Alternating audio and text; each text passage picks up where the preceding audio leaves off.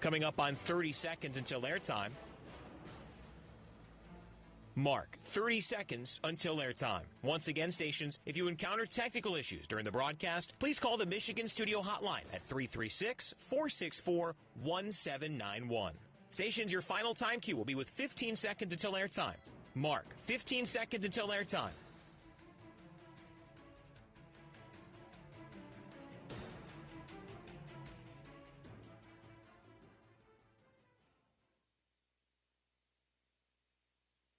Over the middle, inside the 5, touchdown. Catch and shoot 3, yes, sir! They scramble around in there and score! The following is a Learfield presentation of the Michigan Sports Network.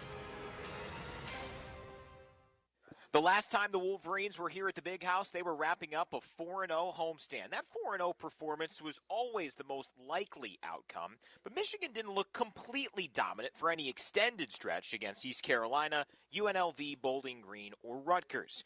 Since then, the Wolverines have completely quieted the almost 140,000 fans they've played in front of at Nebraska and then at Minnesota.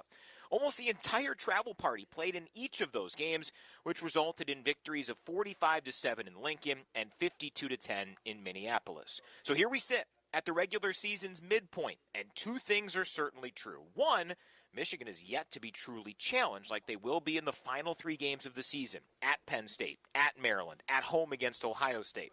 And secondly, all Michigan can do is come out and play the teams in front of them to the best of their ability. Over the last 2 games, some of Michigan's very best ability has been on display. The Wolverines will try to keep that trend going with Indiana in town on a fall-like, rainy, cloudy day in Ann Arbor, and we're counting you down to the action here from the Big House on the Blue Cross Blue Shield of Michigan Tailgate Show. What is it? It's football. Yes, sir, there are 5 seasons across this country every year: winter, spring, summer, fall, and football. Football season makes the barber cut hair just a little bit better, and it makes the butcher slice the steak a trifle thicker. Old cars, new cars, and motorbikes are jammed with riders wheeling for the stadium from northeast, south, and west, and the back roads are jam-filled. There's something in football for everyone. Some can cheer the player, some can second-guess the coach, some can listen to transistor radios and see how wrong we radio announcers can be, while some just enjoy the ballet of young bulls in battle. There's magic on the campus sprawling beyond the boundaries of the stadium, as once again small college towns across the nation become part of the big collegiate football scene.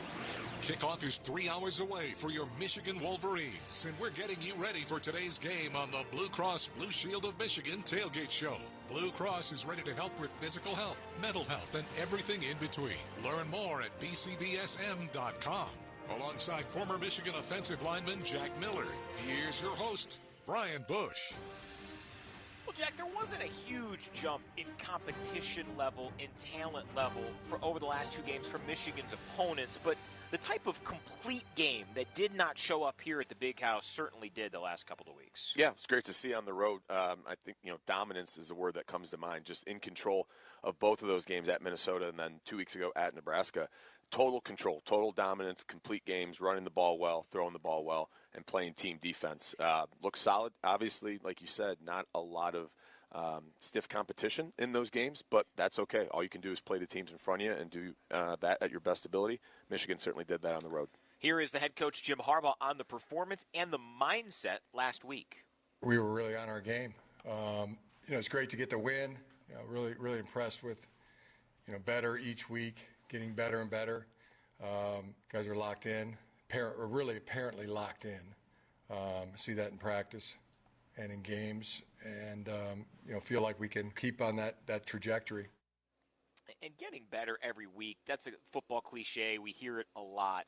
But this season, with how the schedule lines up, I think it's valuable. The toughest games of the season are the last 3 games of the regular season. I mean, after this week, you look too. I mean, you got a rivalry game next week. I know Michigan State is a mess right now, but still, you got to go up there. Yep. Stranger things have happened in that rivalry, as we all know. Then you've got a 14-day window before a home game against Purdue is kind of a lead-in to Penn State. Easy to get distracted by a team that allows itself to do so. I don't expect this team to do it, but still something to note. And then you've got that aforementioned 3-game stretch against Penn State, Maryland, and Ohio State. when you aren't playing nerve-wracking games at all early on, you've got to stay sharp. You've got to have that better every week mentality, because this team will be challenged at some point in the regular season, probably multiple times. They need to be ready for it. Well, it's a mature team, and I think when you have a veteran-led team like this with a lot of guys who have played a lot of football, a lot of experience on the field, that's okay. I think sometimes for younger teams, you want those challenges early in the year to see how legitimate you really are. Can you stiffen up when the competition is going to be good? With a mature team like this, everything builds to November. We know that, right? The championship football is won in November in the Big Ten, and really all conferences, and it leads up to Ohio State. And it just happens to fall this year that you have the Penn State, Maryland, Ohio State run to end it. I like the way that falls, because this team is getting better each week. They're climbing the mountain. They're improving on the things that they need to. They've been fortunate to not be tested when they do make mistakes that's cost them a game or anything like that. So they're learning on the fly. They're climbing the mountain. They're ascending. They're getting better as the year is going on, and it's going to lead into those last 3 games, which are going to determine everything. You rattled off like 3 or 4 cliches there. Well done. Well, it's coaches speak. I'm used to it. We'll give you a full picture on the Hoosiers coming up in about a half an hour. But, again, Michigan's a heavy favorite. If this goes the way that most expect it to go, then Michigan will have the ability to let guys watch the second half from the sideline or parts of it, keep those snap counts low, stuff along those lines. But, I mean, Indiana has not gone quietly much against Michigan in recent memory. In the victories that Michigan has over IU under Jim Harbaugh, the margins are 7, 10, 7, 11, 25, 22, 21. Yep. This has never been an easy out, although understanding that it's, I don't think, ever been as lopsided talent-wise as these two teams are during that stretch. Yeah, Indiana always plays tough. I mean, they do. They always have skill. The problem that Indiana has always faced is they got a handful of guys that are very legitimate, great players. They'll go in the NFL to have good careers. But then there's a drop-off. They just don't have the depth and the ability. What Michigan really is thriving at right now about having backups that would be starters at other programs, that's where Indiana falls short a little bit. They just don't have the depth and enough horses to go the length and get the job done at the end. But they play Michigan tough, and like we've talked about all year, everyone's going to give Michigan their best. They're the underdog. They come in here. They have nothing to lose. It's a big spread, right? They're going to try everything. They're going to play unafraid and try to knock off the superpower. How about this weather? I mean, it's amazing the difference that 21 days can make, considering what we had weather-wise for that Rutgers homecoming game. You know, as long as it just kind of stays misty like this and doesn't really rain hard, I think it's okay. The players won't mind it. It's the people in the stands that are going to mind it more than the players, honestly. So, you know, obviously it would be a wet ball. They've probably practiced that all week in practice. They'll make the balls wet, so the center-quarterback exchange, they practice that, handing off to the running backs. They'll make the quarterbacks throw with a wet ball, so you get used to that. Ball security would be a big thing today. Running the ball will be a big thing today. Coming up here on the Blue Cross Blue Shield of Michigan Tailgate Show, as mentioned, we will scout the Hoosiers coming up at 9:30. Carson Barnhart from the Michigan offensive line, done so much as a Swiss Army knife on that offensive front. He'll stop by around 9:50. John Jansen hops on the broadcast right at 10 o'clock.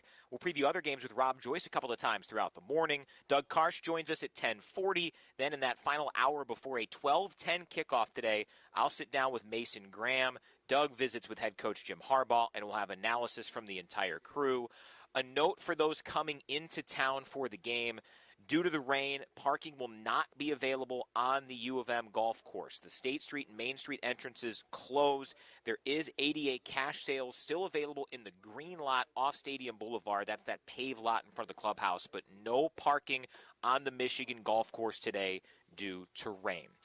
The rain certainly, obviously, a note for this one, and our friends at WWJ will keep us posted with all of the traffic and weather throughout this Blue Cross Blue Shield of Michigan Tailgate Show, and our first update is right now. It's time for traffic and weather on the 8s.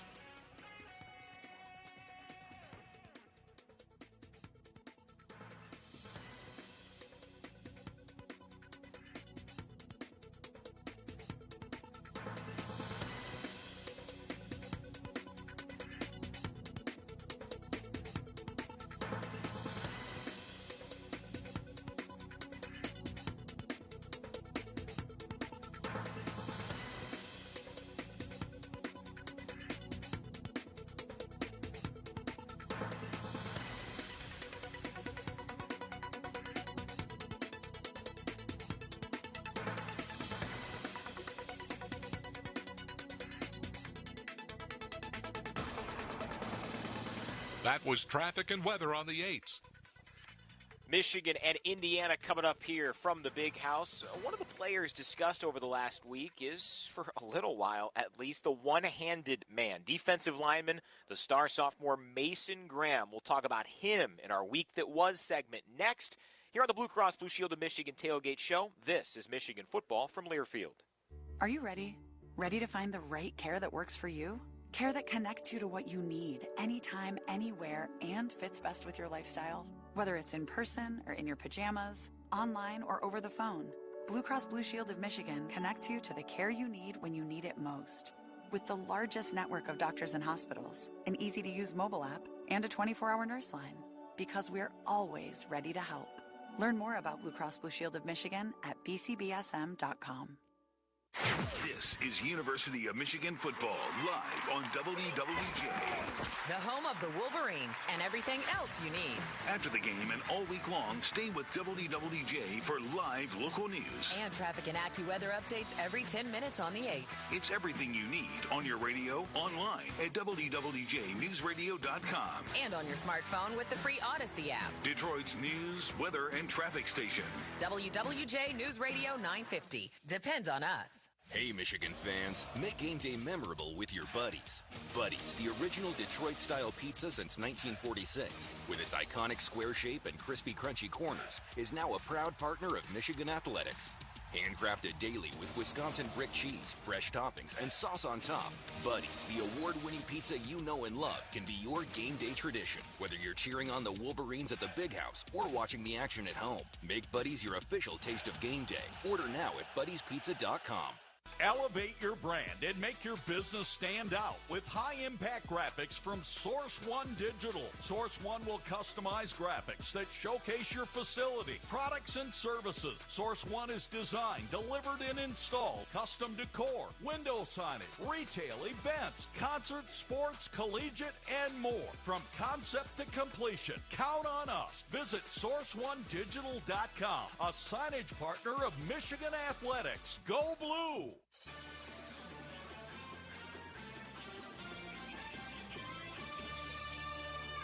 Before we look ahead, let's relive the week that was for Michigan football. It was great to have Mason back. He was really chomping at the bit, too. Didn't really want to stay out the 2 games. I think he's becoming a lot of people's favorite player. Had quite a few texts from different people and friends and people that know football that were really impressed as well. Once again, here's Brian Bush and Jack Miller. There's the head coach, Jim Harbaugh, on the return for Mason Graham. A 2-week absence due to that hand injury suffered against Bowling Green.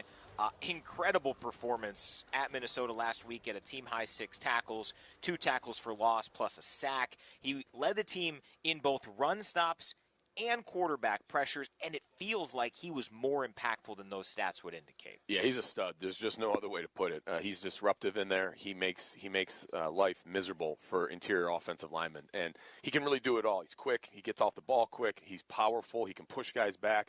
He can swim around them when he needs to.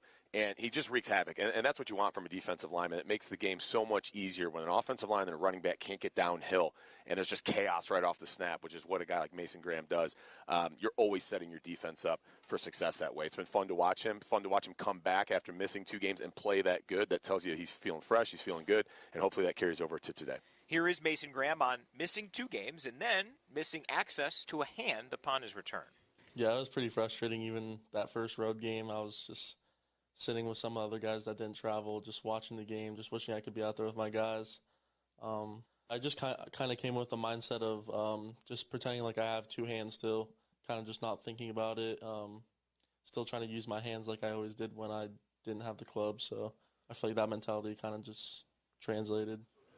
I think it did more than kind of just translated, but Mason, soft-spoken, but, boy, he is impactful. And, you know, it's tough to be in the moment with this season because of how the regular season lines up and what is potentially out there for this team to attain. I mean, they set 4 goals. They haven't had the ability to accomplish any of them yet. Their first chance will come next week in East Lansing. But, you know, I feel like sometimes I'm guilty of looking ahead for players like Mason. John said in the trenches this week, Mason could be a top 10 draft pick in this upcoming draft, a draft he is ineligible for because he's a true sophomore, what is the upside for this young man when he's finishing here in Ann Arbor and when he's done? Yeah, the sky's the limit. I mean, he's playing this good as a sophomore. Another year in the weight room, another year learning football, being able to watch film and get reps and experience. It's scary to think about how good a guy like that can be, and you need that. And honestly, I mean, we've talked about it a lot this year. The depth that defensive line has allows a guy like Mason Graham to play full tilt at 100% with that type of energy and violence all the time, which you need out of defensive linemen. Part of that is because the cast of characters on that defense is so deep that he can come in and out like that and give that effort and play at that level. Special player, powerful player, fun to watch in the trenches. Been amazing to watch his trajectory, but there are other possibilities for that type of an ascension within this roster. As we go down the stretch, a lot of guys have played. Again, all but one member of the travel roster last week got into the football game against the Gophers. But give me a few names of guys who you think can take that Mason Graham as a freshman-esque jump to go from, hey, this guy's showing some ability, showing some talent, to he's making impactful plays in impactful games when the season's on the line. Yeah, a couple guys. I mean, I think first is Kenneth Grant, another defensive tackle who we've seen flashes of this year play really well. And in Mason Graham's absence for those 2 games, Kenneth Grant was in there, Big Kenny G, and played pretty well. Still has some things to learn. Still has to probably get his body in shape to play at a high level and to be that kind of consistent every down guy. But we've seen flashes. I think he'll be good as time goes on. And then, a couple of those freshman wide receiver. I think Samaj Morgan is going to be really special here. And it's just a matter of kind of when he comes on and how they're able to get him the ball. But we've seen flashes from him.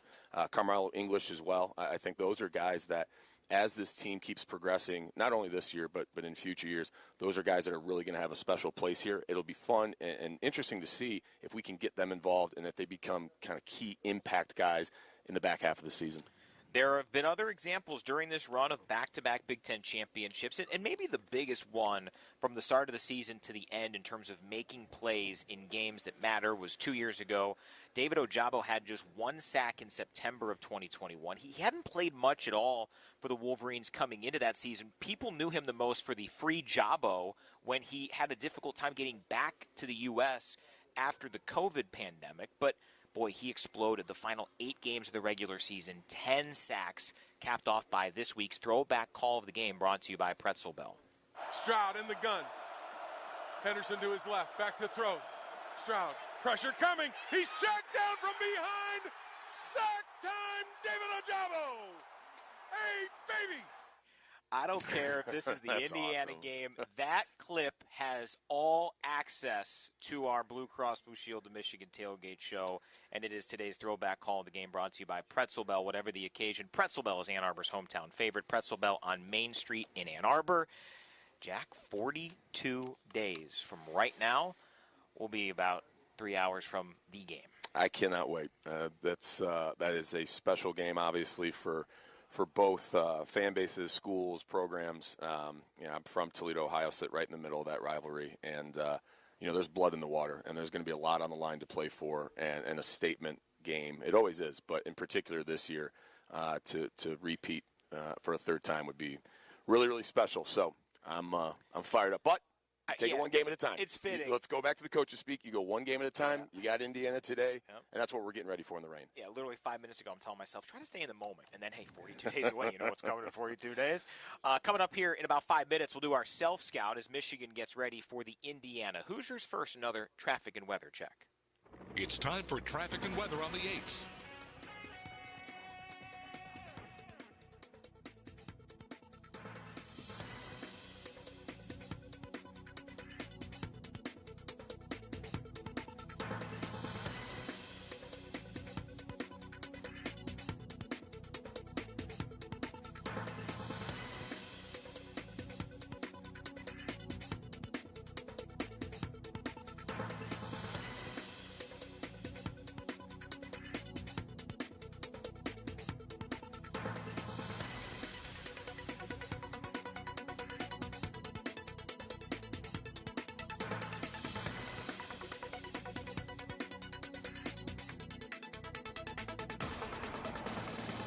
That was traffic and weather on the 8s.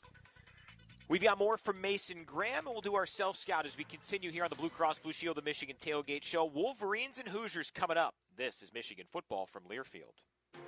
Ready to tackle staffing challenges? Team up with DQS Solutions in Staffing, an official staffing sponsor of Michigan Athletics. Backed by experts in automotive, manufacturing, and logistics, we'll help you with staffing and so much more. Elevate your business with top-tier security services, janitorial solutions, and even employee food trucks. We're here to help your business succeed. Looking for a job? Count on us for that too. Connect at dqstaff.com or call 1-833-FOR-DQS1. Let's get to work. Michigan Stadium has a long and proud tradition of recycling and is committed to diverting recyclable material from landfills to achieve zero waste. Along with our partners at Amcor Rigid Packaging, Husky, LyondellBasell, the Plastic Industry Association, Plastic Pack, and the National Association for Pet Container Resources, we encourage everyone to recycle plastic, glass, aluminum, paper, and cardboard. Remember, when we all recycle at home, at the tailgate, and at the game, it's the planet that wins. And we're back with the action. Coke Zero Sugar might be the best Coke ever. That's right, Jim. With an irresistible taste and zero sugar, Coke Zero Sugar is a must-try for any sports fan. So make sure you... Wait, Jim, I didn't mean try it right now. We're still on the air. Best Coke ever? Take a taste, Jen. Really? No, not right now, Jen. We got a game to call. He's going MIA. Touchdown! Meadowbrook Insurance Agency and Auto Owners Insurance are teaming up to build effective insurance solutions for you, your family, and your business. And to predict today's big win, Auto Owners and Meadowbrook offer more than 65 years experience in home, auto, life, business solutions, and more. Score an insurance quote at meadowbrookagency.com/quote. Our agency offices are located in Ann Arbor, Jackson, Southfield, and Saginaw.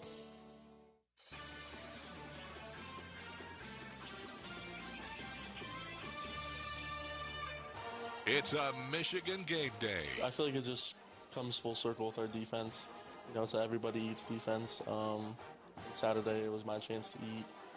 You know, it kind of changes every game. Like, the opportunity is always there, but you never know who's going to be there. Like, I guess when they make the play, just make the plays when they come to you, and the ball was coming to me a lot, so I was there to make the plays. There is Mason Graham when asked about his performance last week, and he went from I to we very quickly, that immediate pivot. And, you know, there's plenty of examples of similar comments from the players. We'll get similar thoughts from Cornelius Johnson about it a little bit later on here on the Blue Cross Blue Shield of Michigan Tailgate Show. But the team aspect has become almost instinctual to this group, hasn't it? Yeah, it's a testament to the culture that they've fostered here at Michigan, and it permeates through the entire team. No matter who you talk to, they're talking about the team. They're not talking about individuals.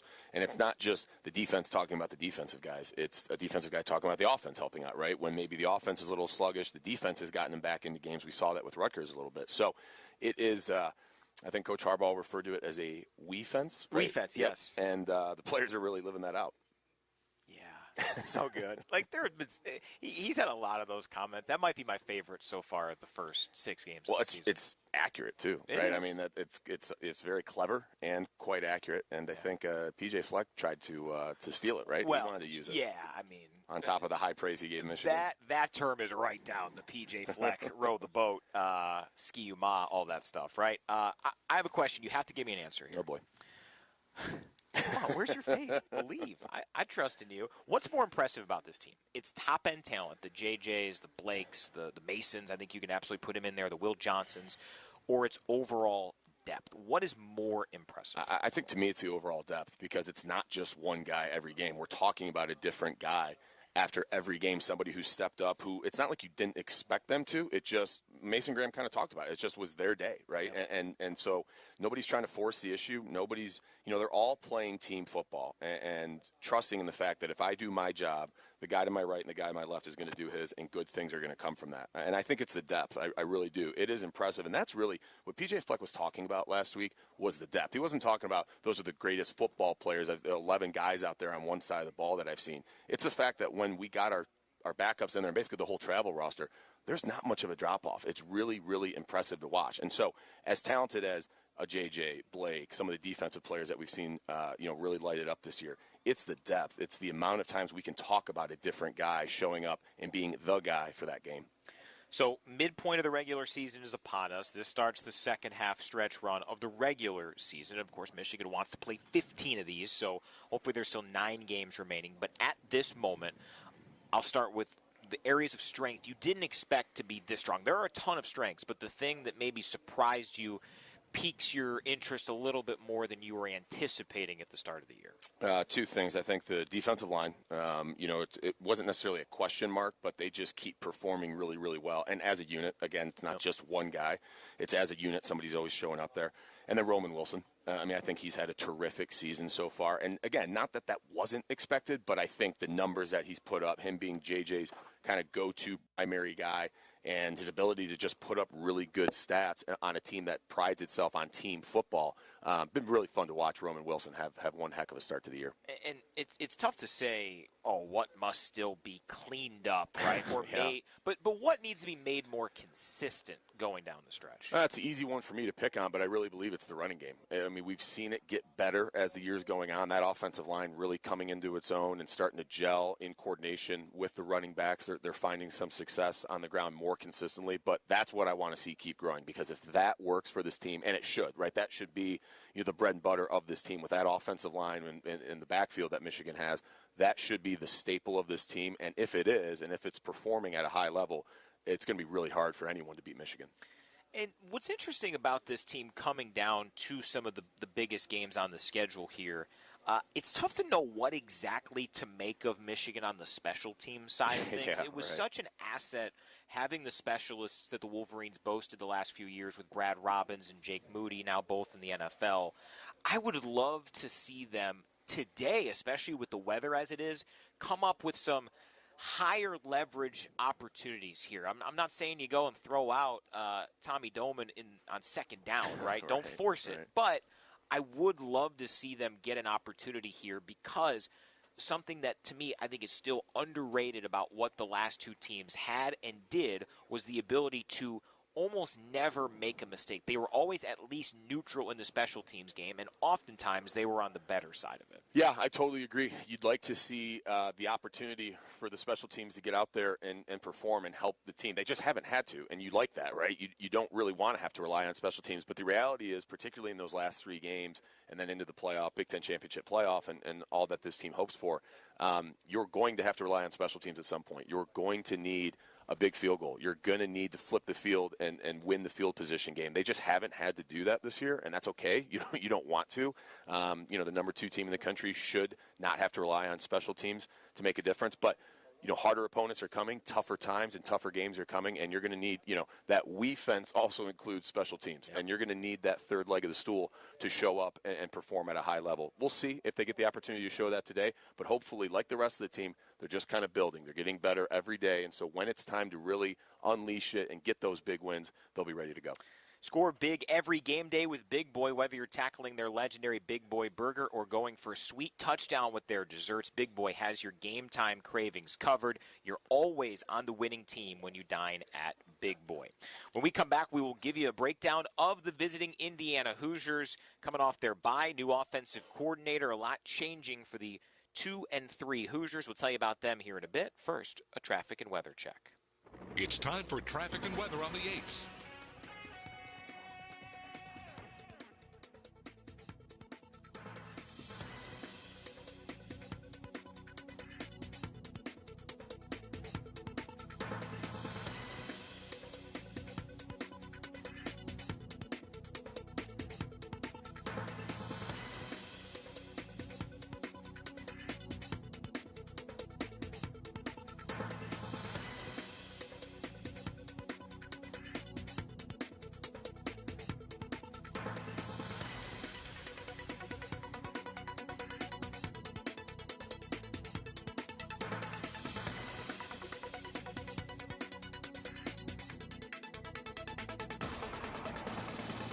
That was traffic and weather on the 8s. A reminder, if you're just joining us, due to the weather today, parking will not be available on the Michigan Golf Course. The State Street and Main Street entrances are closed. Still ADA cash sales available in the green lot off Stadium Boulevard, but no parking today if you're coming into town at the Michigan Golf Course. Scouting the Hoosiers when we come back. Michigan and Indiana. This is Wolverines football from Learfield. From Ann Arbor to Allen Park, Dexter to Detroit, Michiganders love game day. At DTE Energy, we're proud to bring it to you. Whether illuminating a stadium or keeping your living room warm and cozy, we're happy to be team players. That's why we offer programs, rebates, and a variety of resources to help optimize your home's energy efficiency so you can save on energy bills. On behalf of everyone at DTE, we hope you enjoy all the action. Here's to another great season. Detroit's Atwater Brewery was founded with a philosophy that hard work deserves a quality beer. Atwater is a Michigan craft beer pioneer. Our beers pay tribute to the spirit of Detroit, the grit that built the city, the attitude that something is earned, not given, that nobody else decides when you're done. The same grit and attitude that our team grinds out every football Saturday. Tailgating with lovers of local craft beer, grab Dirty Blonde and cheers to football Saturdays in Ann Arbor. Atwater Brewery, Detroit, Michigan. Celebrate responsibly. John Jansen here. We cover all things Michigan athletics on our podcast channel, MGO Blue Podcasts with John Jansen. In the Trenches, presented by Meyer, focuses on all things Michigan football, including exclusive interviews, game previews, and post-game episodes. Defend the Block highlights both men's and women's basketball programs, and Conquering Heroes keeps you in the loop on every team in Ann Arbor. Search MGO Blue Podcasts with John Jansen wherever you get your podcast. That's MGO Blue Podcasts with John Jansen. Burgers and chicken sandwiches are taking over at Big Boy. Check out our new favorites like our pretzel bacon cheeseburger and Bob's hot chicken, or classics like our best cheeseburger on the planet and the Dolly chicken sandwich. Don't forget to upgrade your regular fries for one of our loaded fry options. Save room for dessert because we have a treat for you. Indulge in our Reese's chocolate peanut butter thunder cake, or satisfy your sweet tooth with our funnel cake fries. Load up on all your favorites today at Big Boy.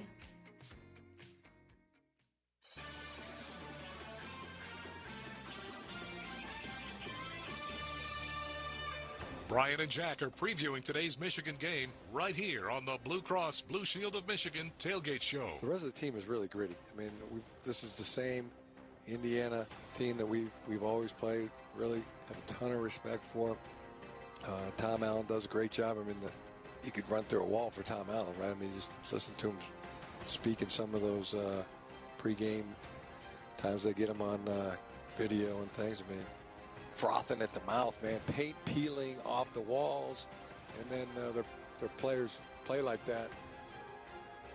Michigan's head coach Jim Harbaugh on Indiana's head coach Tom Allen and his Hoosiers, today's foe for the Maize and Blue.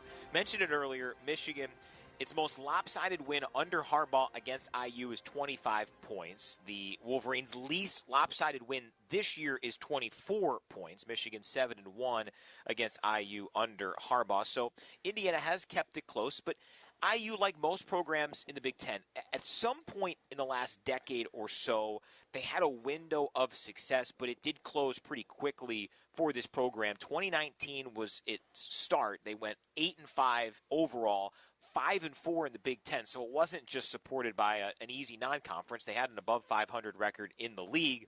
And then 2020, if you remember that shortened COVID season, they beat Penn State at the very end of the game, ended up turning it into a 6-1 regular season, all against Big Ten foes. Their lone loss was at Ohio State in a close game. They lost their bowl game, but they finished still 12th in the AP poll. Since then, 2-10 and 0-9 in 2021. Then 4-8 and 2-7 in the league in 2022. This year they haven't won in their first two Big Ten tries, 2-3 overall. If you aren't one of these traditional perennial powers, if you can't seize those moments, it's really tough to keep them and to get them back, and that's what's happened for Indiana here over the last couple of years. Yeah, it's hard to sustain, and they've struggled to do that over the last couple of years. They had their moment, like you talked about, but we mentioned it earlier. It's really tough, I think, for Indiana from a recruiting standpoint. It's not known as that football school. It's known as a basketball school, right? So they have a handful of guys on their team every year that are top performers. They're going to get drafted. They're going to play in the NFL. They can play with anybody. And then it's just really hard after that. And they just don't have that depth, that quality program depth like a Michigan does to sustain. And so, you can talk about the program itself having their moments and not capitalizing on it. It's kind of in-game like that, too, where there's some times where you go, oh, boy, watch out, and then they get worn down. They just don't have the depth to go toe-to-toe with a Michigan throughout. Now, that being said, they're still on scholarship. They still got good players. You can't look past that Indiana team. They are gritty. They do play tough. Tom Allen has those guys fired up. They're going to come in here, play like there's nothing to lose, and let it all hang out. So Michigan's got to be prepared for it. But Michigan is in the driver's seat in this game, no question. Through 3 games, it did look like Indiana could have a pretty respectable run at it. They lost to Ohio State at home in week 1, but hung around. It was a 23-3 game. The big question coming out of that was what's wrong with Ohio State's offense, and Indiana's defense had something to do with that. Game 2, they rolled Indiana State at home. Then a game that looks better now than it probably did then. They only lost by 7 to now 6-0 Louisville, who just knocked off Notre Dame last week and to keep that undefeated season going. Since then, though, they needed 4 overtimes to beat a 1-win Akron team that probably should be a 0-win Akron team. And they were blasted at Maryland 44-17 2 weeks ago. And right after that game, the head coach, Tom Allen, fired former offensive coordinator Walt Bell after the Hoosiers' offense mustered just 34 points in those 3 Power 5 games before the bye. Rod Carey, a former head coach at Northern Illinois and Temple, he's now the offensive coordinator, and here is Coach Allen on that move.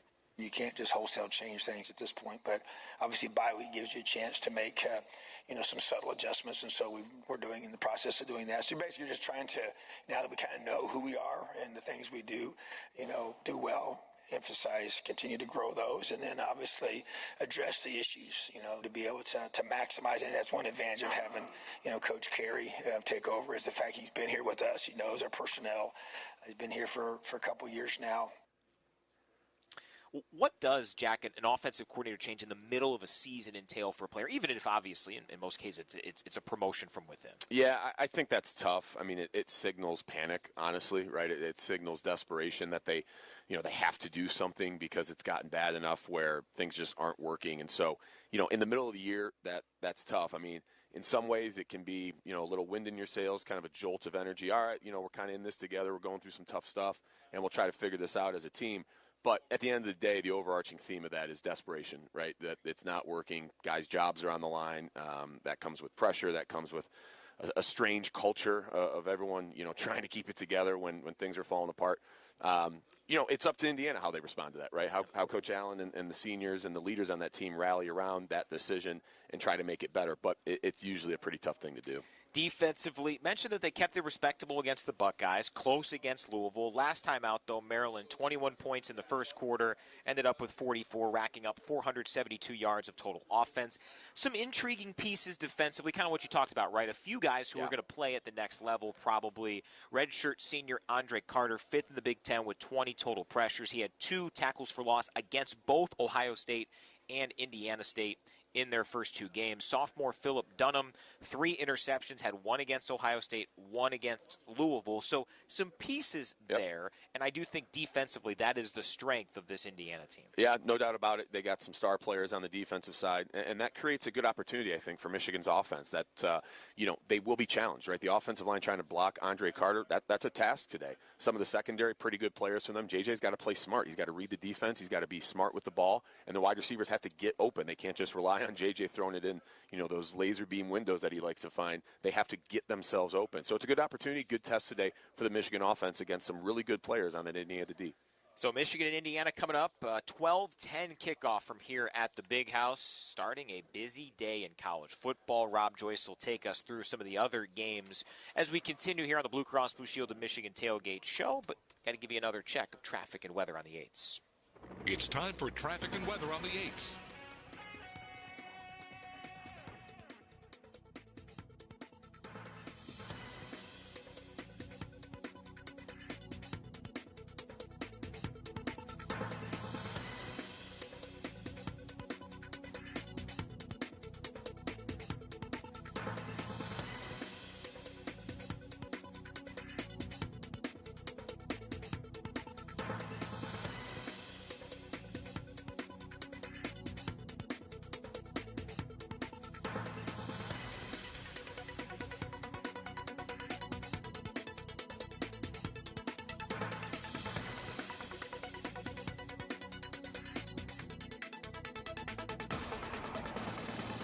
That was traffic and weather on the 8s.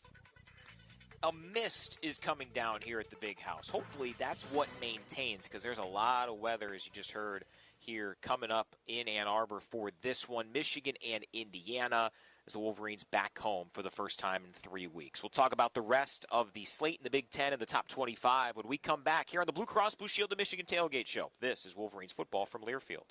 U of M football at the Big House is brought to you in part by AbsoPure, the official bottled water of Michigan Athletics. Stay hydrated all season long in the stands or on the go with AbsoPure all-natural spring water. Find AbsoPure in retailers across Michigan or have water delivered direct to your home or office with their convenient delivery service. Hydrate like a Wolverine with AbsoPure, celebrating 35 years as the official bottled water of Michigan Athletics. Visit absopure.com/go blue or call 800-4-ABSOPURE to learn more. Are you ready? Ready to find the right care that works for you? Care that connects you to what you need anytime, anywhere, and fits best with your lifestyle? Whether it's in person or in your pajamas, online or over the phone, Blue Cross Blue Shield of Michigan connects you to the care you need when you need it most. With the largest network of doctors and hospitals, an easy-to-use mobile app, and a 24-hour nurse line. Because we're always ready to help. Learn more about Blue Cross Blue Shield of Michigan at bcbsm.com. This is University of Michigan football live on WWJ. You can depend on the Wolverines to keep you on the edge of your seat. After the game, you can depend on WWJ for live local news. And traffic and AccuWeather updates every 10 minutes on the 8s. On your radio, online, at WWJNewsRadio.com. And on your smartphone with the free Odyssey app. WWJ News Radio 950. Depend on us on all of your devices. Fall is definitely here, so here are 2 quick reminders to keep you driving safely. Tip number 1, swap out those old, worn-out wiper blades. With a new pair of blades, you'll see clearly again. Tip number 2, inspect your lights. Clean, clear headlights cut through fall's early darkness. Stay safe with new blades and new lights. Your Autumn Essentials from your neighborhood Auto Value Auto Parts store or by shopping online at myautovaluestore.com. And thanks for shopping locally.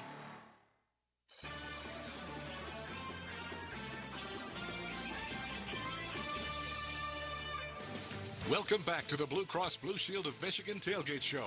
In 10 minutes, you'll hear from a Wolverine player. Then in 20 minutes, John Jansen joins the broadcast. First, let's take you around the Big Ten and the top 25. Wolverines and Hoosiers coming up here at the Big House, kicking off a decent Big Ten slate. There have been worse. There will certainly be better starting next week, of course. But to preview the games, we bring in another member of our team, Rob Joyce from the studio. Rob, a couple other games going on alongside ours shortly after 12 o'clock. Yeah, in West Lafayette, you have Purdue and Ohio State. First trip back to Ross-Ade for the Buckeyes since that 49-20 debacle back in 2018, mind you. Whole new roster, whole new coaching staff for both sides, et cetera, et cetera. And then you have Rutgers and Michigan State in Piscataway. 3:30, Maryland takes on the only team in the West without a Big Ten win. That'd be Illinois. That game's in College Park. And then Penn State has a whale of a game against 1-6 UMass. Big one, though, 4 o'clock.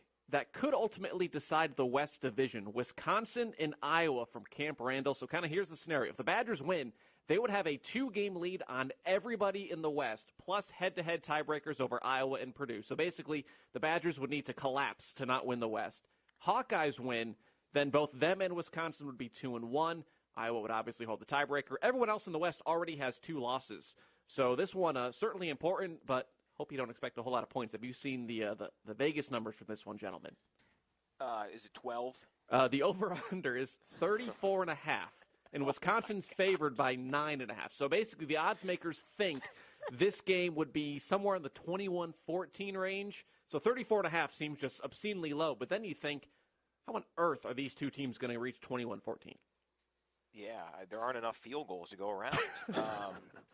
So last year, the Big Ten West, we need Iowa here because it ruins just kind of this segment. Yeah. If we know on October 14th that, barring, as Rob said, a collapse, who will be coming out of the West, like, that's no fun. What are we going to talk about until the Penn State game? Because it was funny last year. It was like, what was going to happen? It was roulette to see who was going to win the West. And to your point, if Wisconsin pulls it out today, and we know that, then we're going to have to find other things to talk about in this segment. The other thing interesting, the game itself is not, but what Penn State has had leading into next week, their trip to Columbus. They were on a bye last week, and then they play UMass this week. So I know James Franklin, he has those tweets every week where he just tweets out the name of the school they're playing 100 times or whatever now with the expanded character limits on X, I guess, is what the young people are calling it. They basically had 3 weeks to get ready for Ohio State. Yeah, but it's interesting. Sometimes that's an advantage. Sometimes it's not. Yeah. Sometimes if you're playing well and you take that time off, you get a little rusty, you get a little sloppy, and you don't perform at a high level against a really good opponent. And so that can backfire. Really mature teams, veteran-led teams that understand what it takes. I think it's an advantage for it that you rest up and get ready. But sometimes you come out a little sleepy, and that can cost you against a good team like Ohio State. Top 25, there are some juicy matchups. And again, Rob, a lot of them are coming from teams in the Pac-12. The swan song for the Pac-12 certainly going out a lot better than the swan song for the Big Ten West. Yeah, Washington and Oregon is the headliner at 3:30 in Seattle. This is a nasty rivalry, as we'll come to learn in the coming years. These two teams hate each other. 115th meeting, first time ever. They're both ranked inside the top 10. Game days there. Should be a wild atmosphere. Then that's the highlight of the mid-afternoon. Tonight you have Notre Dame USC at 7:30. The weather in South Bend's not supposed to be great, so the rain could play a factor there. UCLA, Oregon State, that's basically a Pac-12 elimination game. They have divisions in the Pac-12, but it doesn't matter anymore. They'll just take the top two teams. Both of those have one loss each, so basically loser goes home. And then you have North Carolina, who's sneaky. They're 5-0, hanging around. And they have a pretty favorable schedule in the ACC if they can beat Miami off of last week's debacle against Georgia Tech. All those are at night. Yeah, that's going to be a tough one for the Hurricanes to bounce back from. ACC is really interesting when it comes to the playoff conversation because North Carolina, Florida State, albeit Florida State's, they've got some great wins. They've also had some real nail-biters down the stretch against teams you wouldn't necessarily expect. And then Louisville, we talked about them earlier. Indiana only lost to them by 7, but Louisville with a win over Notre Dame at home last week. They are unbeaten as well. Who wins, Washington or Oregon? The winner of that, their quarterback, will probably be the Heisman favorite going into next week. Yeah, I'm really excited to watch that game. I think that there's been, and rightfully so, a lot of hype surrounding those teams, and I am a little biased that them joining the Big Ten is going to be a bit of a wake-up call. Those West Coast teams tend to be a little pass-happy, don't like to play in the cold weather, maybe don't have the toughness and grit of a traditional Big Ten team. So I'm really interested. I think it's going to separate who's really legit, who's going to make a push for the playoff this year, and who's just kind of hanging around and contending. That's obviously, as the year goes on, what happens. So excited to see that and excited to get a look at those teams that we're going to become really familiar with in the coming years. Another big day for Marcus Freeman. Two things can be true at once. Number one, the stretch they've had schedule-wise is very, very difficult. Yeah. But also, two, you can't go 1-3 in that stretch. Ohio State barely beating Duke, losing last week to Louisville, and then USC at home. Well, and, it's a good team. Notre Dame's a good team. And so, again, talking about people separating themselves. Caleb Williams having to go into South Bend. It's going to be bad weather. Can he throw the ball that way? He's winning games for them kind of on his own. But again, I think now that you're going to go into a place like South Bend, a tough team, a deep team that plays a physical style of football, how these West Coast teams are going to respond to that. I'm really interested to watch that and see if those teams can contend with a Michigan down the line. I think that's kind of a question mark right now. How do we match up with those teams? We're going to start to get a look this week. Be fun to watch, and it all starts with the Wolverines' home matchup against Indiana coming up 12-10 the kickoff from here at Michigan Stadium. We will hear from one of those do-everything offensive linemen, Carson Barnhart, in about 5 minutes. First, we check traffic and weather. It's time for traffic and weather on the 8s.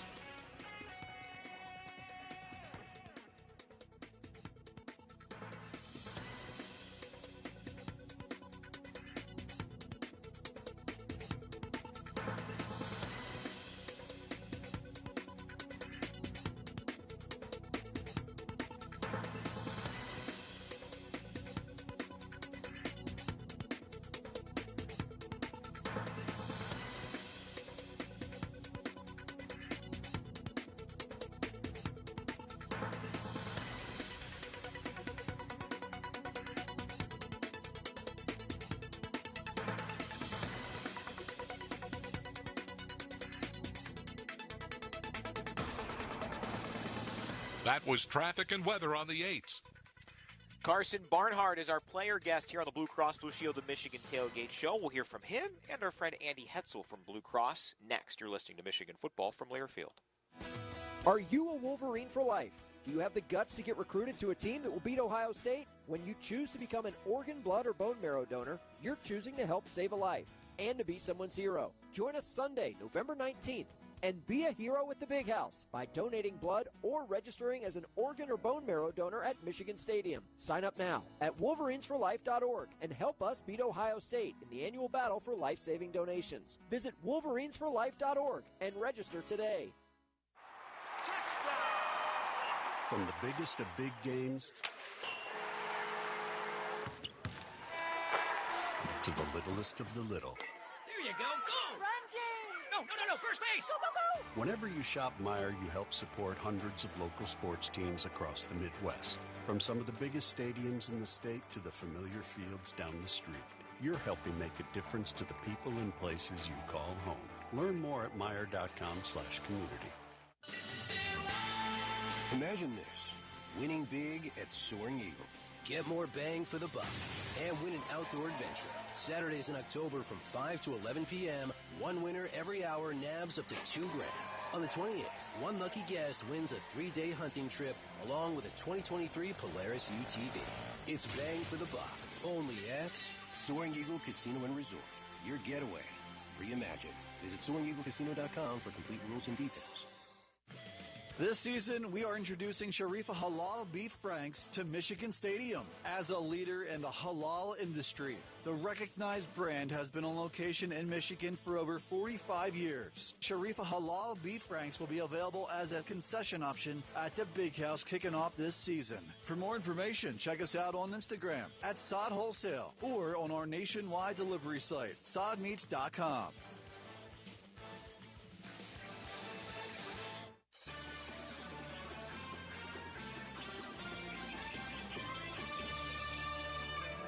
We're heading into the Michigan locker room momentarily. But first, a word from the presenting sponsor of the Tailgate Show, Blue Cross Blue Shield of Michigan.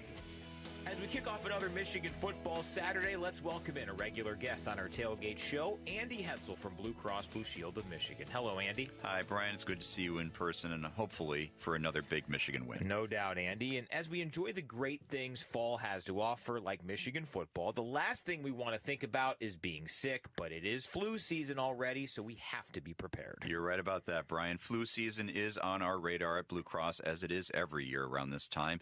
The flu can be a severe and even deadly illness for vulnerable people, including the very young, seniors, and people with chronic health conditions. Now, from what I've read, there has been less flu activity over the past few years, but we absolutely should not be taking it lightly, right? That's right. We need to be ready for it, not only for ourselves, but our families, friends, colleagues, and classmates. As it stands now, less than half of adults receive their annual flu shot, which has public health officials very concerned about weakened immunity to the flu at a community level. One thing we all probably know too well about the flu is that it comes on suddenly, unlike the common cold. The coughing, congestion, sore throat, headaches. I don't even want to think about it all. Yeah, I hear you. But it's one of those situations where an ounce of prevention is better than a pound of cure. Put another way, it only takes a few minutes to get your flu shot.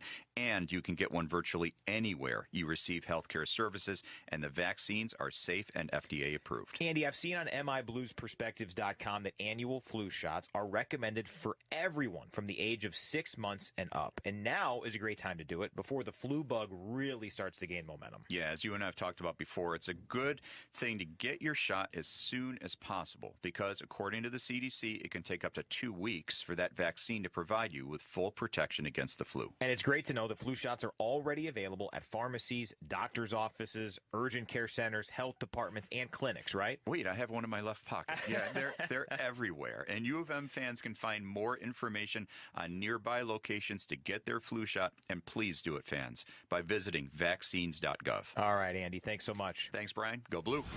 Now, it's time for this week's player profile. Once again, here's Brian Bush.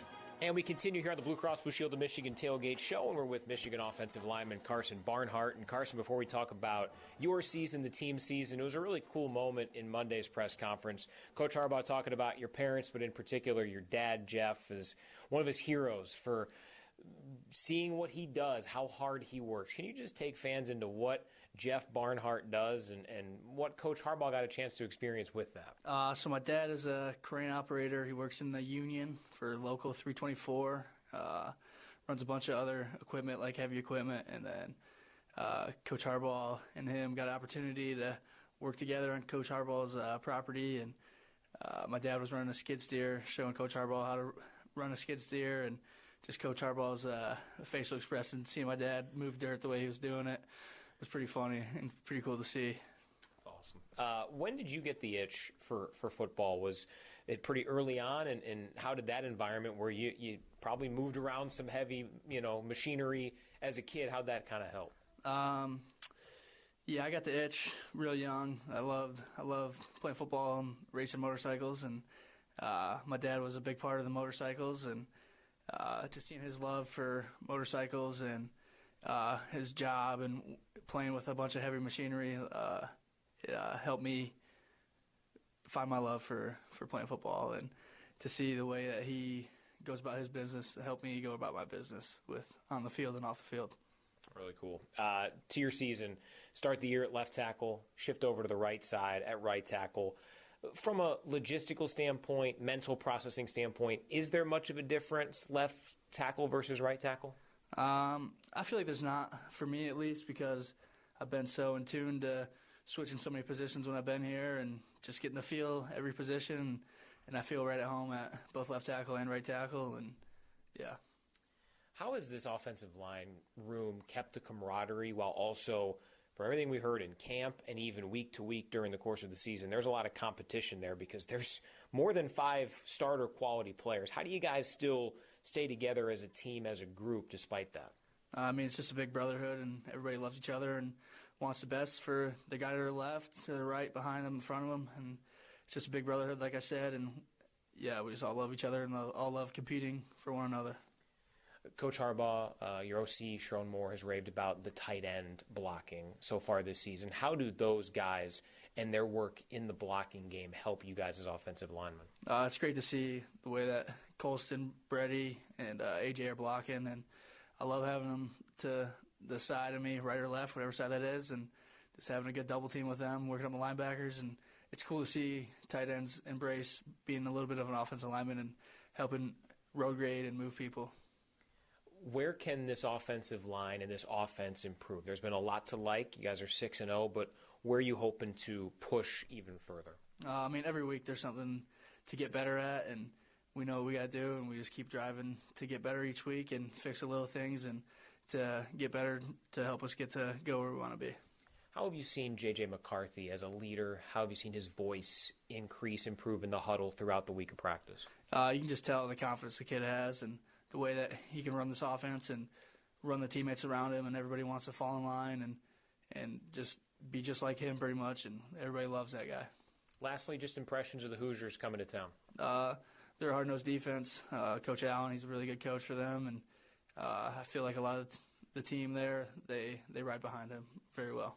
Carson, appreciate the time. Good luck. All right, thank you. All right, there is Carson Barnhart from that Michigan offensive line. Done a remarkable job as he has shifted from the right tackle side to the left tackle and done great work. It's time for the Tailgate Tip brought to you by Meijer. Smart tailgating is all about the prep work. Do as much as you can in advance, like shaping burger patties and preparing toppings.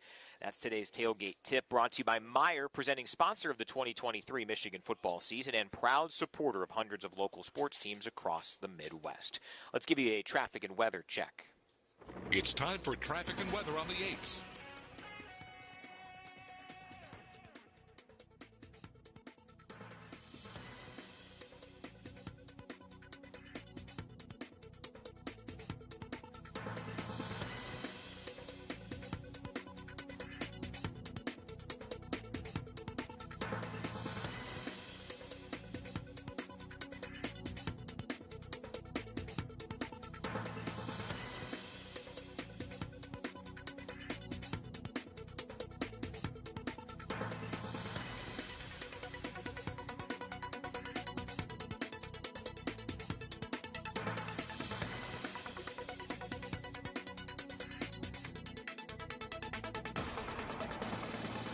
That was traffic and weather on the 8s.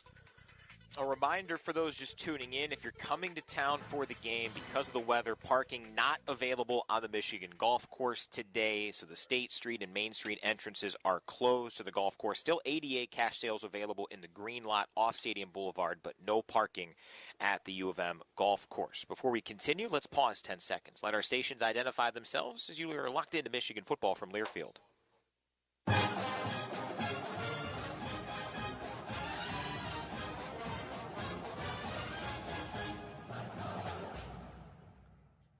Michigan and Indiana readying for a 12-10 clash here in Ann Arbor. John Jansen joins the show. When we come back, you're listening to Michigan football from Learfield. Sports betting can be fun, just like football. There's excitement, winning. But imagine that sports betting is a 300-pound lineman coming straight at you. For tips that will help keep you on your feet, go to don'tregretthebet.org. A message from the Michigan Gaming Control Board. Have a gambling problem? Call the Problem Gambling Helpline at 1-800-270-7117.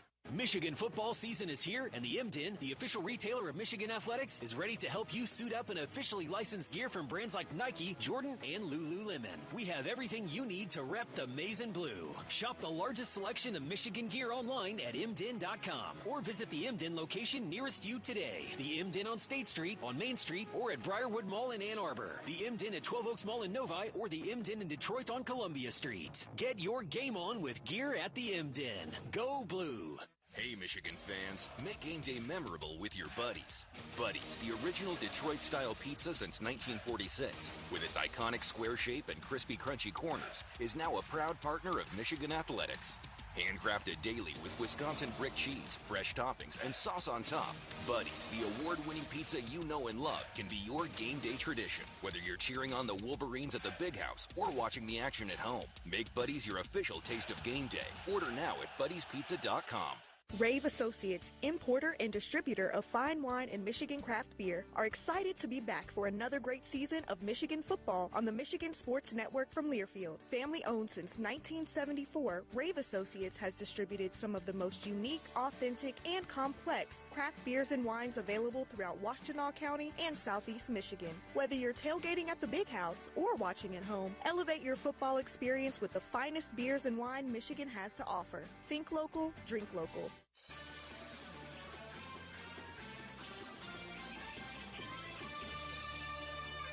It's time to hear from the two-time captain, the national champion, the Michigan Sports Hall of Famer. There are 4 Division I colleges with a school name that represents a color. We talked about 2, Navy and Auburn. Do you know the other 2? They're not FBS schools. Brown? Yep. The last one's tough. Red? John Jansen is here on the Blue Cross Blue Shield of Michigan tailgate show. The little-known facts era of the tailgate show was a good one. What is the answer? Huh? What is the answer? Did we discover? Sienna. Yeah. Never would have got that. Yeah, I mean, who's going to pick out Sienna? Well, that's why it's the little-known facts. Yes. It made it difficult. But I do appreciate – it's like at the very end of Jeopardy where you're like, I know that buzzer's coming. Let me just throw something out. Yeah. Maybe Red University out there in Wyoming. I panicked. Yeah. It's like kickers from Costa Rica. They're all over the place. Australia. Yeah. Little known facts. That's right. There's another one where literally I asked John a question. He goes, I wasn't paying attention. Yeah. I'm sure that'll be a rejoin at some point. Yeah, we're running out. I got to be honest with you. I just wasn't paying attention. Yeah, I'm sorry. Can you come again, yeah, please? your lips were moving. But I was checked out. That is better than silence on the radio. So Yes. that's very helpful. Before we get into it, I know it's Michigan, Indiana. We're waiting for the big games coming up. But did you know, John, it is National Dessert Day. I thought that was every day. Well, I was going to ask. I mean, now you've lost so much weight. Like, are you still having desserts, or is it like I don't know, kale and a kumquat or something? No. And everybody here thinks it's really funny when we go on road games. And I'm going to throw this one out there since he's standing right here. Doug Ganacki. All right. Reminder, by the way, no parking at the golf course, according to Doug. Okay, now rip. Yes. And so every time we go at an away game, you never know what type of food you're going to get. So they think it's really funny that I have lost weight. And since I work with one, Doug Karsh, who enjoys kale, asparagus, Brussels sprouts, they bring in a plate of vegetables. And last week it was one piece of asparagus, it was one carrot, and one purple cauliflower. Now, I don't like cauliflower when it's white, let alone purple. And so I'm trying to figure like what's the deal here? And they think it's really funny. But yes, I am a big fan of dessert. So I just pick and choose. Yeah, I was going to say that's the best part. Is Doug ends up eating it. So Doug Ganaki just showed there were more than one on there. So you had to have eaten a little bit of it. No, not a thing. No.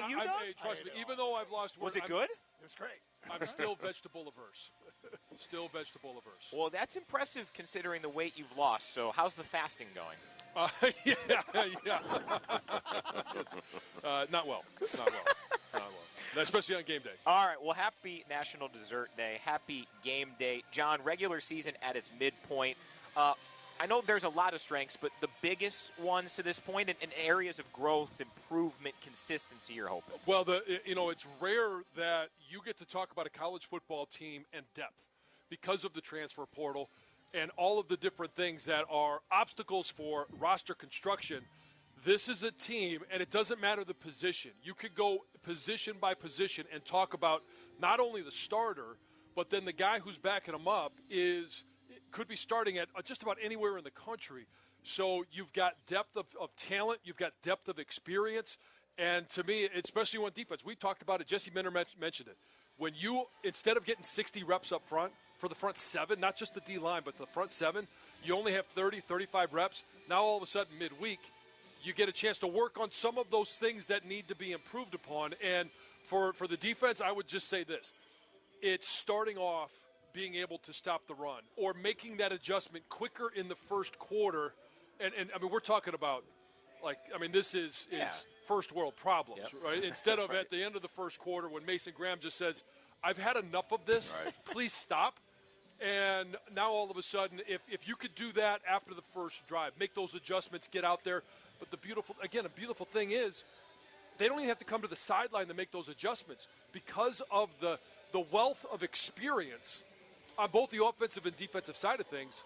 You have guys that can make those adjustments, see what's going on, feel it, make the adjustments on the field. It's really impressive, and you said it. I mean, to have that kind of depth on a college football team, particularly in today's day and age of the transfer portal and everything else, is really impressive, and the coaches deserve a lot of credit for building the program in that way. And John, you said it allows for, as the season goes on, those guys are healthier, they're in better shape, they feel better. They're when you have that much depth and guys who can rotate in and out and there's no drop-off, you're building up for what we all know, which is the last 3 games of the season, to be really, really critical. And all those guys getting reps and experience and not overdoing it. Yeah. Hopefully, as they're climbing this mountain as the season goes on, they're all doing it together. I mean, it leads to good things, I think. It'd be nice to see a complete game at home, too, right? I mean, that did not happen in the first 4 games. Most certainly did the last 2. It did, and to be able to do that at home, and here's the thing. They're going for number 20 in a row at home. Yeah. And so it's not like it hasn't been inconsistent or it hasn't been good enough, but I'd like to see some of those fast starts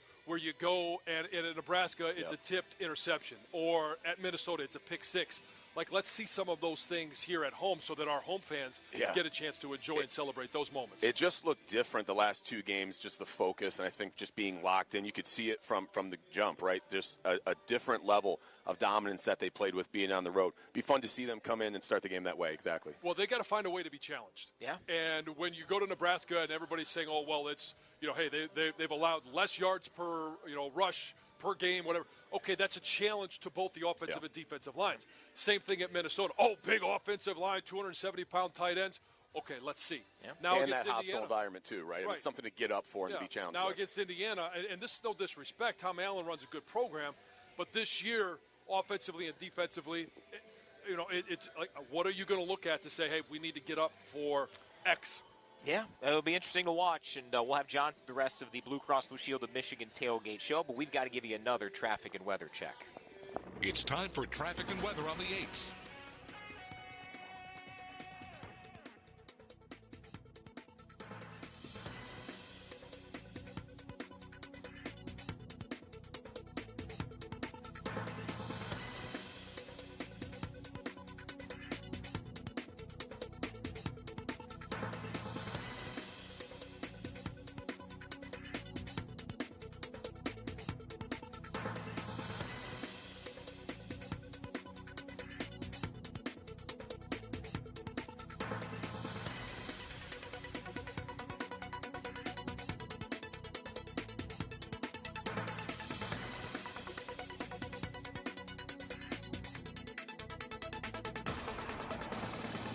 That was traffic and weather on the 8s. We will go in the trenches and tell you about all that went on the podcast feed this past week as we continue here on the Blue Cross Blue Shield of Michigan Tailgate Show. Wolverines and Hoosiers coming up with kickoff exactly 2 hours away. You're listening to Michigan football from Learfield. Non-stop fun and entertainment is closer than you think at Hollywood Casino Toledo. Whether you're an experienced gambler, sports fan, or food enthusiast, we have something for everyone to enjoy. Place your bets on over 45 live table games or spin to win on over 1,700 slot machines. Plus, enjoy live entertainment every weekend and one of the region's only Forbes 4-star steakhouses, Final Cut Steak and Seafood. It's all right here at Hollywood Casino Toledo. Must be 21. Gambling problem? Call 1-800-589-9966. Pet Supplies Plus is a winning team, Ken. That's right, Trent. They crush the competition with solid fundamentals like everyday low prices, more selection, and a powerhouse lineup of fan favorites like Purina, Halo, and more. With same-day delivery and auto ship, they're undefeated at home, but equally strong on the road, timing routes perfectly with curbside pickup. They're balanced, too. Great for dogs and cats, sure, but tremendous special teams play. With food and supplies for fish, reptiles, they're the total package. You heard it here, folks. Pet Supplies Plus is your MVP. Most value for pets. Football season is here, and that means it's time to kick off the excitement at the Pretzel Bell, an Ann Arbor institution featuring traditional American comfort food, including favorites like our varsity burger, Detroit-style pizza, hot wings, and our famous soft pretzel. Enjoy artisan cocktails, local craft beers, and an extensive wine collection. Ring the bell for your birthday, host a private event in our captain's room, or celebrate a Michigan win in our downstairs sports bar. Whatever the occasion, Pretzel Bell is Ann Arbor's hometown favorite. Michigan Stadium has a long and proud tradition of recycling and is committed to diverting recyclable material from landfills to achieve zero waste. Along with our partners at Amcor Rigid Packaging, Husky, LyondellBasell, the Plastic Industry Association, Plastic Pack, and the National Association for Pet Container Resources, we encourage everyone to recycle plastic, glass, aluminum, paper, and cardboard. Remember, when we all recycle at home, at the tailgate, and at the game, it's the planet that wins.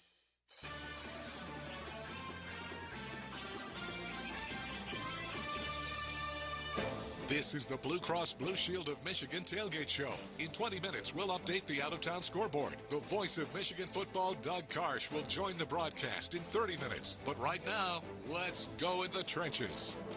3 times a week during the season in the trenches, presented by Bayer every Wednesday, the Friday preview episodes, and then about 3 hours after the end of this one, we'll have a post-game edition available for you with all the reaction to Michigan and Indiana. And of course, last week it was such a great start for the Wolverines. Will Johnson delivering a pick 6 on the second play from scrimmage. And here's a great exchange from Monday's radio show, which is always available shortly after the show ends on that podcast feed, about Johnson's pick and then that viral moment afterward. It's a great way to start the game. That first possession, it's always so important what you do with the offensively and defensively, and the first possession of the second half. Those are big possessions, and we tracked those and to score a touchdown and get a defensive touchdown on the first one, second play of the game. I mean, that's just huge. Yeah, and the excitement carried over on the sideline. I know you mentioned earlier today to me that Coach Clinksdale grabbed you and said, "Hey, we need you in on this picture." Yeah, I came over to congratulate Will and the interception and the guys that blocked for him and everything. It was just great. And then Coach Klink grabbed me and said, "Get in the picture." I said, "Yeah, okay, great."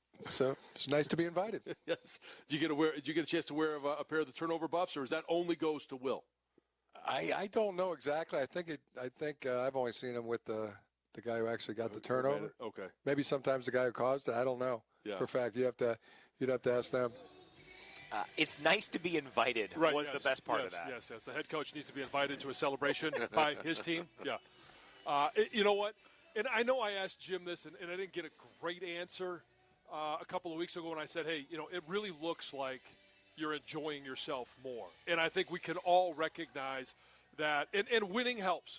There's no question about it. But the last 3 years, even starting with that 21 season, it has felt like there's been a rejuvenated and different Jim Harbaugh on the sidelines, in interviews, and pretty much everything else he does. Yeah, he seems to be firing on all cylinders for sure. And it was funny, I was down on the field when he got in the picture with those turnover buffs. He wasn't invited. He ran in there, fired up, and posted up right next to it and took the picture. It was awesome to see. But Can't get yourself an invite?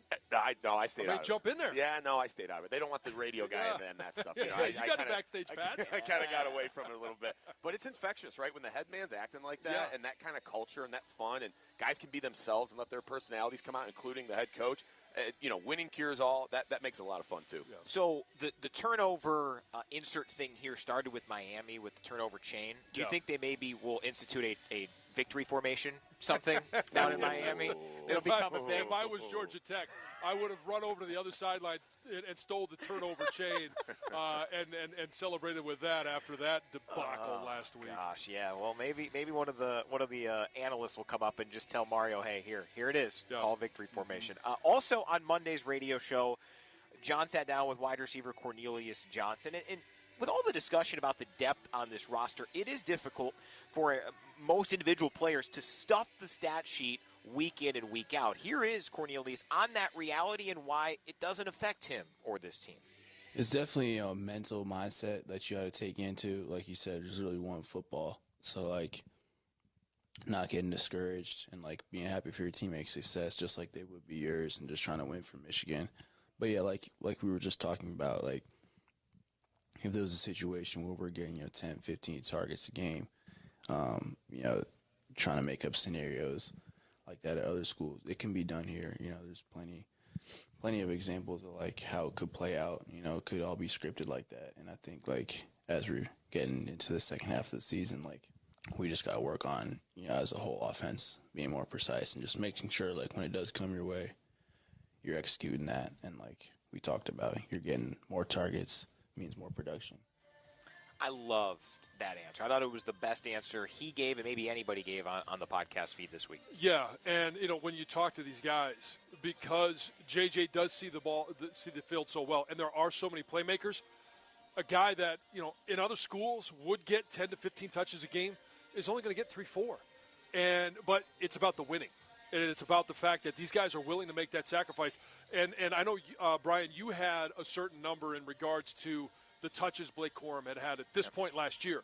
And it's like 40 touches less this year, but the production offensively, and I think we could all sit there and say, hey, the offense has been much more balanced this year than it was last year. They've been able to run, they've been able to throw, and they've been able to do it when it not be dictated by the defense, but say, this is what we want to do. Certainly there are situations where it is, but it comes down to the sacrifice that these guys are willing to make for the win.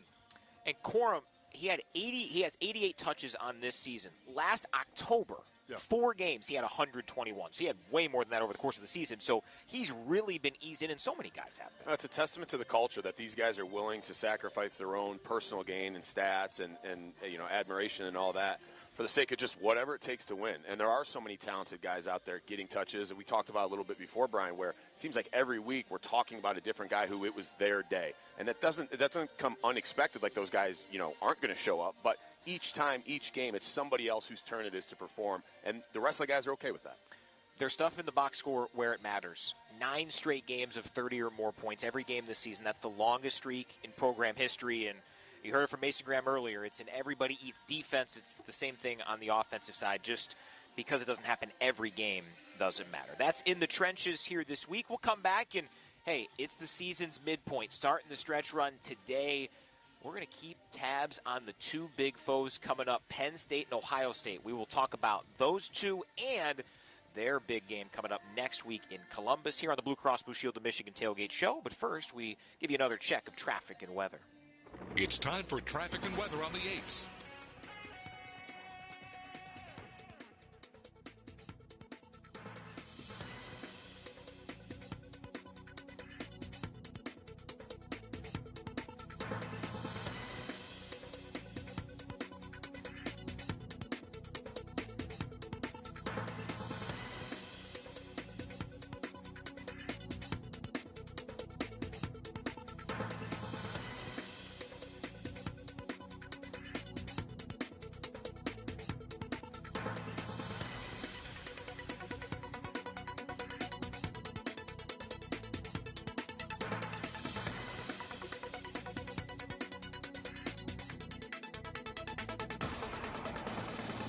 That was traffic and weather on the 8s.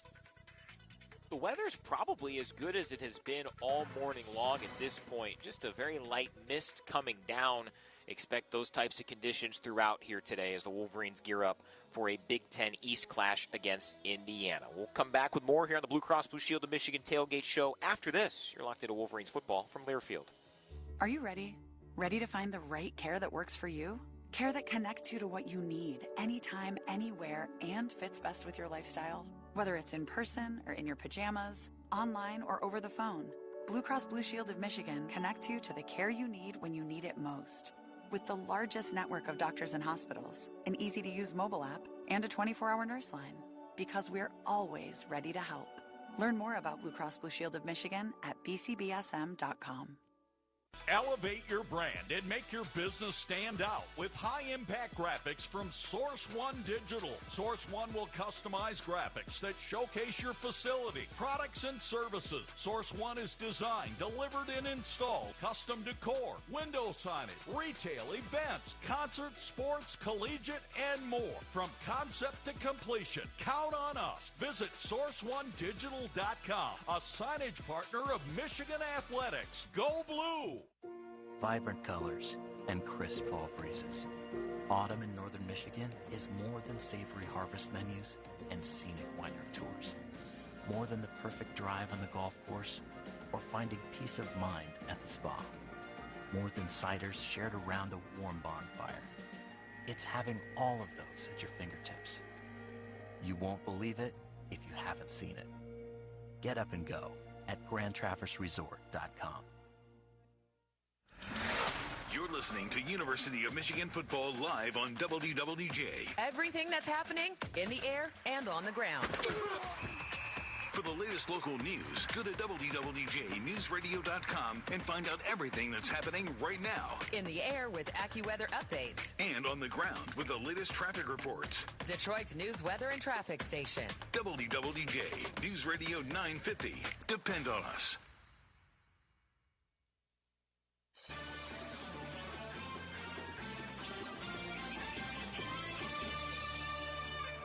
This is Michigan football. By the time we head there, I mean, they're on the way soon, like every day. We just got to make sure we're ready to go, like route for route, round for round, snap for snap. Just the mental part of it. Also, the X's and O's, making sure we're like getting into our playbook, making sure we're ready for those guys. We leave nothing out there, no excuses. There is Cornelius Johnson this week. When John asked him about always looking ahead for Ohio State. And John, let's be frank here. I mean, this schedule is built in a way to where November is always going to be the month that decides where this Wolverines team can go. And, I mean, Michigan thinks of Ohio State daily. It's plastered all over the place in the facility. But, I mean, let's face it, they're thinking about both Ohio State and Penn State, and fans have been for quite some time. Well, the concept is, hey, and it's been this way for so many years, if you are ready to play Ohio State, because they were, up until 21, the team to beat in the Big Ten, then you would be prepared for anybody else along the way. And now it carries over, not just Ohio State, but the most talented team, and the one I've said all year long, is, I think, Penn State. So when you think about getting ready for either of those schools, and the fact that the gauntlet that is the Big Ten East, I think it's probably the best division in college football. You've got to be ready every single day. And for Michigan's schedule, the way it is set up, and Brian, you mentioned this, we need to see a complete game here at home. Yep. But the fact that Michigan was able to work through some kinks along the way in the non-conference against Rutgers, and you finally saw a streamlined performance as a team on the road the last 2 weeks, I expect nothing less today. I think the silver lining of having a season that hasn't been all that challenging so far is that with a mature team, a senior-led team like this, guys with a lot of experience that understand what the task is, you're getting better as the season goes on, right? And so for maybe a young team, inexperienced, you want to be challenged earlier in the year to see, are we legit, can we do this or not? With this team, it feels like things are just slowly coming together more and more. They're gelling more and more as the weeks go on, and so that those last 3 games, they're ready to play at their best, at the highest level. All sorts of guys, right? The depth we've talked about leading up to that, getting better each and every week for those 3 games, Penn State, Maryland, and Ohio State. So let's talk about each team individually. Ohio State 5-0. They had their bye week after that thrilling win at Notre Dame a few weeks back. Last week, pulled away from Maryland, winning at 37-17. Today they're at Purdue, Emeka Egbuka out due to the lower leg injury he suffered against the Terps. Mayan Williams is out, according to ESPN's Pete Thamel. Travion Williams, a game-time call, also according to Thamel. And that just complicates what has been a storyline around Ohio State all year about the explosiveness or lack thereof from this Buckeye offense. Well, and it's honestly, it's not because of the skilled positions. It's because of one position. They're not getting the same play out of the quarterback as they have really for the last 15 years. Yeah. And when you don't have it, we know it here, and you know it around college football. You got to have a playmaker. You got to have a dynamic playmaker at that quarterback position if you want a hope of being a champion of your conference, of your division, of your conference. But then obviously the bigger picture is the national scene. And if you want to be a national title contender, you got to have that playmaker there. And Ohio State right now just doesn't have it. Yeah, and I think Ryan Day is, as we know, desperate to talk about the physical nature of that team, but I don't really see it, right? I mean, I watched that Maryland game last week, and it wasn't there. Maryland looked better up front than Ohio State did. That's going to come back to bite them eventually when they when they play Penn State, when they play us, if they can't win the line of scrimmage. And I think, Ohio State took that for granted for so long that they were good in the trenches. They had great defensive linemen, they had great offensive lines. It was overshadowed by a lot of the skill position guys. But, Ryan Day and that attitude, that culture there is flashy quarterback, flashy wide receivers, and you take your eye off the ball, which is winning in the trenches, it's going to cost you. And Ohio State's going to battle that, I think, as the season wraps up. So Ohio State has the best win, their top win of the three teams, Michigan, Ohio State, and Penn State. Penn State probably has the best top-to-bottom schedule so far with wins over West Virginia, Illinois, who's not as good as we expected, and then Iowa. They beat them 31-0. But the schedule really easy as of late. Bye week last week, this week against UMass. Probably a similar question, though, about Penn State. Offensive ability, especially, they've struggled offensively on the road. Well, they have. And when you have a young team, that's where it's going to show. And that's when we talk about Michigan going on the road and having their best two performances. It's because of the depth of experience. And you've got some guys that are juniors who have played a lot. You got seniors, fifth-year guys. Heck, we got sixth- and seventh-year guys now.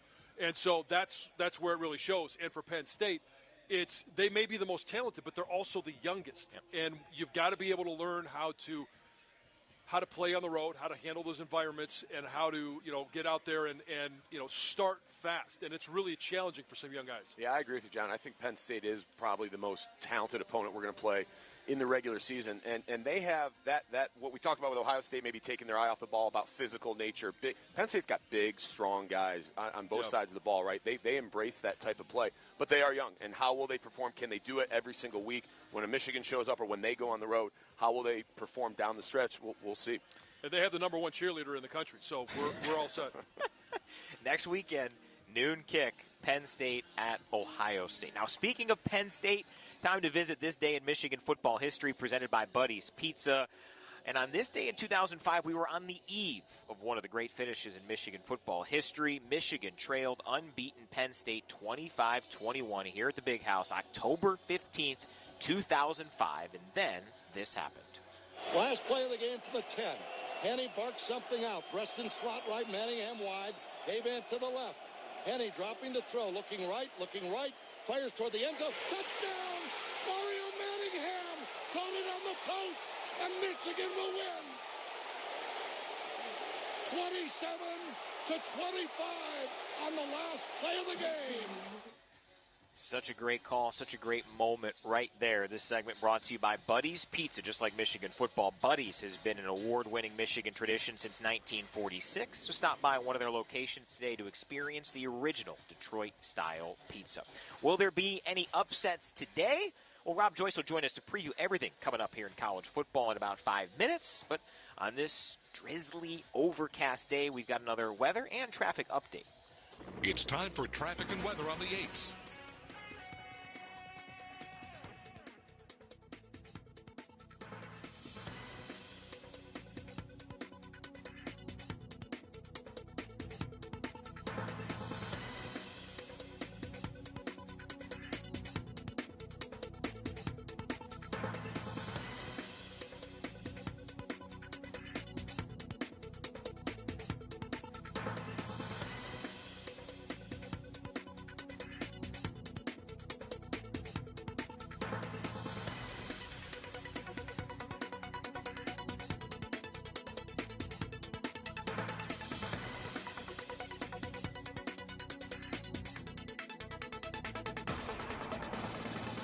That was traffic and weather on the 8s. Be a fun day in college football, and it all starts here today at the Big House. 12:10 kick for Michigan and Indiana. We'll talk about the other games coming up here as we continue on the Blue Cross Blue Shield of Michigan Tailgate Show. This is Michigan football from Learfield. Champion Circle is the preeminent name, image, and likeness collective supporting University of Michigan student-athletes. Champion Circle's mission is to empower Wolverines student-athletes through NIL and ensure Michigan remains at the forefront of college athletics. Visit championscircleufm.com to learn about exciting upcoming events or to contribute to Michigan student-athletes' NIL platforms. That's championscircleufm.com. Champion Circle, proud partner of University of Michigan Athletics. It's game day, Michigan, and we got something better than touchdowns to score. Remember those delicious, iconic flavors you grew up on? Well, they're here and ready to take the field at Big Boy. Craving the legendary Big Boy burger? We've got it. Better than ever. Slim Jim lovers, we're calling your name. For all you fans of classics, the classic Blockbuster is here to steal the spotlight. And don't forget about the all-time favorite hot fudge cake, ready to satisfy your sweet victory. Michigan, it's time to huddle up with your favorites, relive the good times, and make new memories at Big Boy. Local tastes better, the original farm to table. That's us, and we're bringing the game to your plate at Big Boy. You can afford to go blue.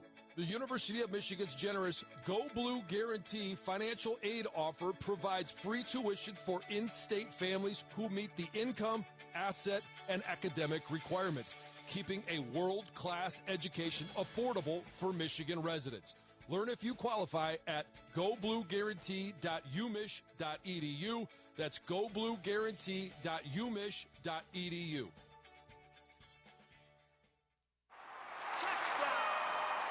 From the biggest of big games to the littlest of the little. There you go. Go! Run, James! No, first base! Go, go, go! Whenever you shop Meijer, you help support hundreds of local sports teams across the Midwest. From some of the biggest stadiums in the state to the familiar fields down the street. You're helping make a difference to the people and places you call home. Learn more at Meijer.com/community.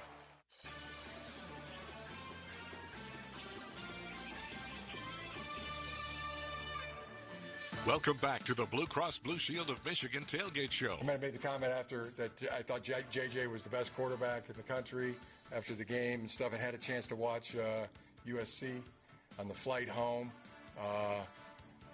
He's really good, too. That would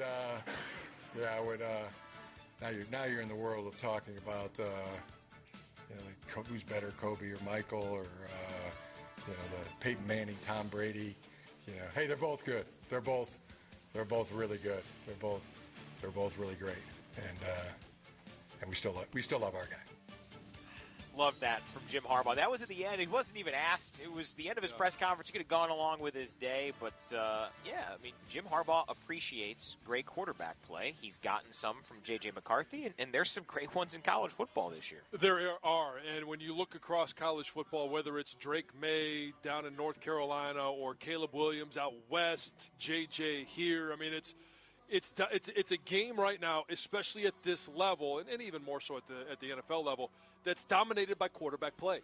And when you have J.J., he was really good last year. There's no one arguing that. But what he has added to his game this year, and the fact that you can put him in that sentence with Caleb Williams, and personally I still think Caleb Williams is a little bit ahead, but J.J. is that type of playmaker. Yeah, and the reality is J.J. is going to have his Heisman opportunities later in the season, just like, as we'll talk about here in a bit, there's a couple of quarterbacks out west, and Michael Penix Jr. and Bo Nix, who will have a potential Heisman opportunity coming up. But before we preview today's game, or games across the country, a reminder that Michigan football is sponsored by Blue Cross Blue Shield of Michigan. Whole health includes body and mind, and Blue Cross covers it all. From mental health resources to exercise routines, Blue Cross is ready to help. Learn more at bcbsm.com. Let's have Rob Joyce rejoin us here on the Blue Cross Blue Shield of Michigan Tailgate Show. Let's start with the Big Ten. Rob, give us the roadmap for an okay day. Nothing too crazy here in the Big Ten. Yeah, two other noon games. You guys talked about Ohio State, Purdue last segment with all the injuries potentially to the Ohio State offense. The other noon kick is Rutgers hosting Michigan State. Scarlet Knights 1-2 in the league. Michigan State still looking for its first Big Ten win. 3:30. You mentioned the Penn State UMass. That should be a thriller. And then Maryland hosting Illinois. Terps 5-1 coming off that last week loss. Illinois, the only team in the West without a Big Ten win at 0-3. And then game of the day, in theory, should be at Camp Randall, Wisconsin and Iowa, in a game that ultimately could decide the West Division. Badgers win. It'd be real hard for Wisconsin to not win the West. Iowa wins. It's probably a two-horse race, guys. Who do you think wins that one, Badgers and Hawkeyes, John? I think the Badgers, simply because they got an offense you can rely on. Yeah. And, with Hill at quarterback at Iowa, maybe they've been able to work something out, find something in that offense that works for him. It's a different skill set than Cade McNamara had. We know Cade is out for the rest of the season. So I just think Wisconsin right now is the most consistent on the West. And we continue to bury that preseason prediction of Illinois, since they are still looking for I didn't first mention Big Ten win. I didn't think that it would get any worse on here than Doug picking Purdue like 8 straight years, but Illinois, I mean, hey, when the bar is set that low, it's hard to get underneath it, but I think I have. You're trying. That limbo game of yours is pretty impressive. Now, coming up in the top 25, certainly the game of the day is one that could be played for decades on Big Ten Network. Yeah, Washington and Oregon, two quarterbacks that I think they were freshmen when John was a senior at Michigan. Bo Nix and Michael Penix. You're not far off. 115th meeting between the two. First time ever, both have been ranked inside the top 10. The game's in Seattle. That's at 3:30. All the other notable matchups are tonight, a couple of 7:30 games. USC heads to Notre Dame. Should be rainy weather in South Bend. Top 25 matchup in the ACC, North Carolina and Miami. And then at 8 o'clock, Pac-12 elimination game, Oregon State, UCLA. All the top teams in the country, guys, play at noon. In fact, the top 4 teams, Georgia, Michigan, Ohio State, Florida State, all at noon. All are heavy favorites. And John, you and I talked about it on In the Trenches this week. I set the over-under at 1.5 of ACC or Pac-12 teams to make the playoff. You took the under, and that didn't surprise me, but I think you think that the ACC is more likely to get a team in the playoff than the Pac-12, even though I think the Pac-12 unquestionably is deeper, but that doesn't mean you're going to have that one team emerge and take a top 4 spot. Well, and here's the oddity of the College Football Playoff Committee is they'll look at it and say, hey, these teams are better, but their record's not going to show it. And with whether it's North Carolina or somebody else coming out of the ACC, chances are you're going to have an undefeated ACC champ versus a 1-loss or 2-loss Pac-12 champ, and that's one of those oddities where it doesn't play out. We all know who might be better, but we saw Clemson for a number of years have this easy schedule and then make it into the college football playoffs. That's what's going to be fascinating about the evolution of how teams are picked for the 12-team playoff. Is there are going to be a lot more arguments. And the teams that get left out of a 12-team playoff don't really have much of a leg to stand on, but there will be unique arguments, and 3 lost teams that are going to be a part of the conversation. I want your Washington, Oregon, and your Notre Dame USC picks. Ooh, Washington, Oregon. I think Oregon is the most balanced team in the Pac-12, offensively and defensively, and I mean we've heard it here from Jim Harbaugh. We've heard it from other football coaches kind of across time, is that defense travels, and I think Oregon plays a really good defense. And then for USC and Notre Dame, USC doesn't have to worry about their defense traveling because they have no defense. But I do think that they're going to be able to score more than Notre Dame. Caleb Williams is just one of those guys. He is the college version of Patrick Mahomes. Third down, a guy that could just extend plays, either pick things up with his feet or find somebody downfield simply because you can't defend for 10, 11, 12 seconds. So I think USC ends up winning that one in South Bend. Fascinating, the evolution of Oregon. You're talking about Oregon's defense. That was not the case in the first iteration, the Chip Kelly emergence of this program as a national power, but Dan Lanning has done a great job. Will be a fun one to watch. Our focus is Michigan and Indiana coming up at 12:10, and the man who will call it, Doug Carr, stops by next. But first, we've got a check of traffic and weather. It's time for traffic and weather on the 8s.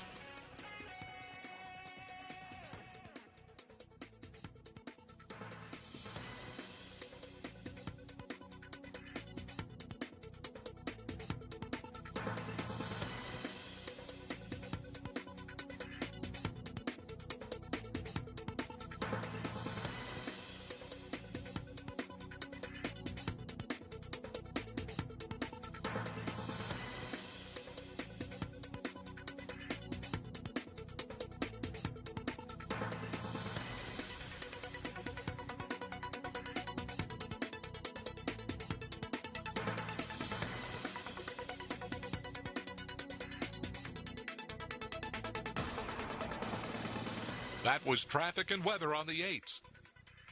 Wolverines, Hoosiers, Michigan 7-1 against IU under head coach Jim Harbaugh. Never beat them by more than 25 points. They're favored to do that here today. We've got kickoff coming up in about an hour and a half. Doug Carr stops by next here on the Blue Cross Blue Shield of Michigan Tailgate Show. This is Wolverines football from Learfield. Olga's Kitchen is bringing their great Mediterranean flavor to Michigan Stadium. Enjoy Olga's in the Big House on the second-level concourse at Gate 9, where Wolverine fans can get favorites like the original Olga, the Philly Olga, and Olga's Snackers. Can't make the game? Visit one of Olga's 24 restaurants to enjoy these classics or new items like the 3-cheese dip, Hellfire Detroit wings, or Brussels sprouts. Having a party? Go to Olga's.com for wing platters and hot buffet catering. The best fans in the world deserve the best bread on the planet. Olga's Kitchen, the restaurant you know and love, is more than you remember. Michigan fans, tailgate without the hassle this season through Revel XP's full-service tailgating packages. Let us go to work so you can go blue. Turnkey package options for all group sizes are now available. Reserve your premium space for home and away games by visiting revelxp.com or call us at 734-680-5170. Go blue.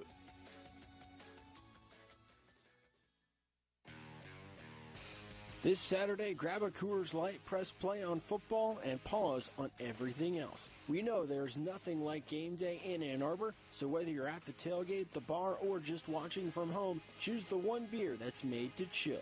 Coors Light, mountain cold refreshment made to chill. 2023 Coors Brewing Company, Golden, Colorado. Celebrate responsibly.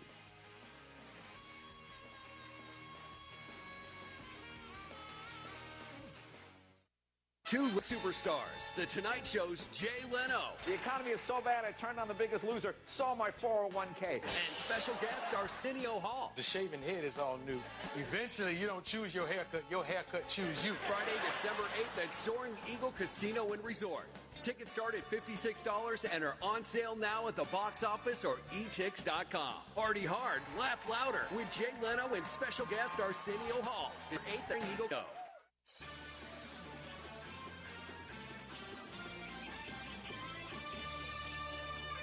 Let's talk about the game with the man who will call the action. We welcome in the voice of Michigan football, Doug Karsch. You know, there's a big social media thing now of game day fit, right? What players, coaches are wearing to games. I think there could be a tail of the tape game day fit between John and Doug, because John is basically a T-shirt and shorts. My tape's just longer. Yeah, no. But Doug's got the hat. He's got gloves. Yeah. Oh, yeah. I mean, Doug's fit looks great. There's no question. I mean, the hat goes with the gloves, goes with the vest, goes with everything else. I mean, the sneakers too. I mean, they match from top to bottom. But I'm talking about well put together. Well, all right. Congratulations to him. But my point is, it's all good for radio. That was a good. I tried to be as descriptive as I could. Yeah. But I'm saying in terms of layers. The battle would be. Oh, yeah. There's no doubt. John once said to me, and it was, I think he thought it was an insult. And I came walking up to a pregame show on a weather day like this, maybe 5-6 years ago. We were out on the stage back then in the Pioneer parking lot. And I had a similar outfit on with vests and layers and gloves and hats. And he looked at me, looked up and down with this look of disdain. Make sure you say this loud so Jason can hear it. And he said, you look like a wide receiver. Yes, warm, soft. Yeah, all of the above. Well, you guys never wore sleeves. No. Offensive linemen don't wear sleeves. No. Wide receivers wore sleeves, and so I'm like, I look like a Jason. Yeah, Jason. Hey, let me chime in here now. Hold on. Layers upon layers and gloves. The toughest group on the field. It's like just because you say it doesn't make it true. Is toughness measured by how many layers you wear? Hey, you could be tough in here, but it shows out here. So this is the offensive line like mantra. They come out and they have no sleeves, and they're supposed to make them these cavemen, these heroes, you know. And to me, or another term would be badass. Yeah, badass, right? So to me, I'm all about winning the game. Sure. So whatever method that is, all right. Just win, John. Yeah. Have you ever heard that phrase? Just win. Forget all that other macho stuff, right? I'm trying to get to the bottom line, which is winning. So I'm going to put on like 17 sleeves.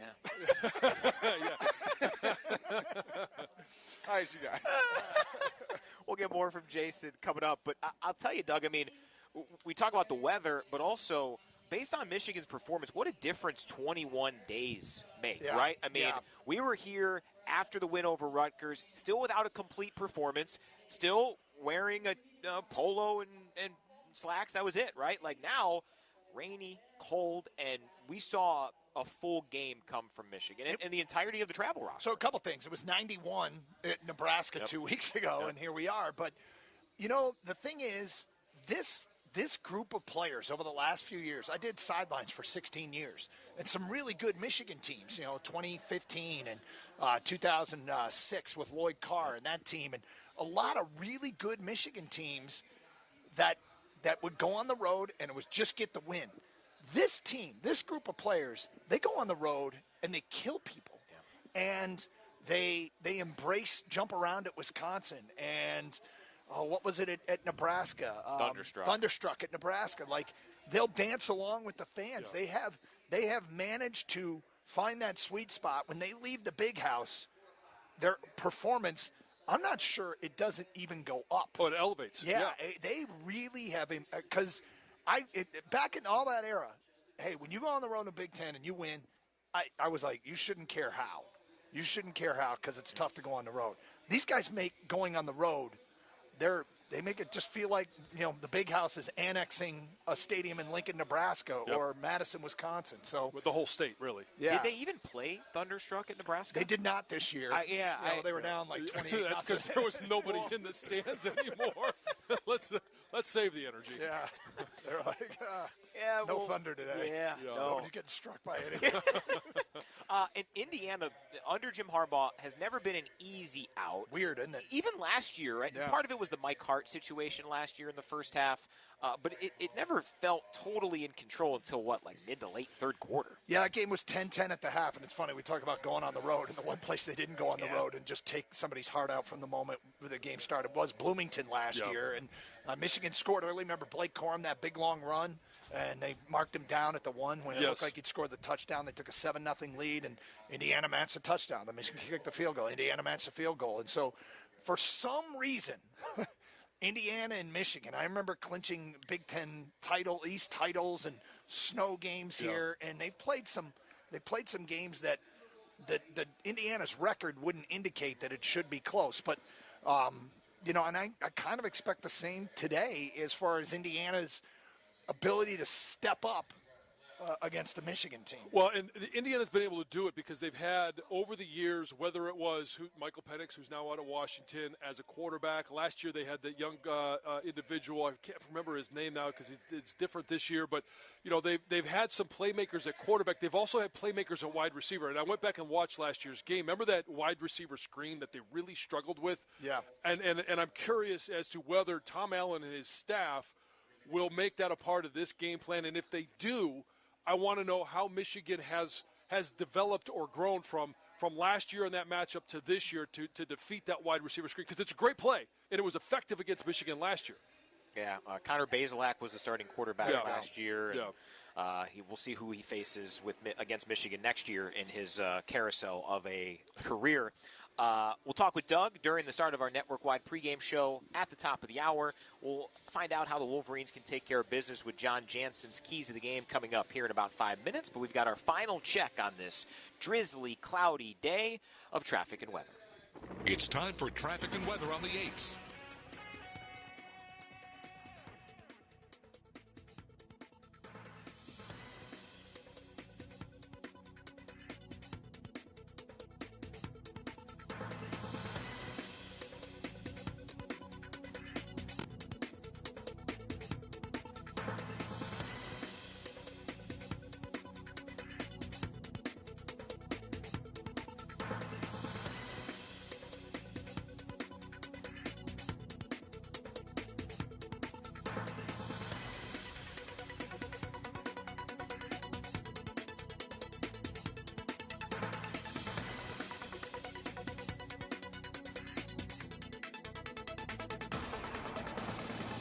That was traffic and weather on the 8s. Wolverines and Hoosiers coming up. John's keys of the game next here on the Blue Cross Blue Shield of Michigan Tailgate Show. This is Wolverines football from Learfield. In a world full of empty promises like, we can do that, oh yeah, no problem, you'll have it quick, isn't it nice to know that one company delivers beyond expectations? The Three-Dimensional Services Group. When it comes to a seasoned workforce of manufacturing problem solvers who navigate design complexities and compressed timing, count on the Three-Dimensional Services Group, where our team is your team. Learn more at the3dimensional.com or call 800-959-0804. He's going MIA. Touchdown! Meadowbrook Insurance Agency and Auto Owners Insurance are teaming up to build effective insurance solutions for you, your family, and your business. And to predict today's big win, Auto Owners and Meadowbrook offer more than 65 years experience in home, auto, life, business solutions, and more. Score an insurance quote at meadowbrookagency.com/quote. Our agency offices are located in Ann Arbor, Jackson, Southfield, and Saginaw. The weather is starting to cool off, which means the basketball will soon be bouncing at Chrysler Center. Single game tickets for Michigan men's basketball are on sale now, and those tickets are running out for some of the season's marquee matchups and great promotions. So head to mgoblue.com/tickets to secure your seats now. That's mgoblue.com/tickets to experience Michigan men's basketball at Chrysler Center this season. mgoblue.com/tickets for your single game Michigan men's basketball tickets. Aw, shucks. The game's on TV, but I can't listen to the call of my favorite team broadcasters. Never fear. Sync My Game is here.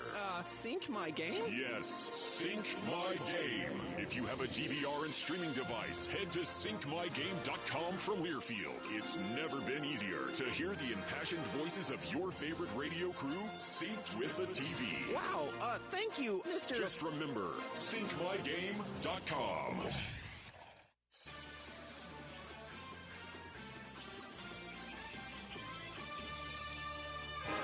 This is the Blue Cross Blue Shield of Michigan Tailgate Show. Let's get to the John Jansen keys to the game, and I got to tell you, I love that your keys to the game are written down on the back of a paper plate.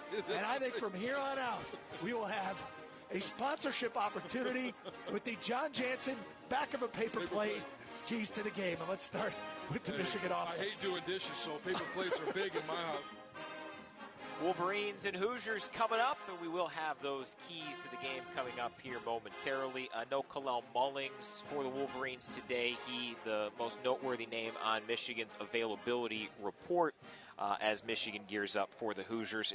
John, it's been fortunate, though. This Michigan team incredibly healthy, and a big reason why is because they haven't had their starters have to play a whole lot. No, they haven't played into the fourth quarter, and even the guy, other than obviously your quarterback and mainly the offensive line, everybody else has been in a really good rotation. So they've been in and out. They've been able to get some reps. They've been able to put up some numbers, but they've been able to stay healthy, and that's the big thing.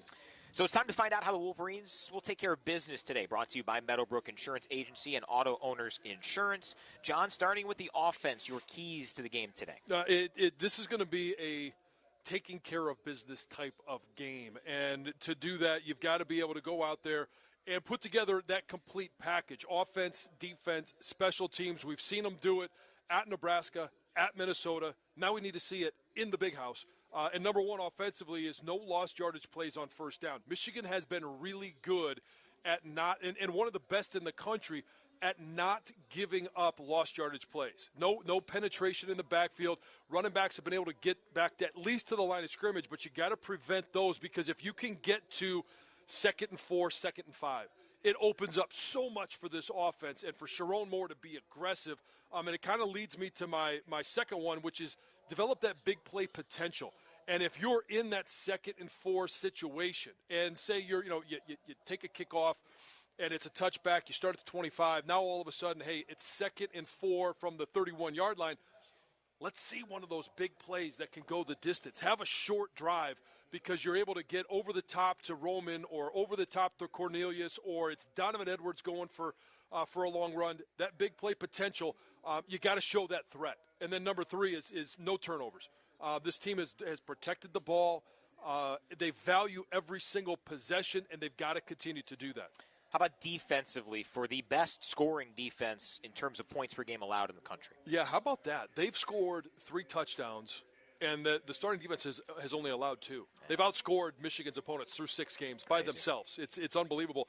And so and I just mentioned the turnovers, all right? 3 pick sixes. They've had some other interceptions, but they haven't been able to create fumbles. That's something that we want to see, and not just create fumbles, but you got to be able to get on it. Against Nebraska, there was that option play where it was Michael Barrett that forced a fumble, but then Nebraska fell on it. You got to find ways to pry that ball out, and if it's the first guy there, hey, helmet on the ball. And make sure you tackle, but then everybody else is ripping, tearing, punching, scrapping at the ball, create some fumbles, create some opportunities. Pressure the quarterback is number 2. We've seen them do it, but it means something different every single week. And I think today Indiana is going to be of that mindset like we saw at Bowling Green, like we saw at UNLV or early on. Ball is in the hands of the quarterback, and it's out quick. You could still pressure the quarterback, but we've seen Braden McGregor be very good at, getting close, getting your hands up. Deflections mean interceptions. And then number 3, be gap sound. We mentioned this earlier in the show, but you got to be able to be sound from the first snap and not wait until the end of the first quarter or wait for somebody to just say, I've had enough, I'm going to take over this game like Mason Graham did last week. You got to be gap sound starting at the beginning. And lastly, special teams. Not a whole lot of consequential, high-leverage spots for the special teams group, but with the weather, it's going to be important to execute there. Yeah, and the emphasis I'm going to have today is going to be on the punt team. And not that Michigan's going to be punting the ball a whole lot. Hopefully they're not. But if you are, Gunners, you've got to get a good release. If you're up front, block first, and then you got to get a good release so that you're down, you're in your lanes, you're putting pressure on that return guy and forcing that fair catch. And then the opposite is true for the punt return team. You've got to do a really good job of getting a hold up because Michigan has the potential of some game-changing play in that punt return situation. And then because of the weather, making good decisions. Whether it's kick return, punt return, anytime you have your hands on the ball, you got to make sure that you're consistent. That's how the Wolverines will try to take care of business today. Brought to you by our friends at Meadowbrook Insurance Agency and Auto Owners Insurance. They understand each client is unique and every situation is different. Let Meadowbrook review your current policy, listen to your insurance needs, and present you with coverage options that fit your lifestyle. Uncover your new rate today by visiting meadowbrookagency.com/quote. Coming up here on the pregame show, I'll sit down with Mason Graham from that Michigan defensive line. Doug Karsh visits with head coach Jim Harbaugh. John and I will have the offensive and defensive scouting reports. We'll have some pregame analysis from Jason Avant and Jack Miller, too. Wolverines and Hoosiers coming up at 12:10. And this has been the Blue Cross Blue Shield of Michigan Tailgate Show. You're listening to Wolverines football from Learfield. Thanks for joining us for the Blue Cross Blue Shield of Michigan Tailgate Show. Blue Cross is ready to help with physical health, mental health, and everything in between. Learn more at bcbsm.com. Stay tuned for the pregame show, which includes more analysis from the crew and the exclusive pregame comments of head coach Jim Harbaugh. This is Michigan football from Learfield. Are you ready? Ready to find the right care that works for you? Care that connects you to what you need, anytime, anywhere, and fits best with your lifestyle. Whether it's in person or in your pajamas, online or over the phone, Blue Cross Blue Shield of Michigan connects you to the care you need when you need it most. With the largest network of doctors and hospitals, an easy-to-use mobile app, and a 24-hour nurse line. Because we're always ready to help. Learn more about Blue Cross Blue Shield of Michigan at bcbsm.com.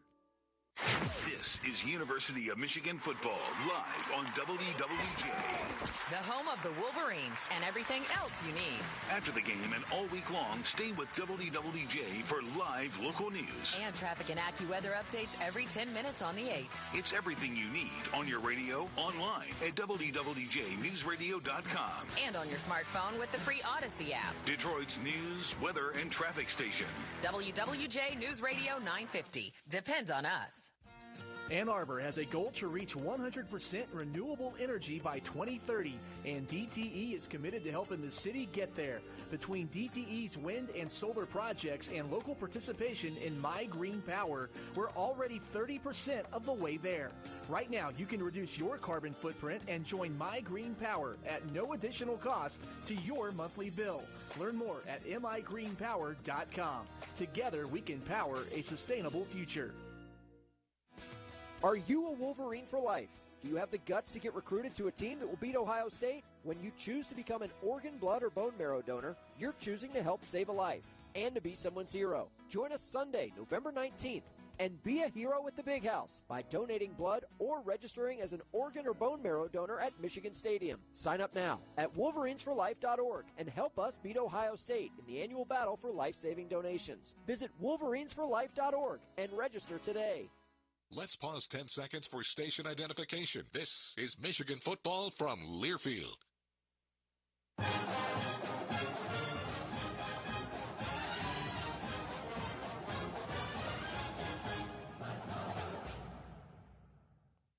Over the middle, inside the 5, touchdown. Catch it, shoot 3, yes, sir! They scramble around in there and score! The following is a Learfield presentation of the Michigan Sports Network.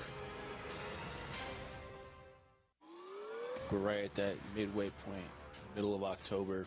Feel it's starting to get cold. I love the journey, and I love the process within the journey, taking the small steps. It's a relentless pursuit, the unyielding commitment to really the basics, the fundamentals, the effort, the practice, the preparation. Focusing on the little things, fine-tuning those things because those are the things that show up at the biggest moments. We know what we got to do, and we just keep driving to get better each week and fix the little things and help us get to go where we want to be. No matter who it is, what game it is, so that's always our mindset. And just go out there and beat a more dominant team. Fires far sideline, it's picked off.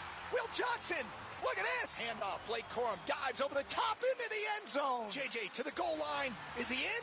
Touchdown! Back to passes, Callie McManus, and down he goes! Mason Graham is the man in there. I've been having a blast. These guys, I feel like we elevate each other. And it's easy to play free and play well when you're having fun. Guys are locked in.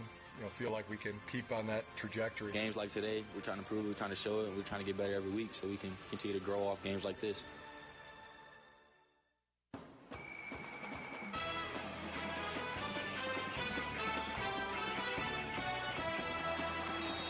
Michigan football is on the air. Welcome to the pregame show. Over the next hour, we'll break down today's key storylines, chat with players and coaches, and hear the exclusive pregame thoughts of head coach Jim Harbaugh. Wolverines football is brought to you by Absolpure, the official bottled water of Michigan athletics. Barbasol. Feeling great starts with a great shave, and great shaves start with Barbasol shaving cream. For whatever your day brings, choose Barbasol. It's a can of can-do. Your Metro Detroit Chevy dealers. Put it in D and see why Chevy drives the Motor City. And by SeatGeek, the official fan-to-fan ticket marketplace of Michigan athletics. Now let's go live to the stadium with national champion John Jansen. Here's the voice of Michigan football, Doug Karsch. It's the second half of the season, and the Wolverines are gearing up for a stretch run with Big Ten title aspirations and, of course, aspirations higher than that. The Wolverines have dialed it up in recent weeks and hope to continue to improve today. It's Go Blue versus Hail to OIU here at the Big House. Hi again, friends. Doug Karsch alongside the captain, John Jansen. And, John, the season started without the head coach, but clearly Jim Harbaugh's return has coincided with the Wolverines playing their best football of the season. Yeah, you could see how much this team loves having Jim Harbaugh on the sidelines, and it was no more apparent than last week after Will Johnson's pick six. Jim Harbaugh hops in the picture. He has endeared himself. Obviously, recruited all these guys. They came here for a reason, but they love it when he gets emotional and gets excited and has fun on the sidelines. Defensively, the Wolverines' D-line has been so good, especially at D-tackle. Mason Graham, Kenneth Grant, Chris Jenkins. I mean, the list goes on and on. I know, Rayshon Benny. I mean, you talk about the ability to have that rotation in there, keeping those guys fresh, keeping them healthy.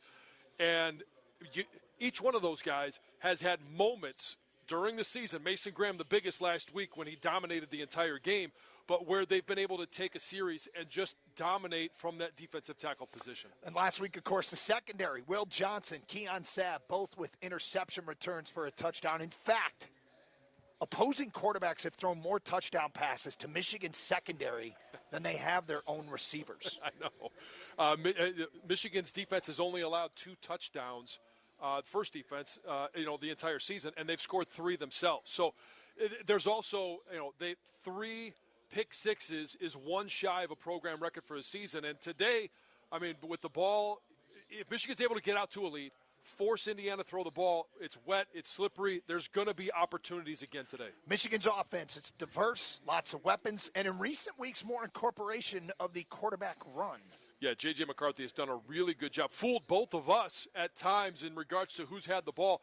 That ball skills in the backfield and the ability to make that decision, put the ball in there, stick it, take it out, but then be able to do something with it, get in the end zone twice. Last week, it's been a great weapon for this offense. Indiana 2-3 overall, 0-2 in the Big Ten. They showed some fight against Ohio State in the opener, and they played an undefeated Louisville team tough with a furious comeback a few weeks ago. They're always going to be that tough, scrappy team, and Michigan needs to do what they've done the last 2 weeks, start fast against them, and don't give this team who loves to play with a lot of hope.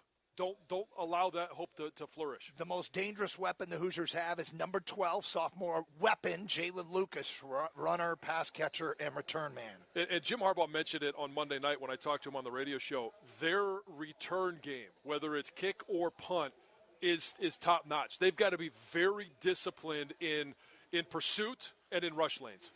Well, the weather today will likely play a role. Wind, rain, ball security is key. It will be, and you know what?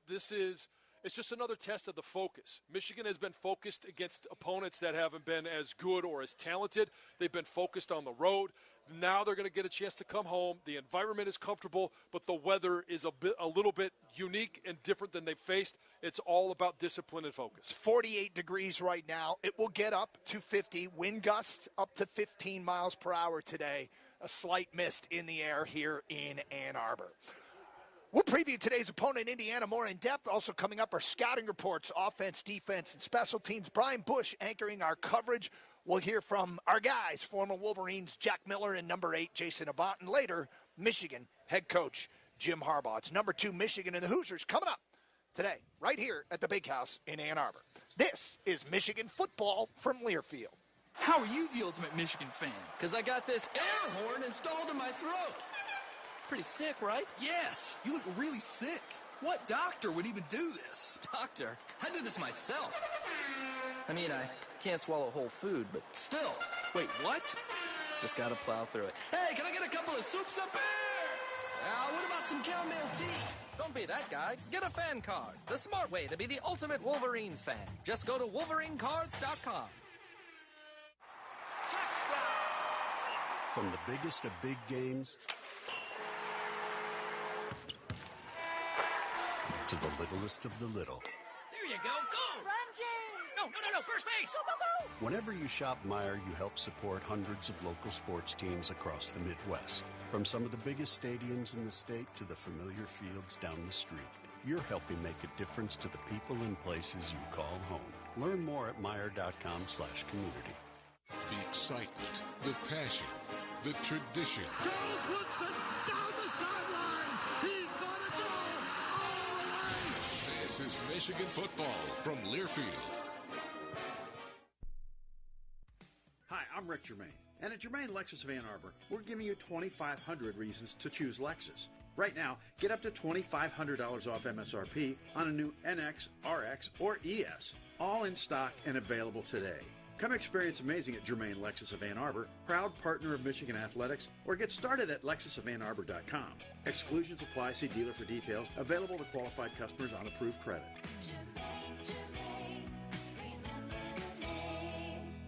Introducing Celsius, the essential energy you need to fuel your passion for Michigan football. Pop open a can of Celsius and experience better for you energy with 0 sugar and 7 essential vitamins, helping you keep up with every play and celebration. Whether you're here in the Big House or cheering from your couch, Celsius will help keep you energized for every quarter. Celsius, essential energy to help you live fit. Go Blue. Find Celsius at a retailer near you or at Celsius.com.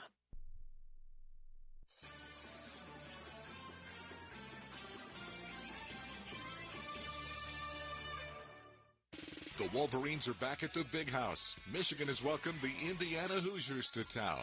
And today's broadcast is presented by DTE Energy. Participate in energy efficiency programs and rebates, including savings on energy-efficient products and rebates, appliance and lighting upgrades, and more. Learn more at DTEEnergy.com/save energy.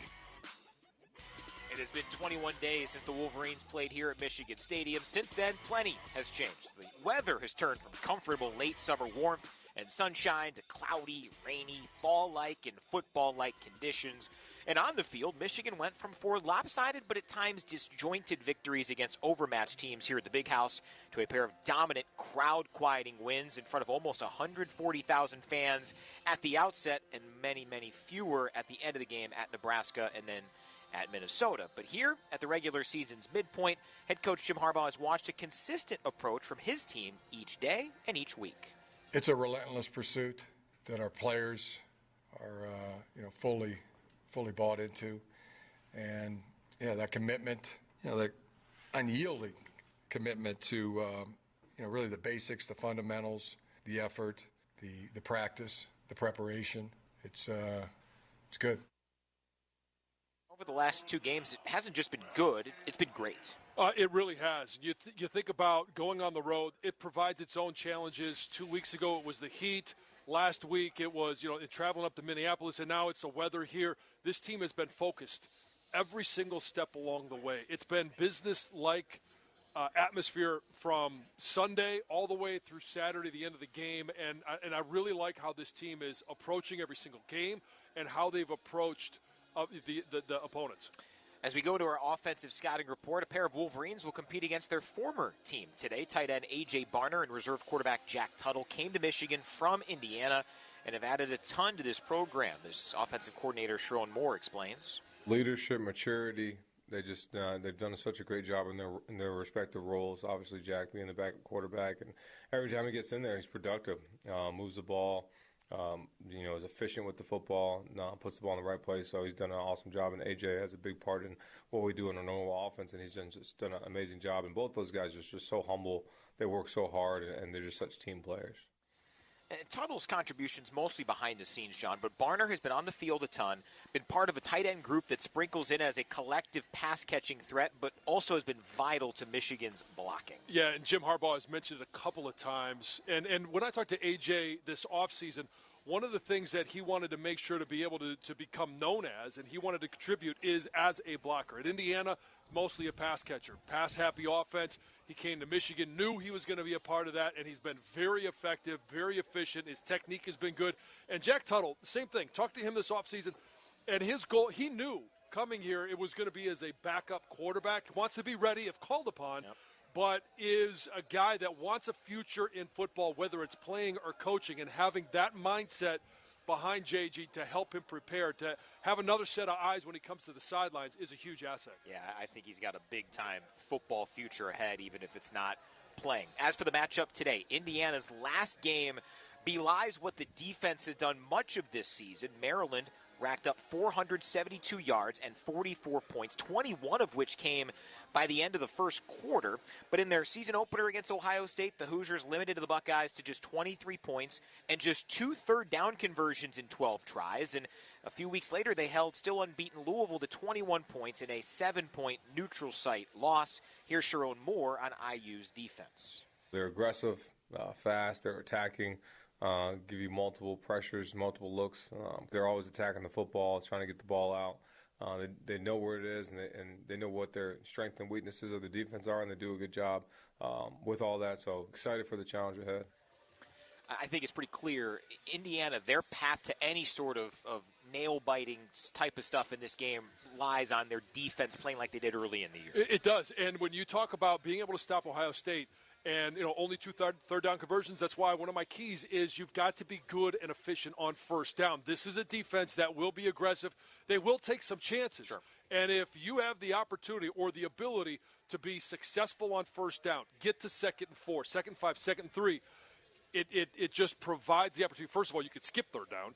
And second of all, it opens up so many more things to be able to attack where you want to, and that's down the field against this defense. Wolverines will try to solve that Indiana defense, and, well, very few teams have solved Michigan's defense this season, the top scoring defense in the country. We'll talk about our defensive scouting report when we come back. Still to come, we've got head coach Jim Harbaugh's thoughts, Mason Graham coming up here on the show, and a whole lot more. Michigan and Indiana. This is Wolverines football from Learfield.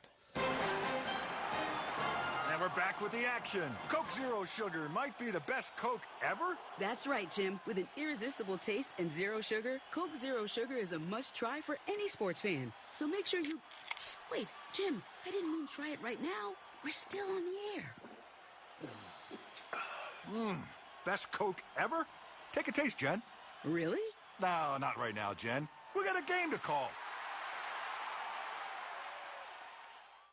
John Jansen here. We cover all things Michigan athletics on our podcast channel, MGO Blue Podcasts with John Jansen. In the Trenches, presented by Meyer, focuses on all things Michigan football, including exclusive interviews, game previews, and post-game episodes. Defend the Block highlights both men's and women's basketball programs, and Conquering Heroes keeps you in the loop on every team in Ann Arbor. Search MGO Blue Podcasts with John Jansen wherever you get your podcast. That's MGO Blue Podcasts with John Jansen.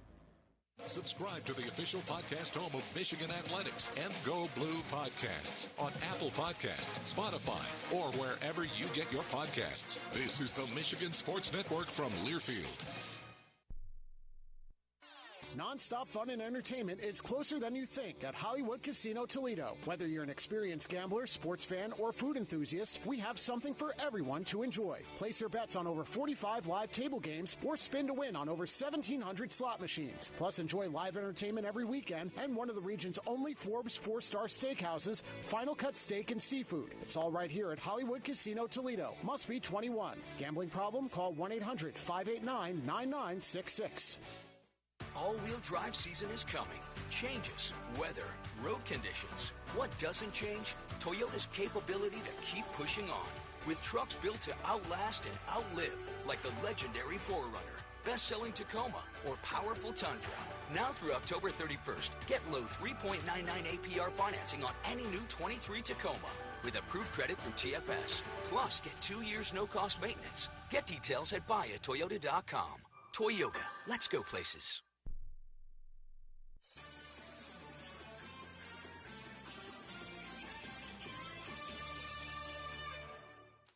Indiana hasn't been an easy out for Michigan in recent seasons. Wolverines welcoming in the Hoosiers to Ann Arbor here today. Kickoff is at 12:10.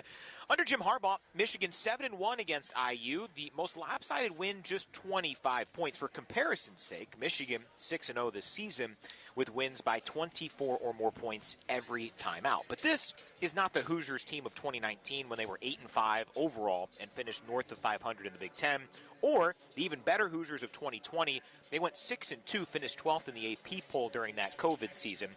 Since then, IU was 8-21, including a 2-3 start this season, coming off a bye week during which they fired their offensive coordinator, Walt Bell, replacing him with Rod Carey, a former head coach at Northern Illinois and Temple. He's been on the IU staff the last couple of seasons. So how do you prep for a struggling but transitioning offense? Here's the Wolverines defensive coordinator, Jesse. This is what we call a training camp game. So we're not going to put a ton of stock into tendencies and things that they've done. We're going to work the plays that they've run. We're going to work the plays that have been successful. We're sort of looking at it like, hey, what are some of the types of plays that have hurt us that are in maybe their repertoire? What are some of the plays that they've had the most success with? Play our rules out, play the defenses that our guys know really well, play fast and physical, and let our speed and intensity try to be what separates us in this game. And John, it's certainly been a lopsided matchup on paper. Michigan's defense against Indiana's offense as you prep for this one, but that's been pretty consistent this year. We've heard that phrase training camp game from Mintzer several times, yet each team the Wolverines have faced, they've mustered at least one big play. That's got to be a point of emphasis for this one and beyond. It does, and there's different ways to mitigate that, and some of it's just discipline. In regards to, like, Rutgers, you come out and Rod Moore is excited to be out there, and he just over-pursues something, and all of a sudden the guy goes. Last week it was, one touchdown pass, and the mitigation for that is, hey, you know what, sometimes, especially at the end of a half, when you know there's not an opportunity for more plays, take the penalty. I mean, for Mikey Samerstill, just take the penalty at that point and get the pass interference, make them execute again, because, quite honestly, it's not going to happen twice. No. Last week, Michigan, largely a healthy unit all season long. They did have one of their injuries fix itself with getting its star back in Mason Graham, the sophomore defensive lineman, led the team last week at Minnesota with 6 tackles, 2 of which were tackles for loss. Jesse Minter reacts to Graham's impactful return. For him to come back as quickly as he did with the club shows you just really the type of competitor that he is, type of person that he is. He was itching to get back. He really wanted to play the week that it happened if they would have let him. And so, he sort of had this mindset. I think it took him a day. The first day with the club, he was a little frustrated. And he got better and better as the week went on, sort of figured out how he could still utilize his skill set. And, certainly great to have him back out there and his plays, jumped off the tape. Those frustrations were taken out on little Golden Gophers throughout last Saturday night.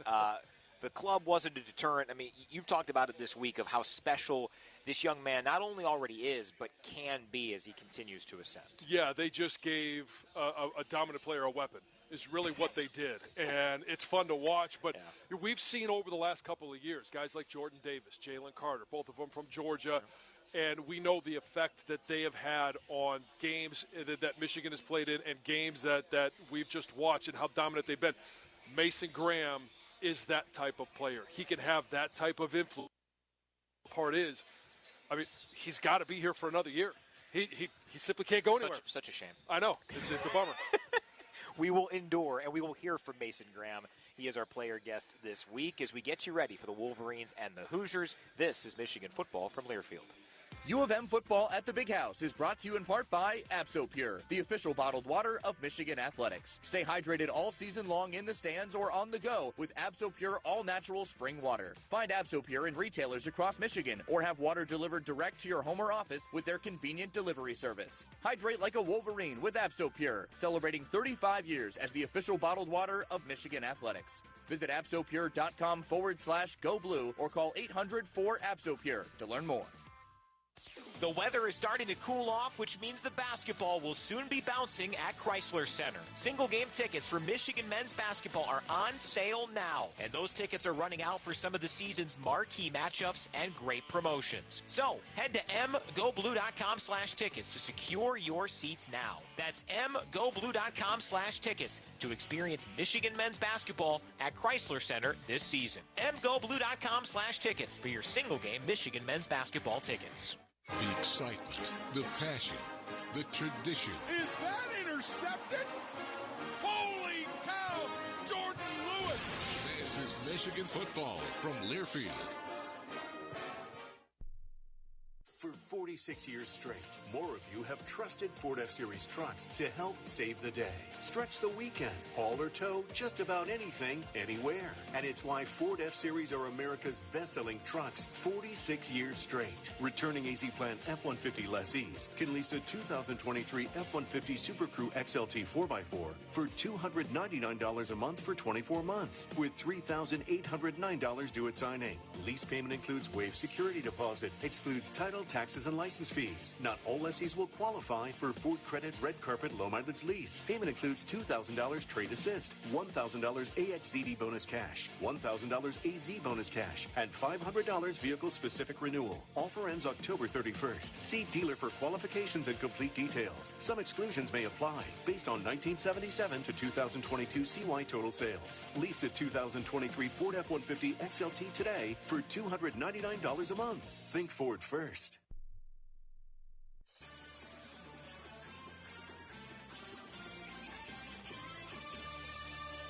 We continue here on the pregame show, getting set for Michigan and Indiana. Great to be joined by Wolverines defensive lineman Mason Graham. And first off, Mason, just take fans through the injury you suffered against Bowling Green. Did you notice it right away, and did it take a little bit of time because of the adrenaline of the game to really start to feel a little painful for you?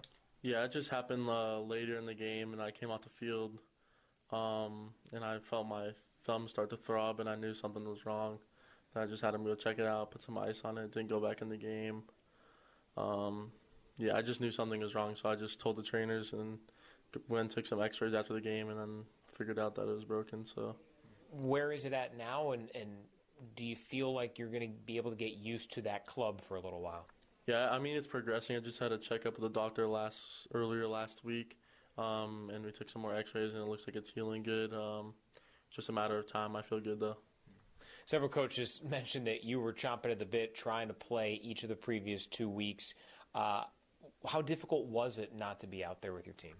Yeah, it was pretty difficult. Even the first away game at Nebraska, I couldn't travel to that, so I was just sitting in my house watching it from my bed. So it was kind of rough just watching it, usually because I'm always out there with my guys. So on big plays, were you reacting a lot? Was it some fist pumps? Like, how did you take in some of the big plays? And there were many in that game. Yeah, it was a good game to watch. I mean, it's funny because I never get to watch the game from that perspective, so it was kind of cool just seeing how good our defense really is and how good our team really is. Just offense, everything overall, special teams, it went really good. Where are you at right now with your game, and where have you seen the most strides since maybe this time last year? I feel like I've just been trying to polish my game all around, being more dominant in the run game. Same with pass. That was a big emphasis this offseason for our D-line. I just feel like it's all coming together, and we'll get our opportunities as the season comes along. I love what you said on In the Trenches this week, that it's an everybody eats defense. Can you describe what it's like to be a part of a defense and really a team as a whole that does so much celebration and appreciation for other people's success? Yeah, I mean, it's always cool. I mean, we're in here every day with each other, practicing, fall camp, doing all that stuff. And when we play another opponent, it's pretty fun to make some plays. We don't really care who makes the play. We just want the play to be made when it comes to us. So whoever it comes to that play, make the play, we'll all celebrate together and on to the next. Where can this defense improve down the stretch? I feel like forcing more or getting more takeaways.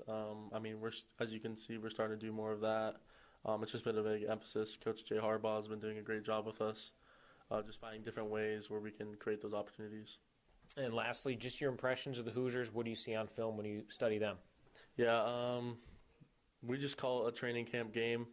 We don't really know what to expect. They're having some coaches changes on the offensive side of the ball. So we're just going to lean on our full four pillars and just play our brand of football. Mason, good luck. We appreciate the time. Yep, thank you. There's Mason Graham. We'll get some pregame analysis from Jack Miller and Jason Yvonne as we continue on the pregame show next. Michigan and Indiana. This is Wolverines football from Learfield. Are you ready? Ready to find the right care that works for you? Care that connects you to what you need, anytime, anywhere, and fits best with your lifestyle? Whether it's in person or in your pajamas, online or over the phone, Blue Cross Blue Shield of Michigan connects you to the care you need when you need it most. With the largest network of doctors and hospitals, an easy-to-use mobile app, and a 24-hour nurse line. Because we're always ready to help. Learn more about Blue Cross Blue Shield of Michigan at bcbsm.com. Aw, shucks. The game's on TV, but I can't listen to the call of my favorite team broadcasters. Never fear. Sync My Game is here. Sync My Game? Yes, Sync My Game. If you have a DVR and streaming device, head to syncmygame.com from Learfield. It's never been easier to hear the impassioned voices of your favorite radio crew synced with the TV. Wow, thank you, Mr. Just remember, syncmygame.com. And we pause for a word over this, the very maize and blue Michigan Football Network. This is Michigan football from Learfield. Your morning shave with Barbasol is a time for self-reflection. Look in that mirror and ask yourself, can I make a real difference in this world? Of course you can. Just not today. There's football on. Barbasol. It's a can of can-do. Ever just want to start over? Take a mulligan in life. With a smooth, clean Barbasol shave, every day is a clean slate. So who cares if you put all your money in crypto and called your boss an idiot? Start fresh with Barbasol. It's a can of can-do. The passion. He's going to take it to the house. Dinner's cooking. Touchdown. The fury. Jennings blitz. Down he goes. The speed. By 40, there he goes. Down the sideline. College football. Toward the end zone. Got it for 6 points. You cannot hitch the wagon. Put the ponies in the barn. Back to the end zone. 30, 20. This is the College Football Bliss. Listen all season long on College Sports Now on the Varsity Network.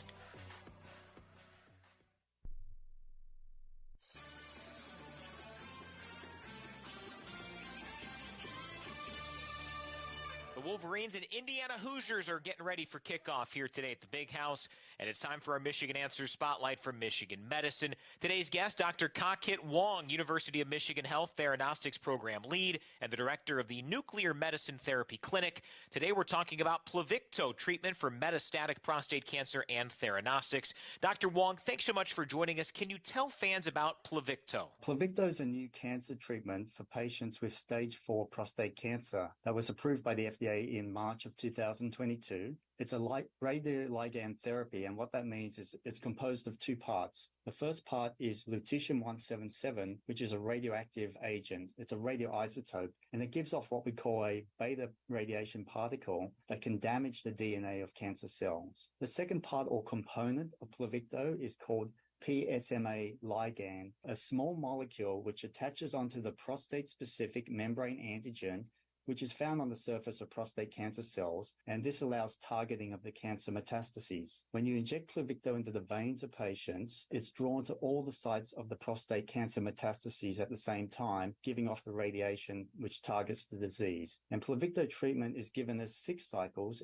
and these are spaced out at 6-week intervals. So can you tell fans about theranostics? What is theranostics? Theranostics is a combination of the words therapy and diagnostics. A theranostic pair consists of 2 closely related radiopharmaceuticals that have very similar molecular behavior.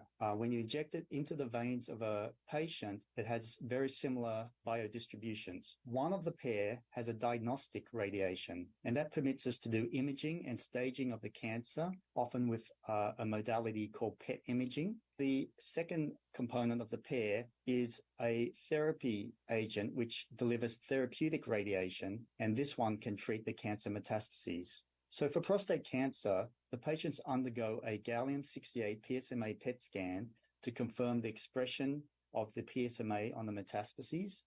And if it's present, this means that the patients are eligible for Pluvicto treatment. So lastly, how do Pluvicto and theranostics change cancer treatment options? It represents an additional treatment option for prostate cancer that has spread to distant lymph nodes in the body or into the bloodstream. Patients that are responsive to Pluvicto treatment have been shown to have modest improvements in their outcomes. They have longer times before progression of the disease, and in some cases can actually show a decline in their PSA levels, which is a blood tumor marker for prostate cancer. Pluvicto is currently indicated for stage 4 prostate cancer patients who have failed other forms of treatment, including chemotherapy. However, in the future, we hope that it could be available as an earlier treatment option.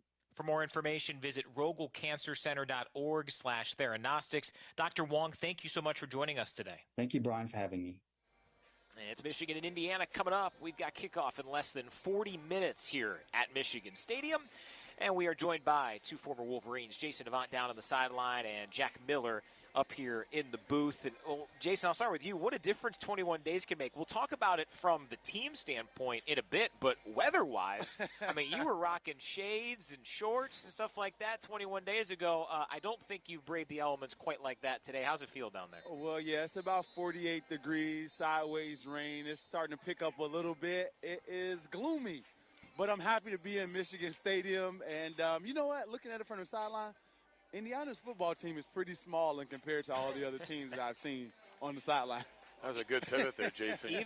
even the non-conference games, huh? Yeah, they're pretty small. That's the thing that you notice, like, being here, because I always like to do this from their side of the field to see what type of team we're playing. They're pretty small everywhere, too. It's pretty interesting.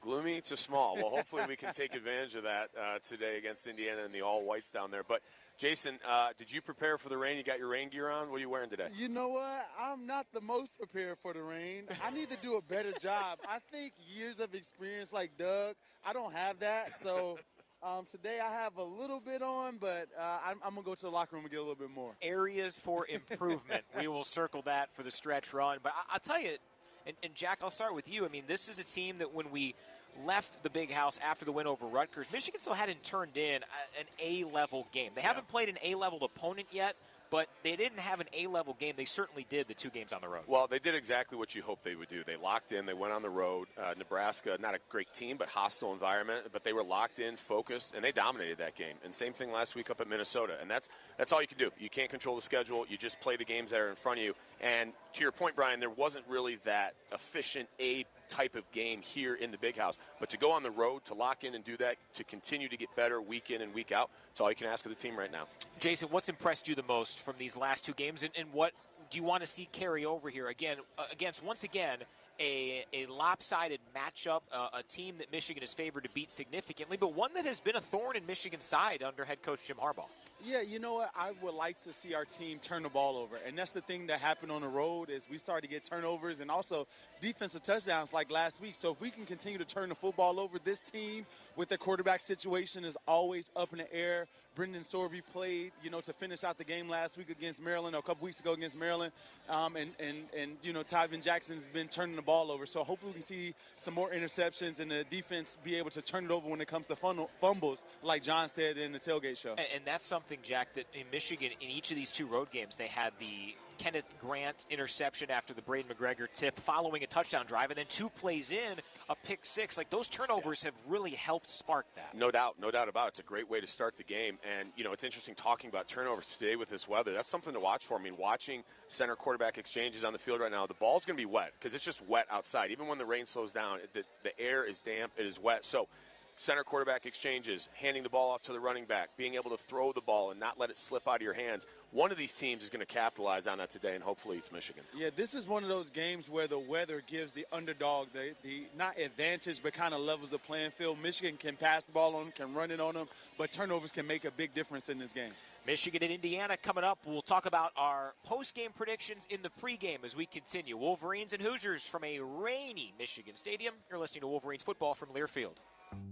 No matter where you're headed, Citgo is a good place to start. And whether you're crossing the state line or just going cross town, Club Citgo can save you money on every fill-up along the way.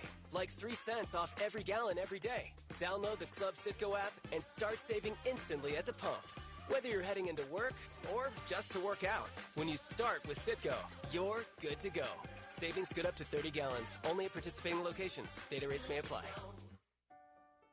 Experiencing a Wolverines game is a lot like life. We honor traditions. We shed tears for a loss, but also for a win. And every time we step on the field, it's a chance for greatness. Farm Bureau Insurance sees the connection and is a proud sponsor of University of Michigan athletics.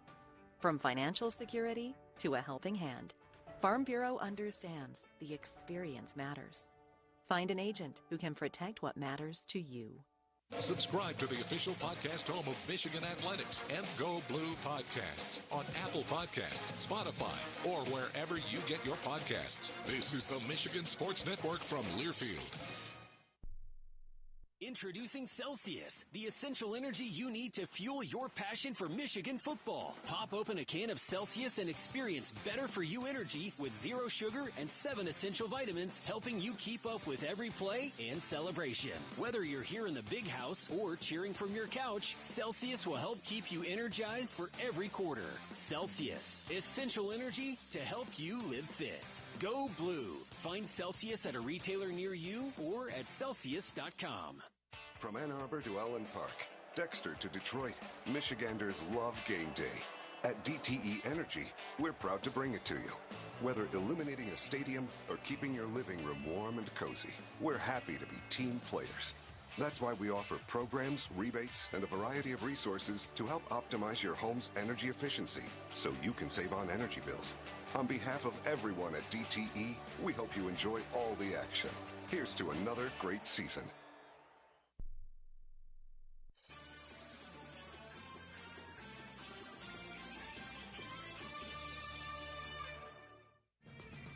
Today's broadcast is presented by DTE Energy. Participate in energy efficiency programs and rebates, including savings on energy-efficient products and rebates, appliance and lighting upgrades, and more. Learn more at dteenergy.com/saveenergy. The Maize and Blue against the Cream and Crimson. We're live from Michigan and Indiana. Now, with former Wolverines Jason Avant and Jack Miller, here's Brian Bush. Wolverines and Hoosiers, about a half an hour from kickoff. Rain still misting down here in Ann Arbor. Let's talk about what we'll be discussing post-game a little earlier. Jason Avant, I'll start down with you. What do you think is going to transpire here? What will be a storyline we'll be discussing at about 3:30 this afternoon? Along the lines of everyone that talked on this show beforehand, I think our defense is going to get after it, and I think turnovers are going to be the story of this game. Their offensive line is reeling against Maryland. Watch that tape, how their defensive line was able to get after them. I think our defensive line, they haven't seen anything like it, which causes turnovers. So I think our defense is going to be a turnover machine today. Yeah, I think it's going to be the running game. Jason, you said it. It's a smaller group from Indiana. The offensive line and the running backs have really started to gel over the last couple weeks, finding their groove, finding their timing and rhythm. I think this is a big, big day for Blake Corum. I think it's one of those days they're going to start giving him more touches, get him in a rhythm. I think he runs for close to 200 yards. That's my prediction. I'm giving myself partial credit because each of the last 2 weeks I've said 2 new touchdown scores, and I've been right, but each time I've said it's going to be Donovan Edwards. I think finally Donovan gets in the end zone, and I'll say it defensively, Jason Avant, a shutout. Michigan's been so close. I think it happens here today against this struggling, transitioning Hoosiers offense that's got a new OC. And we haven't scored 40 points at home either. This year. Wow. We've done it on the road, but we haven't scored 40 points at home, and it's that time. Players to look out for Indiana. Jalen Lucas, we have to be able to contain him. Remember from the screen game last year, he was pretty dynamic, so we got to contain him. Run the rock. Run the ball. Get out of here. Bad weather game, right? Run the rock. Dominate the line of scrimmage. Get out with the win. Finally, it's Jack talking about the offensive line and not Jason in a strange. I feel a lot more comfortable there. It felt natural, I right? had to get off of that, man. Yeah, You know, I felt a little icky. Yeah, I understand that. All right, we'll get more of Jason's reporting on the field. Jack will be back during our halftime show. When we return, we'll hear from Andy Hetzel of Blue Cross Blue Shield of Michigan, and then Rob Joyce previews a busy day in the Big Ten and some juicy top 25 matchups. Then Doug Carr sits down with the head coach, Jim Harbaugh, as we gear up for the Wolverines and the Hoosiers. This is Michigan football from Learfield. The Big House is packed and ready for kickoff. Champion Circle is the preeminent name, image, and likeness collective supporting University of Michigan student athletes. Champion Circle's mission is to empower Wolverine student athletes through NIL and ensure Michigan remains at the forefront of college athletics. Visit championscircleufm.com to learn about exciting upcoming events or to contribute to Michigan student athletes' NIL platforms. That's championscircleufm.com. Champion Circle, proud partner of University of Michigan Athletics. Michigan football and Founders Brewing Company are teaming up for another exciting season of championship football. Together, we're launching a new social media series, In the Vault, where we'll recount classic Michigan games, moments, and rivalries using archived footage, broadcasts, and images. Check out the Wolverines' social media before each Big Ten game this season to catch each episode of In the Vault, presented by Founders Brewing Company. Founders, born and brewed in Michigan. The excitement, the passion, the tradition. 5, 4, 3, 2, 1. Touchdown, This is Michigan football from Learfield. Bank like a victor with the University of Michigan Credit Union. When life calls an audible, we are here to help you stay on top of your game with local low-rate loans to meet all your financial needs. Access your account with our conveniently located branches and ATMs, 24/7 online banking, and our mobile app. To learn more about our services or find a branch near you, visit umcu.org. UMCU is a proud partner of Michigan Athletics. The University of Michigan Credit Union is federally insured by NCUA. Hi, I'm Elizabeth. And I'm Scott. And this is our TimberTech story. I'm a designer, Scott's a builder. We have our own custom home building firm. We chose TimberTech because the color palettes were significantly superior than anything in the competition. We use TimberTech decking for all of our clients and all of our builds, but we also use it on our own personal home for our own family. We have 5 little kids, and the durability and function that we get out of TimberTech is amazing. Order your free samples at timbertech.com.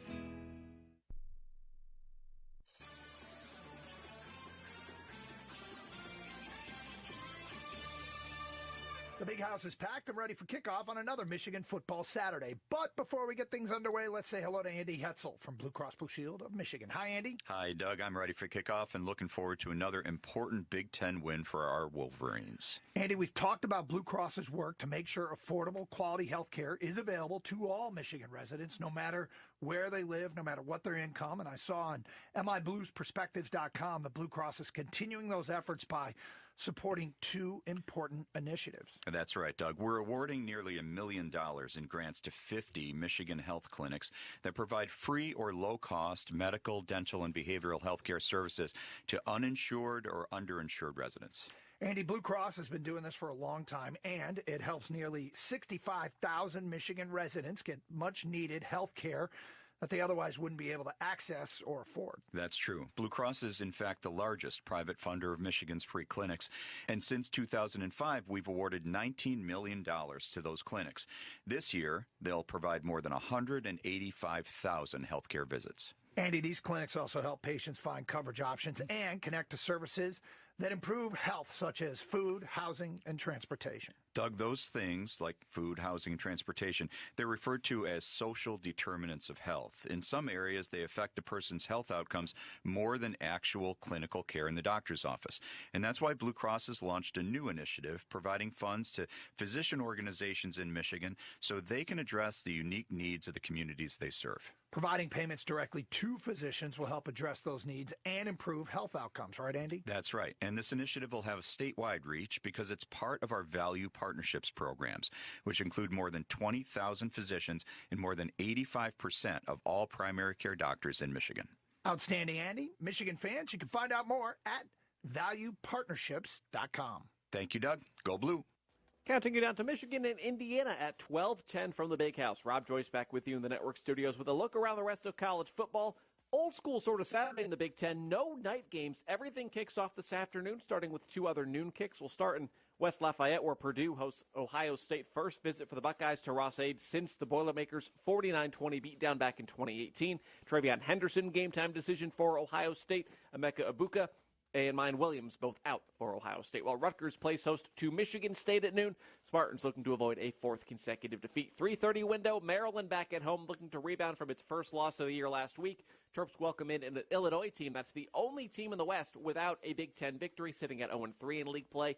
Also at 3:30, Penn State, its final non-conference game at home against 1-6 UMass. The day in the conference wraps up at 4 o'clock from Madison. Could wind up deciding the West Division. Wisconsin meets Iowa. Badgers 2-0 in the league. Hawkeyes 2-1. Everyone else in the West already has at least two conference losses, so the winner would be in the driver's seat over the final half of the season. That's the day in the Big Ten. Nationally, a lot of highly ranked teams in action early. In addition to Michigan and Ohio State, number 1 Georgia kicks off top of the hour heading to Vanderbilt. 4th-ranked Florida State at home against Syracuse.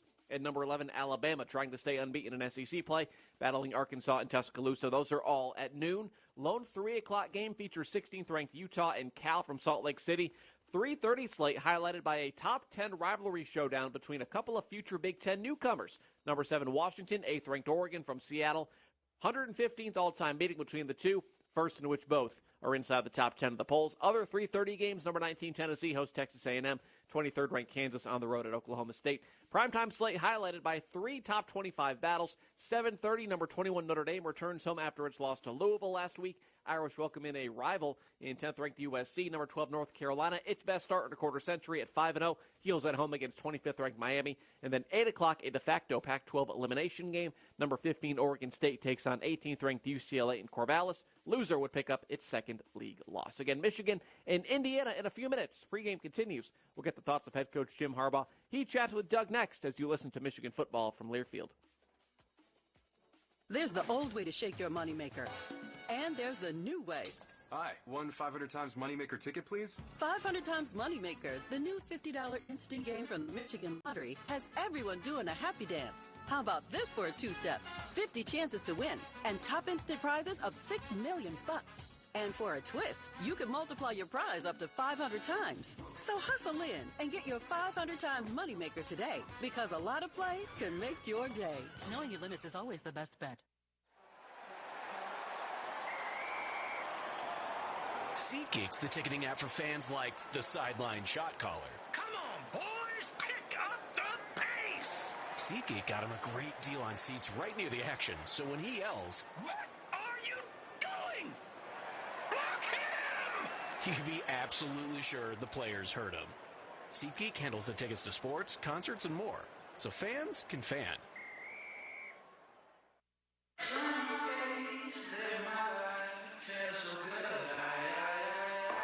Feel the sun on your face and enjoy the ride with a brand new truck or SUV from your Metro Detroit Chevy dealers. Whether you're north, south, east, or west, your Metro Detroit Chevy dealers are in your neighborhood. From their impressive family of SUVs to the strongest, most advanced Silverado ever, your Metro Detroit Chevy dealers will put you in the driver's seat.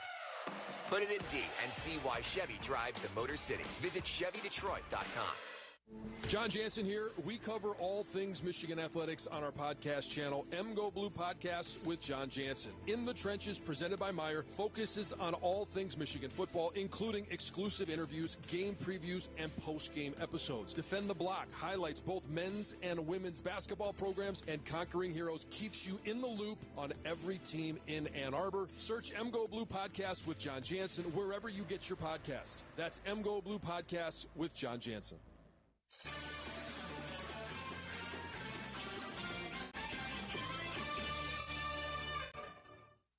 With kickoff approaching, let's hear from the head coach of the Wolverines, Jim Harbaugh. Now, here's the voice of Michigan football, Doug Karsch. Counting you down to kickoff, Michigan and Indiana back at the Big House. Game 7 today, Coach, you're at the halfway point. We're joined by the head coach, Jim Harbaugh, and you're at the halfway point of the season. As you look back, I'm sure there's a lot from the first half of the season you like, but what do you like the most about the way your team has come out of the gate? How hard they play. That stuck out right from game one. Also, see it in practice. And, both sides of the ball, just, very, just a lot of hustle and playing hard. You have the benefit of getting a lot of guys snaps, which keeps people fresh. Your coaches have talked to me about Tuesdays and Wednesdays are where you're winning games because you're getting better. And because you get to play so many people, they can practice really hard. Is this the formula you hope to set up? Well, it's great for so many levels. I mean, you get better at football by playing football. Great for the morale of the team, the depth of the team, and not only for this year, but for next year. There's so many benefits for getting guys on the field in games. Last week we talked a little bit about your teaching the game moments. One of your players brought up something else that you've established this week. He talked about wise words and said that wise words have inspired him. Now, wise words is where you have a coach or someone get up and give some wisdom to the team. And this week, Carson Barnhart said he was inspired by your defensive back coach, Steve Clinkscale. A member of the media said, how do you play both right and left tackle seamlessly? And he says, Clink said, don't flinch. And it resonated with him. Is this what you hope to get out of those moments?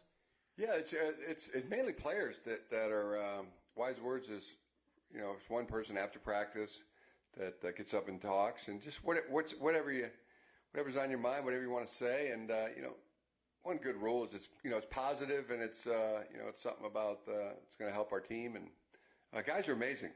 Some of the things, and we film them, but people can. It's great to hear what they have to say and how they say it. There's been some great moments for sure. Yeah, yesterday was Will Johnson, and Will's going to be that guy can talk. He hasn't been up for wise words many times, but if he wanted to be a CEO or a coach or a broadcaster, look out, because he's got the talent. So what did he share with the team? What was it that was so good at what he had to say? He talked about focus and preparation on our execution, our physicality, our assignments, our discipline, and just said it in a way that was better than me saying it right now. He brought it to life. It was tremendous. Let's talk about halftime adjustments. You guys haven't a lot of point in the third quarter. You've had dominant second halves. The process of how do you guys as a staff decide what is going to get changed and why has it been so effective? Well, sometimes you don't know what's going to be changed. That's like It's like as people are some people are talented, more talented than others. I mean, it'd be like a card player, poker player. Some guys are better playing the cards they're dealt than others, and what the next move is. But yeah, there's some standard things that you're trying to see in the first half of play. You don't know how they're going to play. What is their goal line defense going to be? Well, all of a sudden this week they were 6-2, and that happened. The week before, Minnesota had been a 5-3 goal line defense, and okay, when they got to the 2-yard line, they turned into a 6-2. And that happens in coverage. That happens, offensively with an opponent. Special teams, you don't know what it's going to be, and it's like a puzzle being put into place each week. Like this week's a new week playing Indiana. There's different coverage, there's different fronts, and they're going to give us something. The final piece of the puzzle is going to be, what are they going to give you the first half, when the game comes. So once you find out that last piece of the puzzle, then you make the adjustments at halftime. And some coaches are better than that, the others. But there's we're pretty good at it, and Jesse, Sharon, Jay, Harbaugh, three of the best. All right, we'll come back and talk about today's game with Indiana straight ahead. You're listening to Michigan Football from Learfield. For over a century, Michigan Medicine has been on a mission to bring Michigan answers to patients and families across Michigan and beyond. It's why University of Michigan Health is honored to have been named Michigan's #1 hospital once again by U.S. News & World Report, and to have been named year after year to the prestigious honor roll of the nation's top hospitals. If you need a Michigan answer in your life, think Michigan Medicine and visit MichiganAnswers.com. It's Ford SUV season. Time to gear up for adventure on or off-road. Get great deals on our capable lineup of Ford SUVs, including Ford Explorer, Ford Edge, and Ford Escape. All designed with technology to give you the confidence on the road. Returning AZ Plan Escape lessees can lease a 2023 Ford Escape Active all-wheel drive for $299 a month for 24 months, with $2,809 due at signing. Lease payment includes waived security deposit, excludes title, taxes, and license fees. Not all lessees will qualify for Ford Credit Red Carpet Low Mileage Lease. Payment includes $2,000 trade assist, $1,000 AXZD bonus cash, and $500 vehicle-specific renewal. Offer ends October 31st. See dealer for qualifications and complete details. Some exclusions may apply.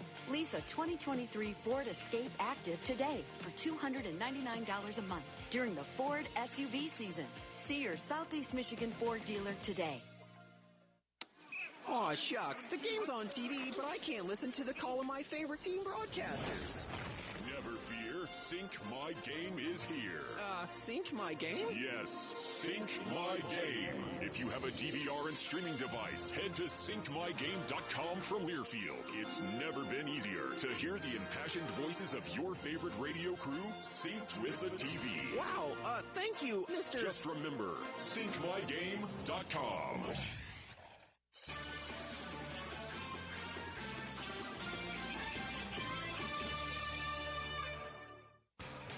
Let's continue our pregame conversation with head coach Jim Harbaugh. Once again, here's Doug Karsch. Continuing with Michigan coach Jim Harbaugh prior to the Wolverines and the Hoosiers at the Big House. And Indiana, they got a great weapon in number 12, Jalen Lucas. Return game, receiving game, rushing game. What have you seen from him on film? No, it's scary good. He's got to be one of the best, top 3 best, in the country. And he really does have no conscience back there, catch everything, hard to get down on the ground, tremendous football player. It's been a point of emphasis with our team the entire week. It's going to be probably fans watching and everything.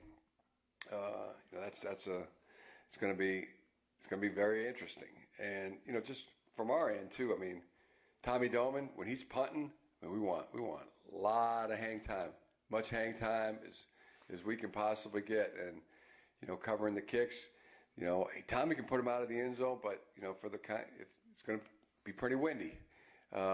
So kicking into the wind, we're going to have to really cover him, and So our guys are they're up for the challenge, but it's good against. He's good.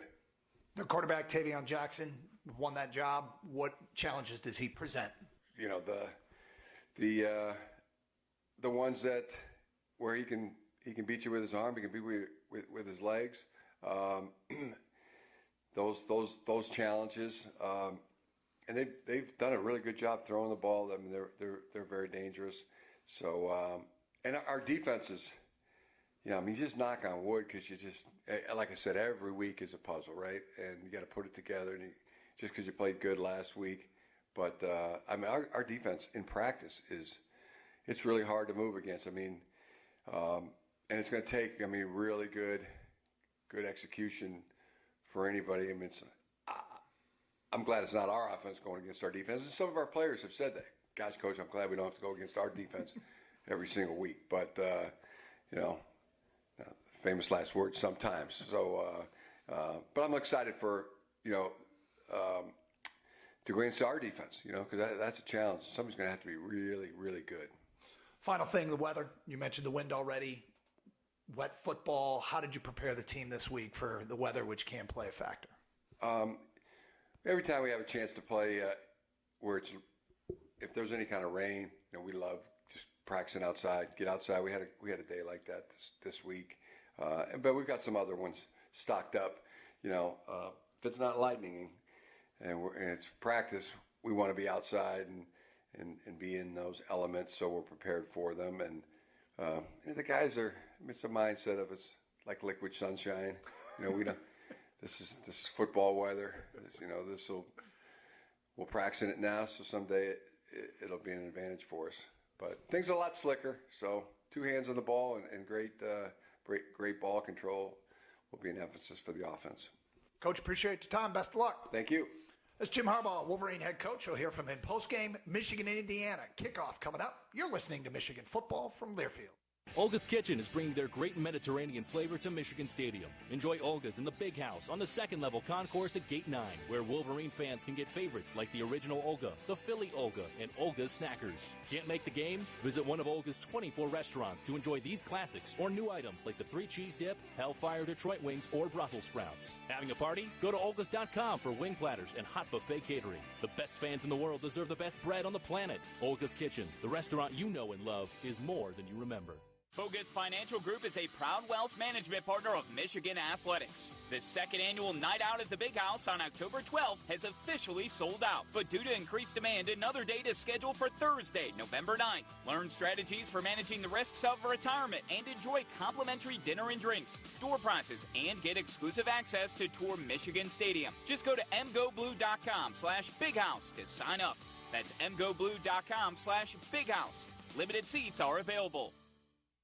The weather is starting to cool off, which means the basketball will soon be bouncing at Chrysler Center. Single-game tickets for Michigan men's basketball are on sale now, and those tickets are running out for some of the season's marquee matchups and great promotions. So, head to mgoblue.com/tickets to secure your seats now. That's mgoblue.com/tickets to experience Michigan men's basketball at Chrysler Center this season. mgoblue.com/tickets for your single-game Michigan men's basketball tickets.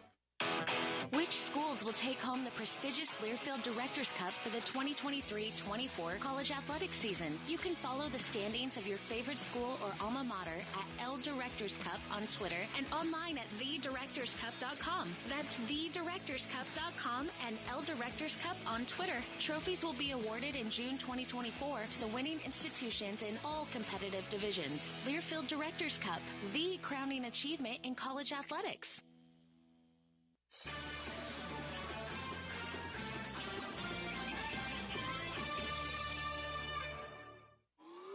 We're right at that midway point, middle of October.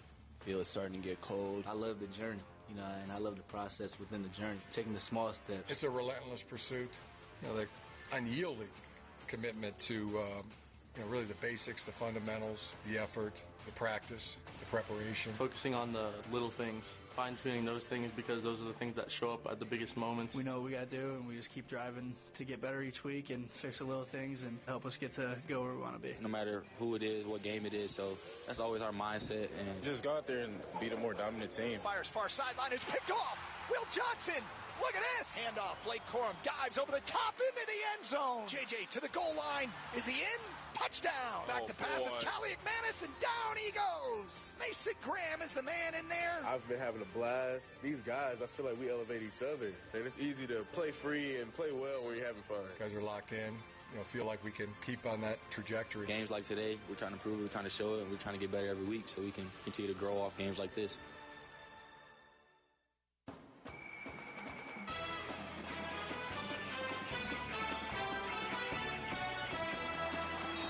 Michigan football is brought to you by your Southeast Michigan Ford dealers. Think Ford first. Coke Zero Sugar. Best Coke ever. And by the Michigan Gaming Control Board. Remember, don't regret the bet. Once again, here's Doug Karsh and John Jensen. Before we set the stage from here at the Big House, let's pause 10 seconds for station identification. This is Michigan football from Learfield.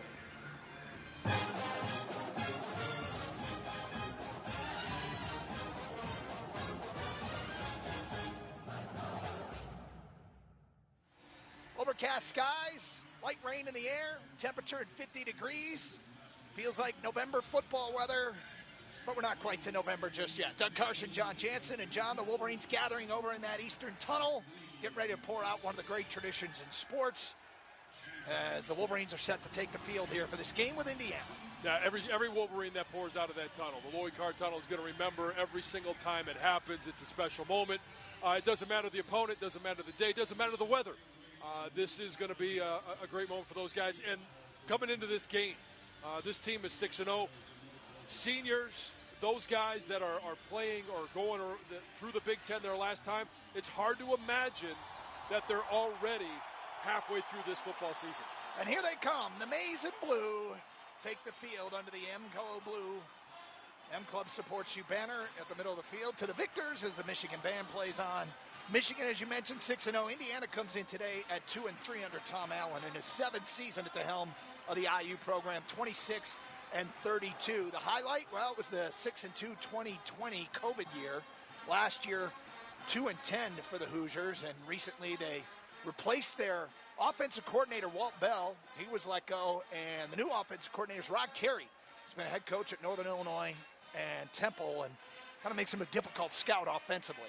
It does. They're going to change some things up. They're hoping to create a spark, some new ideas, some new opportunities for those players to go out and impress a new coach. He's been there for a couple of years as an analyst, and so it's not like it's going to be a wholesale change, but it'll be interesting to see how Jesse Minter faces up against this Indiana offense. And, of course, Michigan coached by Jim Harbaugh in his 9th year at the helm, 77-25. The Wolverines have won 31 of their last 34 Big Ten games, including 18 straight in the conference. They have a 19-game winning streak here at the Big House. And Michigan really getting it going the last couple of weeks. Those 2 road games, Nebraska and Minnesota, awfully impressive. It was a complete package. Offense, defense, special teams. I mean, it all went well. And when you go to Nebraska in that heat, it's kind of hard to believe we were in 95-degree heat just 2 weeks ago. And then last week, obviously, Minnesota had cooled off a little bit. And then the weather we're having today. This team has been tested in a lot of different situations, on the road, at home, against inferior opponents. They've had to have really good focus.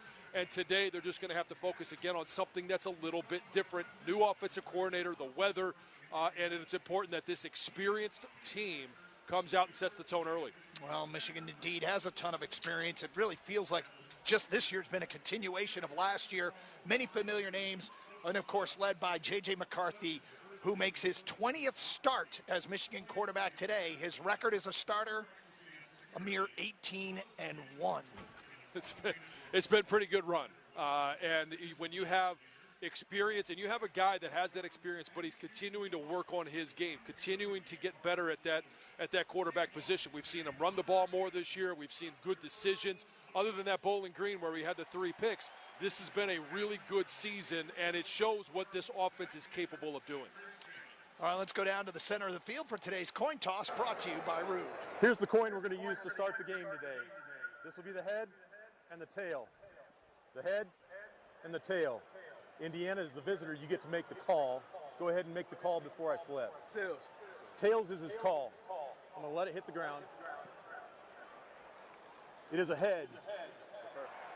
Michigan has won the toss. They've elected to defer their choice to the second half. You're going to want to receive, which you want to kick this direction. All right, your backs go that way.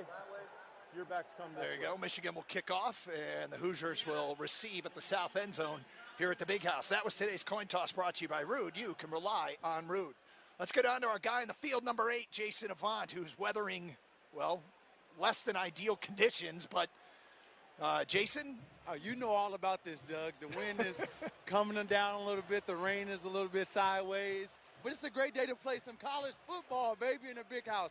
I'm excited about it. Our team should go out and play really well today. Let's get caught up. What shoe wear do we have on today? I got the Jordan 1s with the maize stripe on them, looking fresh, feel good, play good, that type of thing. There he is. Hey, Jason, let me ask you this before we get going. With this weather, what are some of the provisions that you would expect these wide receivers, defensive backs, anybody that's carrying the ball to be taking?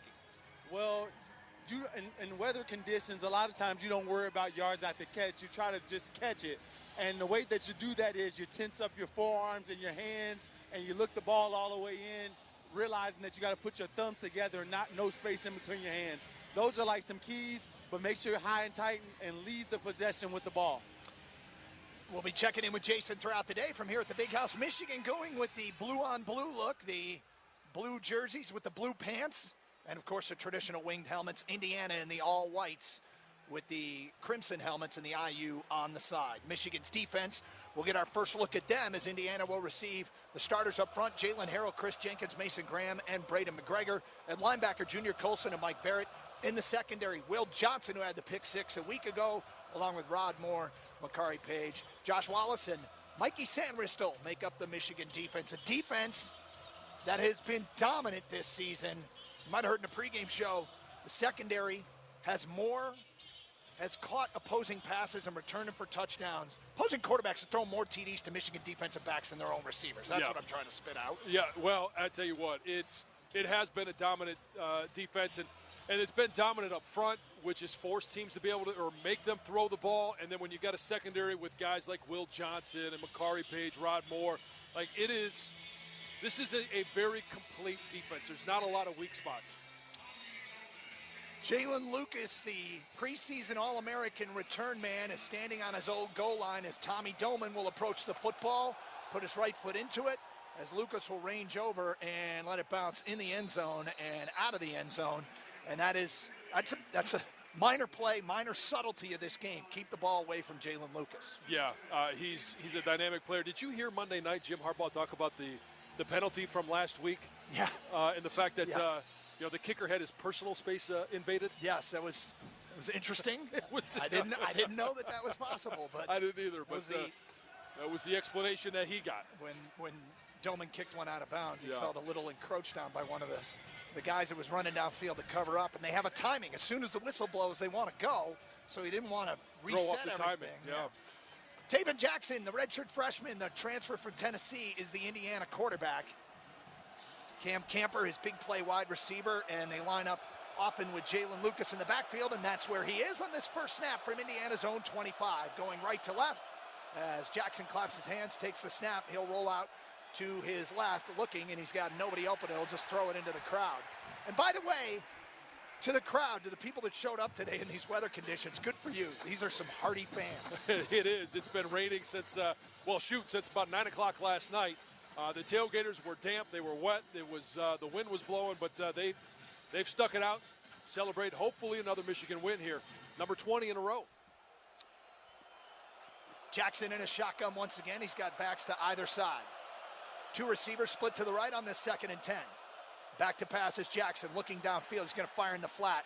He's got his man Lucas back at his own 20, and he almost makes it back to the line of scrimmage before coming up to make the tackle. Josh Wallace for a loss of 1. So Indiana going backwards here, and they're going to have a 3rd and long. Yeah, when you get Jalen Lucas in the open field there, that is a very difficult position to be in. Great open field tackle by Josh Wallace.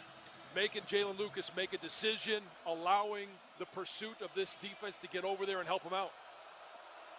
3rd down and 11 for Indiana on the first possession of the ball game. Just underway in Ann Arbor. Jackson in a shotgun. Now he's going to slow things down and look to the sideline. He's got 7 seconds on the play clock. They're going to have to hurry. He's barking commands with 2 and 1, and he gets the snap off. Back to pass, fires far side, and it's underthrown. Some miscommunication there as his receiver went deep, and it looked like Jackson was thinking back shoulder. And incomplete on 3rd down, and Michigan gets a 3 and out. Makari Page was the man down there in coverage. Well, they lined up 7 on the line of scrimmage and brought all 7 guys originally, at least showed all of them. They ended up dropping Jalen Harrell, but Makari Page was able to put pressure on the quarterback. And when you got an inexperienced quarterback in an environment like this, it becomes very difficult to decipher who are the most dangerous. James Evans, from where, John? Australia. He's actually from New Zealand. He is back to punt. He came through the Pro Kick Australia program, and this ball is shanked, and it's going to go out of bounds. And Michigan's going to have great field position as Evans. They're going to have to be looking for a true Australian. The Kiwi off the side of the foot. Yeah. And Michigan will take over on their own 48-yard line as that one sailed over the Indiana bench on the far sideline. And we'll see the Michigan offense, 28-yard punt. J.J. McCarthy, of course, at quarterback. The junior out of LaGrange Park, Illinois, Carson Barnhart. Trevor Keegan, Greg Nugent, Zach Zinner, and Ladarius Henderson up front. Cornelius Johnson, Tyler Morris, and Roman Wilson, the wide receivers. Colston Loveland at tight end. And Blake Corum in the backfield to the left of J.J. on the first snap for the Wolverines from their own 48. J.J.'s got it. Fires far side and through the hands of Colston Loveland, incomplete. Yeah, it's tough. I mean, in these conditions, you want to be able to still keep everything up in your offense. Michigan offense wants to attack here, getting the ball at about a 50-yard line. They want to be able to make a statement, and it's just, the ball is going to slide through some hands today. 2nd down and 10 for Michigan. Max Bredesen now in the backfield. Pistol formation with Blake Corum deep, Bredesen to J.J.'s right. 2 receivers split to the right, Roman Wilson and Cornelius Johnson. A.J. Barner in the game, the Indiana transfer at tight end. J.J. handoff to Corum, running left, makes a man miss at the 50 into Indiana territory where he's swarmed under by the captain, Aaron Casey, outstanding middle linebacker for Indiana. A gain of 3 yards for Blake Corum. It'll be 3rd down and 7. Yeah, and I'm interested to see how they ended up pulling the center on that one. Drake Nugent, which that's really the first time this year that we've seen the center pull. It's always been the 2 guards, but trying to stretch things out, give a different look to this defense. It'll be interesting to see if Blake is a little bit limited in his ability to maneuver with the field. Donovan Edwards in the game for the first time as Michigan goes 5 wide on 3rd and 7. J.J. in a shotgun. Back to pass. Here comes a blitz. He bails out of there and escapes one tackler. Won't escape another as he'll get dropped for a big loss. As Aaron Casey was the blitzing linebacker in there, and they're going to mark him all the way back inside the Michigan 40, down at the 37. So Michigan going to be forced to punt. Yeah, they brought more than they could block, and J.J. just didn't have his head up and see Casey coming off the edge. You got a 5-man protection. You bring 6. You know that the least dangerous guy, the guy furthest away, is going to be unblocked, and that was Casey on that play. Jalen Lucas standing on his own 20. Tommy Doman deep to punt for Michigan. Has the snap and gets the punt off and gets big-time hang time, and Lucas is going to have to signal for a fair catch and make it at the 23-yard line. That is the strength of Tommy Doman as he leads the country with 4.49 seconds of hang time every punt. We are scoreless after an exchange of punts here in Ann Arbor. 40-yard punt for Tommy Doman, and Indiana will take over in their own territory. When we continue, you're listening to Michigan Football from Learfield. Experiencing a Wolverines game is a lot like life. We honor traditions. We shed tears for a loss, but also for a win. And every time we step on the field, it's a chance for greatness. Farm Bureau Insurance sees the connection and is a proud sponsor of University of Michigan athletics. From financial security to a helping hand, Farm Bureau understands the experience matters. Find an agent who can protect what matters to you. Imagine this, winning big at Soaring Eagle. Get more bang for the buck and win an outdoor adventure. Saturdays in October from 5 to 11 p.m., one winner every hour nabs up to $2,000. On the 28th, one lucky guest wins a 3-day hunting trip along with a 2023 Polaris UTV. It's bang for the buck, only at Soaring Eagle Casino and Resort. Your getaway reimagined. Visit SoaringEagleCasino.com for complete rules and details. Having a choice is awesome, because even if you choose something bad, you can just switch to something else. Like switching from bad internet to good internet from WOW. Internet 500 has it all. It's extra reliable, super fast, and just $39.99 a month. Plus, get a free modem for a year and $100 on us when you sign up at wowway.com. WOW. Good internet. Limited to new internet customers with auto pay and paperless billing. Subject to change. Terms apply. Taxes and fees extra.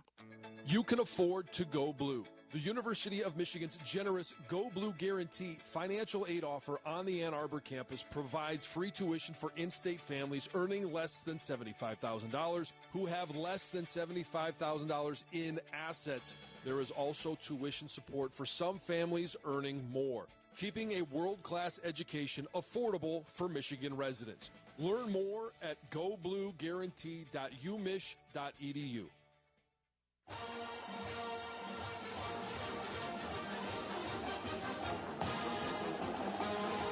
Looking for some serious green? Play the new 500 times moneymaker instant game from the Michigan Lottery with $6 million top prizes and the chance to multiply your prize up to 500 times. Doug Karst, John Jansen, Jason Avant here at the Big House.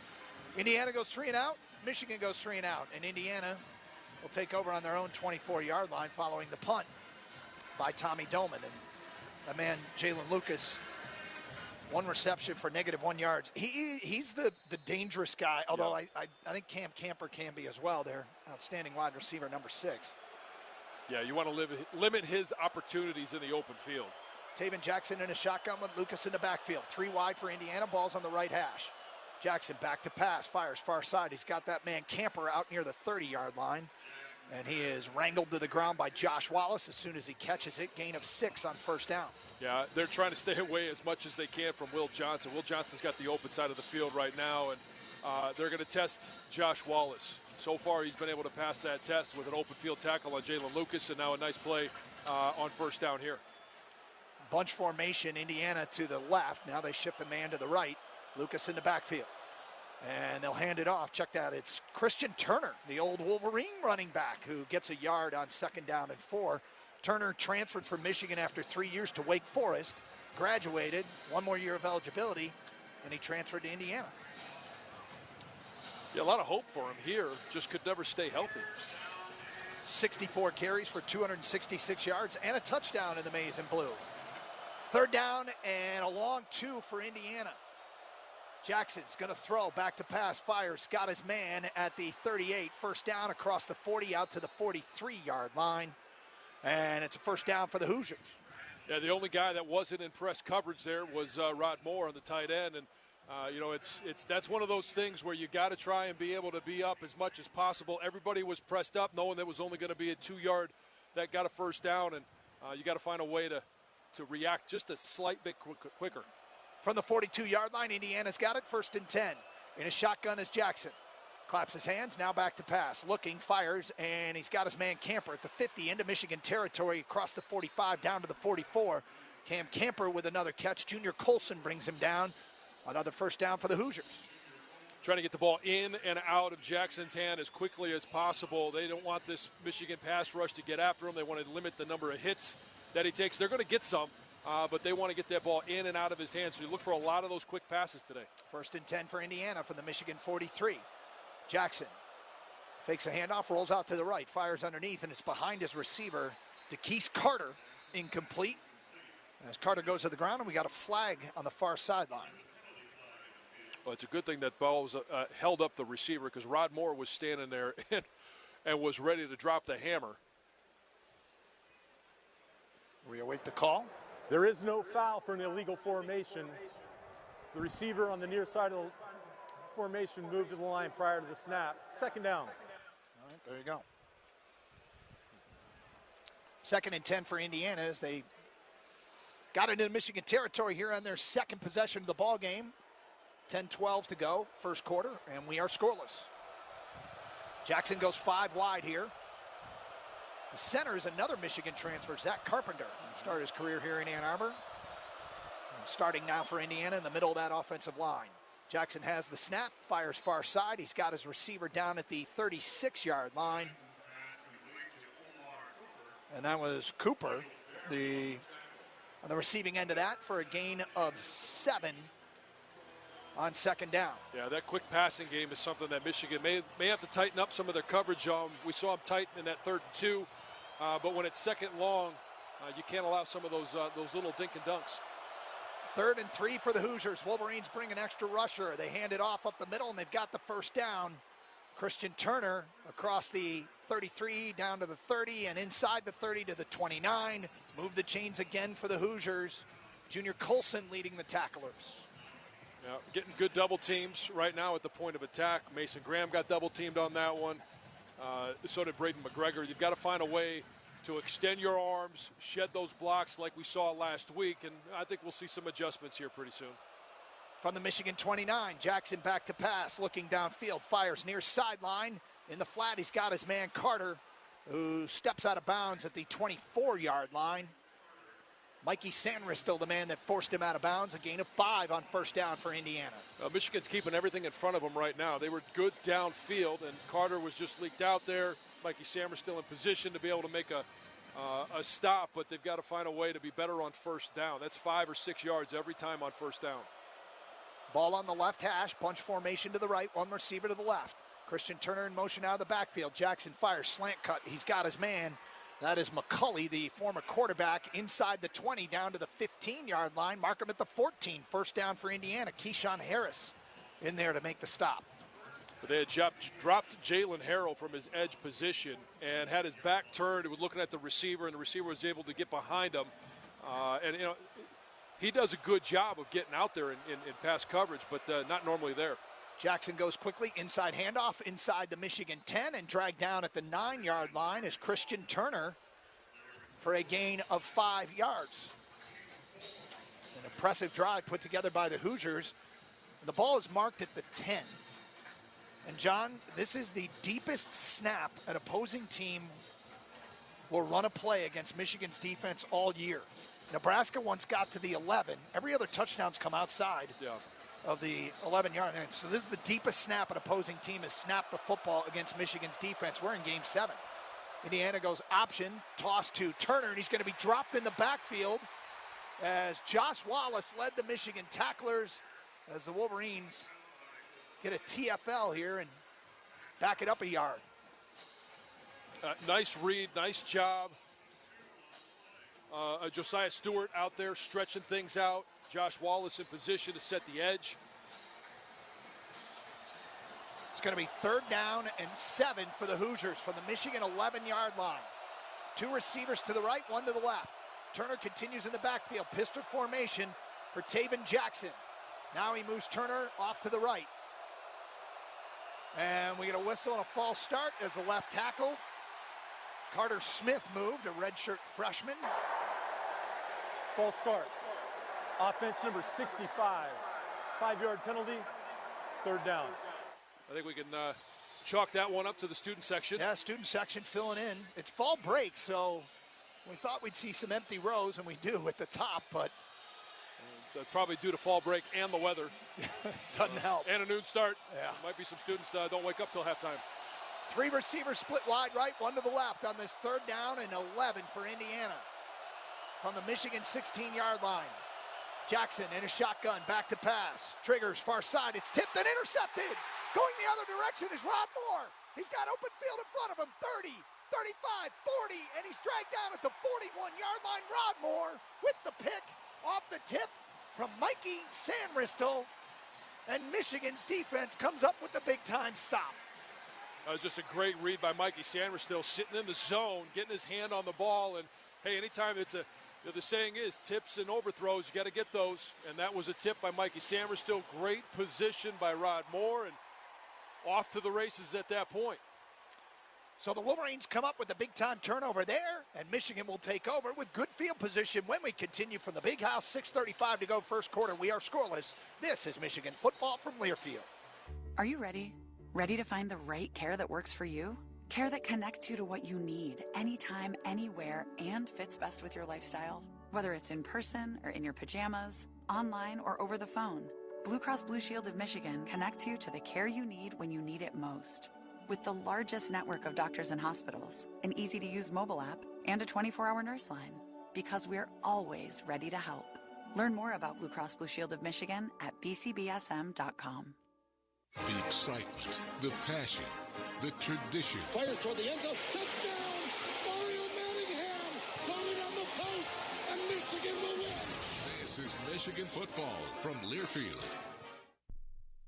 For 46 years straight, more of you have trusted Ford F-Series trucks to help save the day. Stretch the weekend, haul or tow just about anything, anywhere. And it's why Ford F-Series are America's best-selling trucks 46 years straight. Returning AZ Plan F-150 lessees can lease a 2023 F-150 Super Crew XLT 4x4 for $299 a month for 24 months, with $3,809 due at signing. Lease payment includes waived security deposit, excludes title, taxes, and license fees. Not all lessees will qualify for Ford Credit Red Carpet Low Mileage Lease. Payment includes $2,000 Trade Assist, $1,000 AXZD Bonus Cash, $1,000 AZ Bonus Cash, and $500 Vehicle Specific Renewal. Offer ends October 31st. See dealer for qualifications and complete details. Some exclusions may apply based on 1977 to 2022 CY total sales. Lease a 2023 Ford F-150 XLT today for $299 a month. Think Ford first.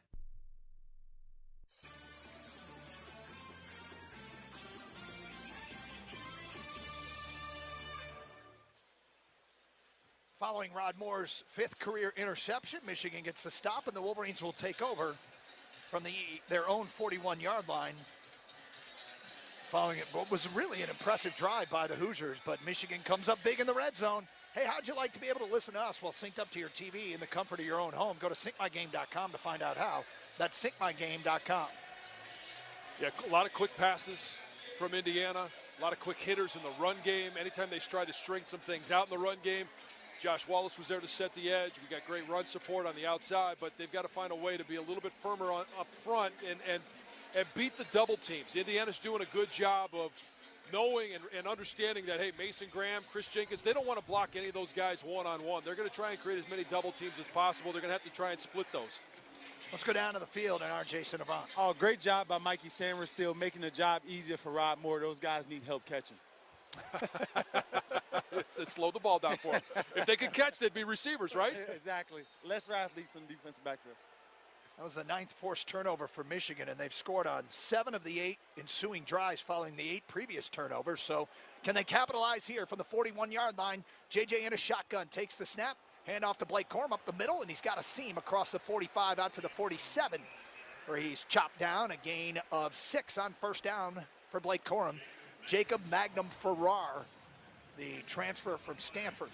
You know, Michigan didn't try and do anything cute on that first drive, but I like the fact that they came out here on their second one, understanding it was a 3-and-out. A little chip on their shoulder, going right downhill, picking up 7 on the first. JJ continues in a shotgun. He's got Roman Wilson in the backfield. Now he'll motion out of there and leave Blake Corum off the left hip of JJ, who's back to pass. Looking, and he's going to bail out of there and get sacked from behind. Wow. Indiana bringing heavy pressure, and JJ brought down for a loss of 2. Linnell Carr Jr., the man that sets up a 3rd and long, and Michigan's going to go quickly, no huddle. JJ right to the line of scrimmage. 3 receivers split right from the left hash on this 3rd down and 7. Now they're going to slow down and get a play in from the sideline. Scoreless, 5:30 to go, first quarter, clock running. Now they've got the play. JJ claps his hands, back to pass, looking downfield, steps up in the pocket, goes over the middle, and it's tipped and incomplete. Right in front of Roman Wilson in Indiana territory. It's Magnum Farrar again. Give him the PBU, and Michigan for the second time will go 3-and-out. Yeah, I don't like the pass sets right now by Carson Barnhart. He's biting on some head fakes. Needs to trust his technique. He's taking a decent set, but you don't have to take too many steps. Just trust your technique. Trust your position. Trust that JJ is going to get the ball out. And, you know, the defense for Indiana is going to give some unique looks. On that sack, it was just a long set, a wide set for Carson. We talked about the Wolverines' success at turning turnovers into points. Not that time. Short punt from Doman's going to bounce at the 25, take a Michigan bounce inside the 25, and roll slowly to a stop at the 23-yard line, and that's where Indiana will take over. We are scoreless in Ann Arbor with 5:08 to go in quarter number 1. You're listening to Michigan football from Learfield. From the biggest of big games to the littlest of the little. There you go. Go! Run, James! No, first base! Go, go, go! Whenever you shop Meijer, you help support hundreds of local sports teams across the Midwest. From some of the biggest stadiums in the state to the familiar fields down the street. You're helping make a difference to the people and places you call home. Learn more at Meijer.com/community. It takes hard work to be the best in the game. Planning, commitment, resilience, sweat. That's why Old Dominion Freight Line, the #1 national LTL carrier for quality, works hard to be the best in the game and is proud to support those striving to be the best in theirs. Old Dominion Freight Line, exclusive freight partner of Michigan Athletics, helping the world keep promises. Online betting can be fun. It's kind of like whitewater rafting. The rush of excitement, the thrill. Well, until your raft is heading straight for a huge waterfall. For tips that will help keep you afloat, go to don'tregretthebet.org. Sponsored by the Michigan Association of Broadcasters and the Michigan Gaming Control Board. Have a gambling problem? Call the Problem Gambling Helpline at 1-800-270-7117. Aw, shucks. The game's on TV, but I can't listen to the call of my favorite team broadcasters. Never fear. Sync My Game is here. Sync My Game? Yes, Sync My Game. If you have a DVR and streaming device, head to syncmygame.com from Learfield. It's never been easier to hear the impassioned voices of your favorite radio crew synced with the TV. Wow, thank you, Mr. Just remember, syncmygame.com. Michigan, Indiana. It's an East Division showdown, live from Ann Arbor. And today's broadcast is presented by DTE Energy. Participate in energy efficiency programs and rebates, including savings on energy-efficient products and rebates, appliance and lighting upgrades, and more. Learn more at dteenergy.com/saveenergy. Sluggish start for the Wolverines here in Ann Arbor. We are scoreless. 5:08 to go, quarter number 1. Indiana will take over on their own 23-yard line. Meijer's the presenting sponsor of the 2023 Michigan football season, a proud supporter of hundreds of local sports teams across the Midwest. Yeah, I think Sharon Moore and this offensive staff probably going to take a look at what's going on right now. And, hey, you get 7 yards on first down with a nice run by Blake Corum. I would really like to see them pound away at this defense a few more times, pick up a couple of first downs before they go back to the passing game. It's not that I want them to get away from the passing game, but with the weather the way it is and the fact that we haven't been able to protect the quarterback just yet, then, hey, let's go ahead and do what we know in these conditions will work every single time, and that's attacking this defensive front. Meanwhile, prior to that interception, Indiana had run a 12-play, 60-yard drive, impressively deep into Michigan territory. And Indiana comes out with Jackson in a shotgun. Handoff to Howland. Nope, Jackson's going to keep it on a quarterback sweep to the right and get across the 30 and chop down there. Keon Sabb leading the Michigan tacklers. Good gain on first down for the Hoosiers. Yeah, I mean, we've seen this so many times, and we saw it from Michigan last week, the ability to have good ball handling skills in the backfield. Jalen Harrow just got sucked down one step too far. Thinking that the running back had the ball, he's got to be able to set the edge, stay disciplined. That was Brendan Sorsby in a quarterback for IU on that first down play. Now Sorsby's got it, back to pass. Going to have to bail out of there under heavy duress. Going to fire far side, incomplete. Looking for his receiver, DeKeese Carter out there. Braden McGregor was the man in Sorsby's face. And it'll be third down and a long 3 for the Hoosiers. Sorsby started the Ohio State game. which was Indiana's opener. It's been Jackson since, but they both played. Sorsby's a redshirt freshman out of Denton, Texas. 24-43 on the year with 2 touchdowns, no picks. 250 yards passing in total. Christian Turner back in the game, the Michigan transfer. He's off the right hip of Sorsby. He's in a shotgun on this 3rd down. They go, Sorsby, keep it, going to fake it, now run up the middle. He's got some room to the 30, 35, out to the 45-yard line. A good pump fake there from Brendan Sorsby. Got a Wolverine in the air. Yeah, it was Mikey Sanderstill who came on a corner blitz, and we've seen that be really effective throughout the course of this year. They pinched everybody across the face of that offensive line, and Braden McGregor made a great play on Christian Turner. His problem is he didn't have the ball, and Mikey Sanderstill left his feet. First down for the Hoosiers from their own 46-yard line. Sorsby a couple of runs here as he gets this series for the Hoosiers. They go handoff to Turner up the middle, and he'll fight forward for a yard, maybe 2. Getting a lot of run here in the Indiana backfield. Not a lot of magic as to what Indiana is doing. On the passing game, it's short, quick passes. In the run game, they're just using the quarterback and the running back right now.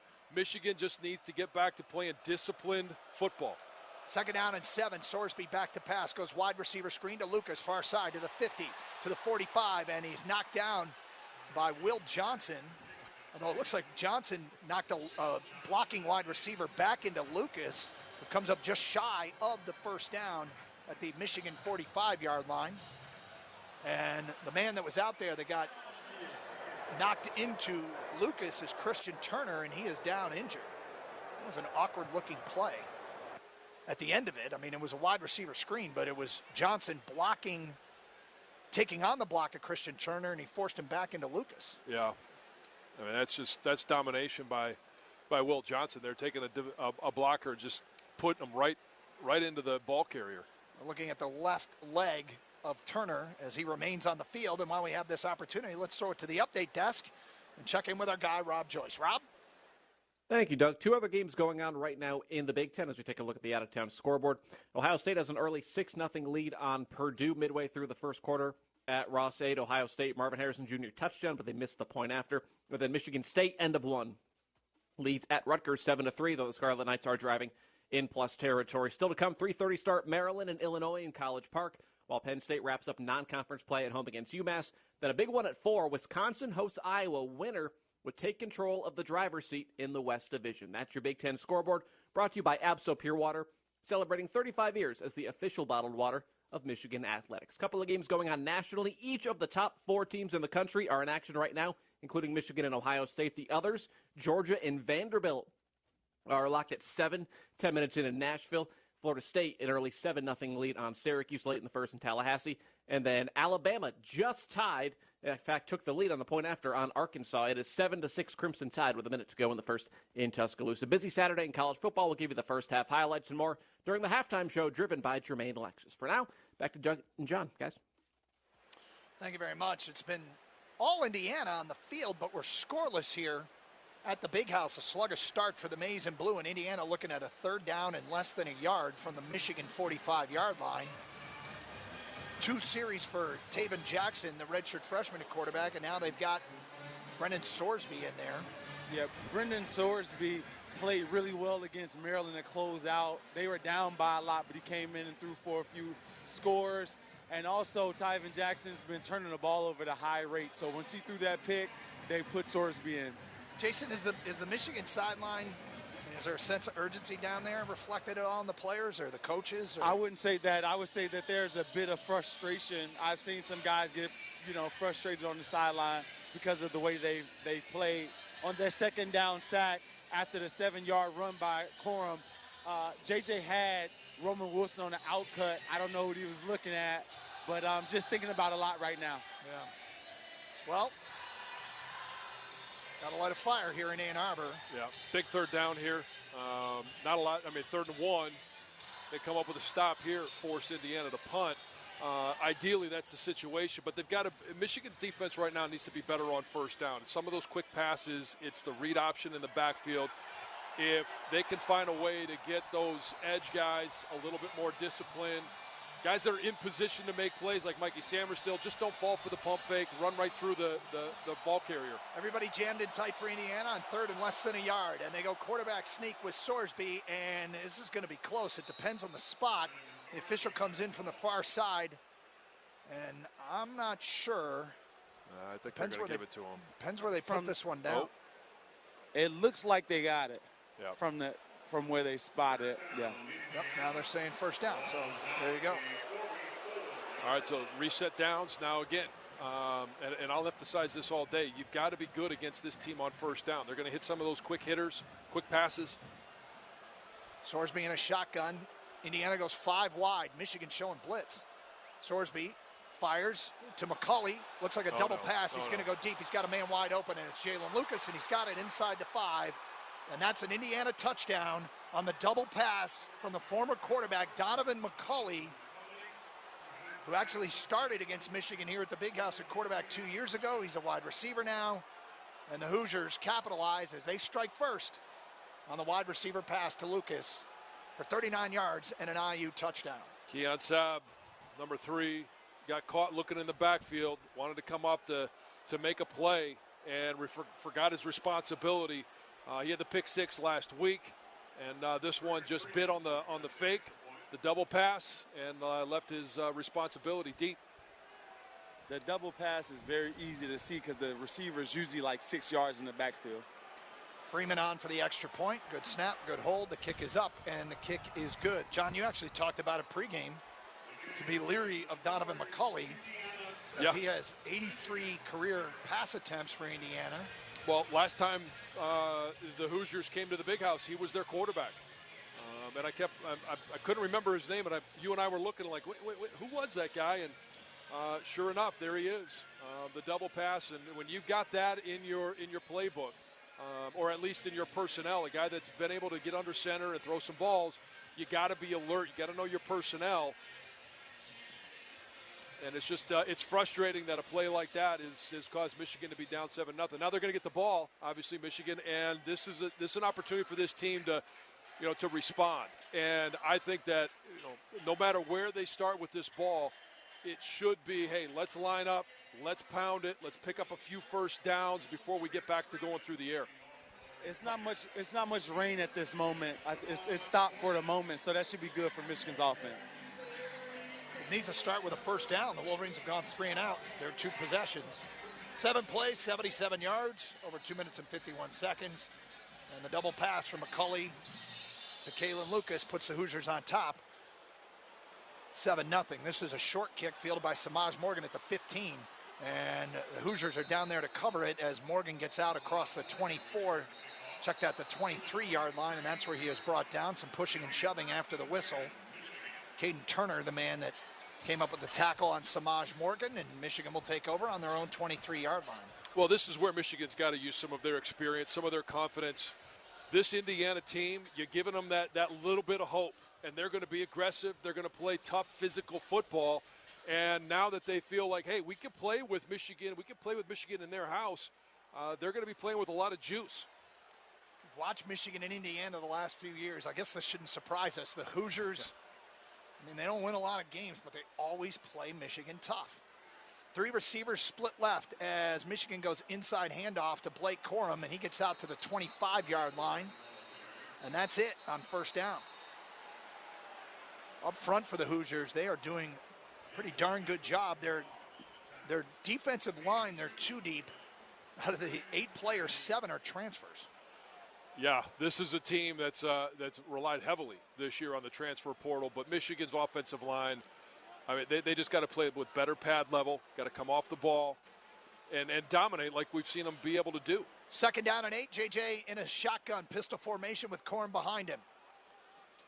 JJ takes the snap, back to pass. Steps up in the pocket, looking downfield, and he's going to get tracked down and fumble, and the ball's going to roll out of bounds at the 28-yard line. Aaron Casey in there again. Aaron Casey's been all over the field for Indiana.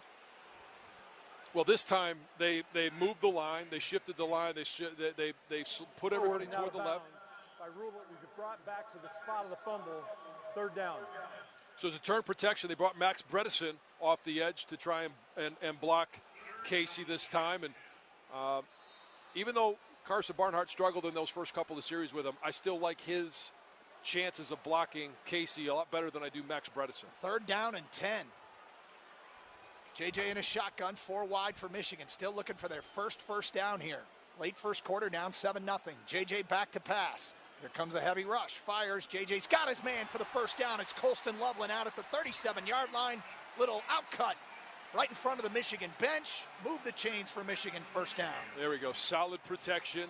Indiana ran a game that time on the right side. Nice job by Zach Zinter, Carson Barnhart, of trading everything off and allowing JJ the time that he needed. If you give JJ time, he's going to make some plays. 13 yards on 3rd and 10. Now Michigan goes single back with Blake Corum alone in the backfield. 3 tight ends to the left. JJ handoff to Corum, running left, big hole, 40, 45, out near the 50 as he is knocked down just shy of the 50 at the 48-yard line. Good run for Blake Corum there. Move the chains again. Jamari Sharp, the man on the tackle. Well, that's the first time I've seen that. We've seen guards pull, we've seen tackles pull, we've seen tight ends. That time it was Roman Wilson that pulled from his basically wing position to lead as the lead blocker. Nice job of getting up in the hole as a wide receiver. And that play will likely be the final play of quarter number 1 as the clock ticks down to 2-1 and 0. And there you hear the whistles, and that is it for quarter number 1. Michigan trailing 7-0 here at the Big House. But the Wolverines have started to put something together offensively. We'll have second quarter action when we continue. This is Michigan football from Learfield. For over a century, Michigan Medicine has been on a mission to bring Michigan answers to patients and families across Michigan and beyond. It's why University of Michigan Health is honored to have been named Michigan's #1 hospital once again by U.S. News & World Report, and to have been named year after year to the prestigious honor roll of the nation's top hospitals. If you need a Michigan answer in your life, think Michigan Medicine and visit michigananswers.com. Subscribe to the official podcast home of Michigan Athletics, Go Blue Podcasts, on Apple Podcasts, Spotify, or wherever you get your podcasts. This is the Michigan Sports Network from Learfield. Fogut Financial Group is a proud wealth management partner of Michigan Athletics. The second annual Night Out at the Big House on October 12th has officially sold out. But due to increased demand, another date is scheduled for Thursday, November 9th. Learn strategies for managing the risks of retirement and enjoy complimentary dinner and drinks, door prizes, and get exclusive access to tour Michigan Stadium. Just go to mgoblue.com/bighouse to sign up. That's mgoblue.com/bighouse. Limited seats are available. Your Metro Detroit Chevy dealers are changing the game with their impressive family of SUVs, like the popular Chevy Equinox. Equinox is the perfect compact SUV. Its sporty style is versatile and spacious. Its safety features surround you with security. And with technology like an available built-in Wi-Fi hotspot, Chevy Equinox keeps you connected wherever you go. Put it in D and see why Chevy drives the Motor City. Visit ChevyDetroit.com.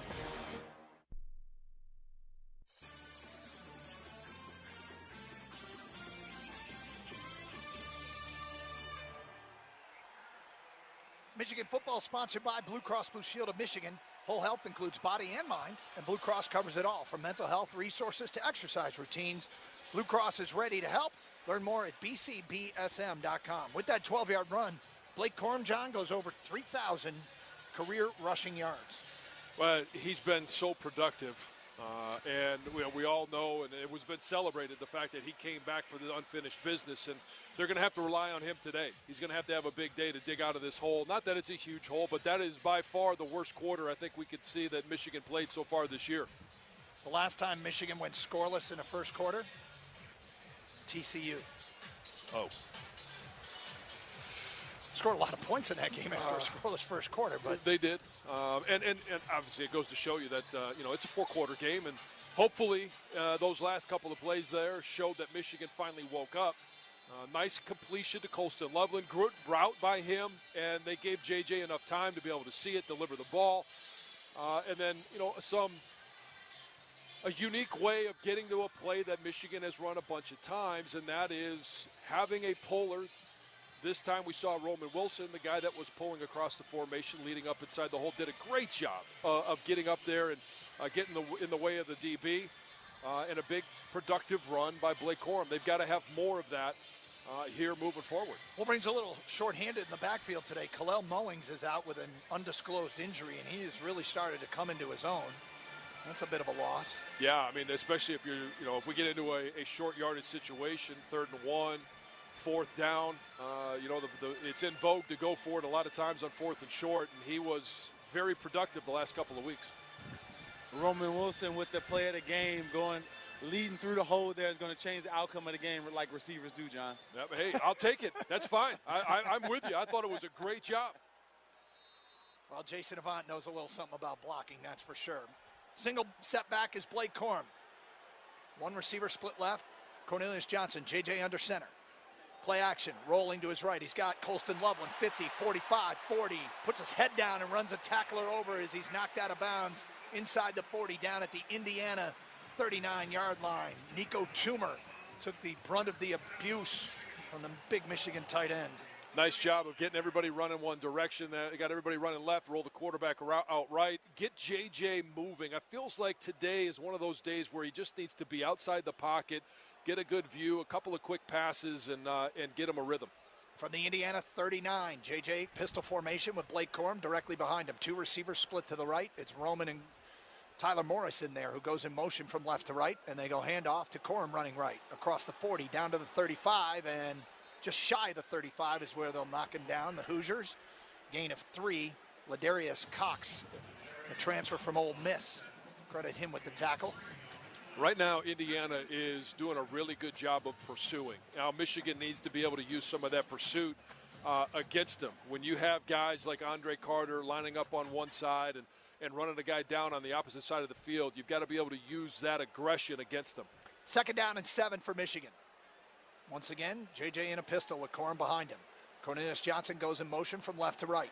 From the right hash, JJ's got the snap. Back to pass, fires over the middle. He's got Cornelius inside the 25 and knocked down at the 21-yard line by Nico Toomer. Dangerous pass there, but JJ with a fastball to his senior wide receiver out of Greenwich, Connecticut.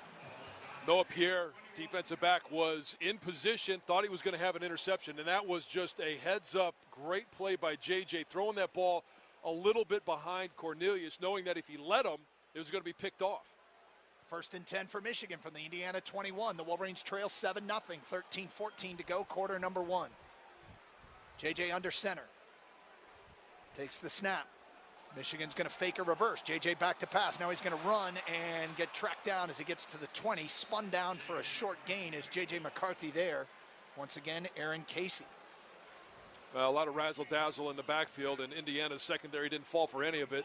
Good coverage downfield. JJ recognized it right away and said, you know what, I'm going to have to try and pick up something here. There's nothing downfield, and not much to be gained there. Correction on that tackle was Anthony Jones, a linebacker coming up and making the stop. 2nd down and 9 for Michigan from the IU 20. 3 receivers split to the left. One of them is Blake Corum. Now they're going to motion Corum back towards the backfield. JJ takes the snap. They go inside handoff to Corum to the 20, to the 15. Blake Corum runs a tackler over to the 10 and steps out of bounds at the 5-yard line. There's a look we haven't seen before, John. They brought Corum in motion and snapped it. JJ went inside handoff, although it's probably a pass attempt, right? A pop pass? Yeah, we've seen it with Donovan Edwards. First time we've seen it with Blake Corum, and a great job of the tight end, Colston Loveland, coming down on the defensive end. They pulled Carson Barnhart out, and when you get the big guys out in space, blocking little guys, advantage big guy. 15 yards on that play to Corum, and it's 1st and goal from the 5. Everybody jammed in tight. JJ, handoff to Corum, running right. Gets down to the 3, to the 2, and they'll knock him down and mark him at the 1-yard line. And Michigan will be looking at 2nd down and goal. Here comes Trente Jones for a little bonus offensive lineman. Boy, I tell you what, when Blake Corum decided that he was going to head north and south, he put his foot in the ground, put his head down, and just barreled forward for every single inch. Nice 3-yard pickup on that one. From the Indiana 1-yard line, 2nd down and goal. Wolverines trailing 7-0. Handoff, Corum running right into the end zone. Touchdown, Wolverines. Got behind Ladarius, or check that, Carson Barnhart and Zach Zinner.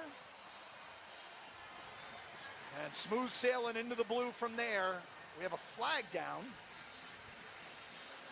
that a flag or is that a towel? Gosh, it looks like a flag, doesn't it? And I don't like this. Trevor Keegan is limping off. And this might go against Michigan as we're talking to the Indiana staff. Well, I tell you on that play there. Unsportsmanlike conduct. The question is it after the touchdown? After the play was over, unsportsmanlike conduct, offense number 89, the 15-yard penalty enforced on the kickoff, and that is number 89's first unsportsmanlike conduct foul of the game. That is who that former Hoosier A.J. Barner probably had a little bit too much to say to his former teammates. Well, that could be costly as that brings in the return for Jalen Lucas, who's a preseason All-American kick returner for a reason. And it'll be hard for Tommy Doman to kick it out of the end zone from 15 yards deeper. James Turner's on for the tying extra point here with 11:19 to go here in quarter number 2. Snap is good. Hold from Doman is good. And the kick is up, and that is also good. So Michigan is tied it at 7 here in Ann Arbor, following 11-play, 77-yard drive, culminating in a Blake Corum 1-yard touchdown run. There's a nice response, tying things up. Michigan needed to do something, and 11 plays, 77 yards. I'll take that. Before we continue, let's pause 10 seconds for station identification. This is Michigan football from Learfield.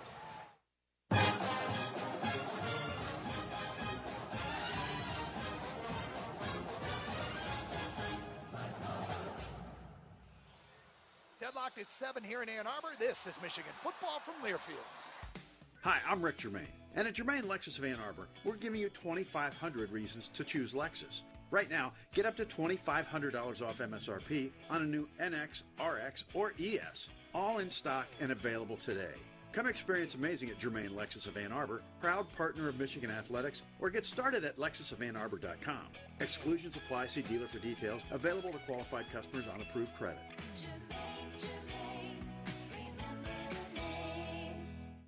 As the leaves change color and the air turns crisp, it's time to get your set of wheels ready for the autumn adventures ahead. Stop in today to your neighborhood Auto Value Auto Parts store for all your vehicle's fall essentials. New wiper blades, motor oil, fuses, air filters, and more. Or you can find whatever you need online at myautovaluestore.com. We offer same-day in-store pickup or convenient ship-to-home service. Now that's Auto Value. Service is the difference. We get it. U of M football at the Big House is brought to you in part by AbsoPure, the official bottled water of Michigan Athletics. Stay hydrated all season long in the stands or on the go with AbsoPure all-natural spring water. Find AbsoPure in retailers across Michigan or have water delivered direct to your home or office with their convenient delivery service. Hydrate like a Wolverine with AbsoPure, celebrating 35 years as the official bottled water of Michigan Athletics. Visit absopure.com/go blue or call 800-4-ABSOPURE to learn more. Aw, shucks. The game's on TV, but I can't listen to the call of my favorite team broadcasters. Never fear, Sync My Game is here.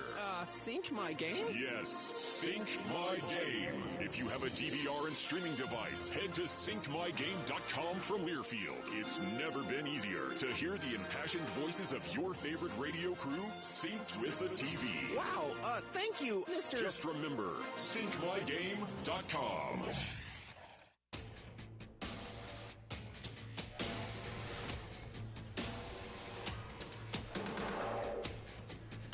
That Blake Corum 1-yard touchdown run brought to you by your Southeast Michigan Ford dealers. Think Ford first. But John, you noticed something watching the replay of that 1-yard touchdown run. Oh, yeah, Max Bredesen. We've talked about him as a lead blocker so many times. He took Tyreek McDaniel 8 yards into the end zone and just planted him. Tommy Doman kicking off from his own 20-yard line. Lucas will be able to return this as he fields it at the 18, to the 25, to the 30. And he swarmed under there. Good job by the coverage team to keep Lewis bottled up. And he's down at the 32-yard line, and we've got some extracurriculars, but no flag. Jim Harbaugh, I don't think he liked that unsportsmanlike conduct on Barner, as he spent much of their time out there talking to the officials. Yeah, I got a text message from people that were watching the game, and they thought that was kind of a cheap call, but it's going to happen. Great job of being disciplined on the kickoff team, staying in your lanes. If you do that, you mitigate and you lessen the threat of a returner like Lucas is, but he's always a threat.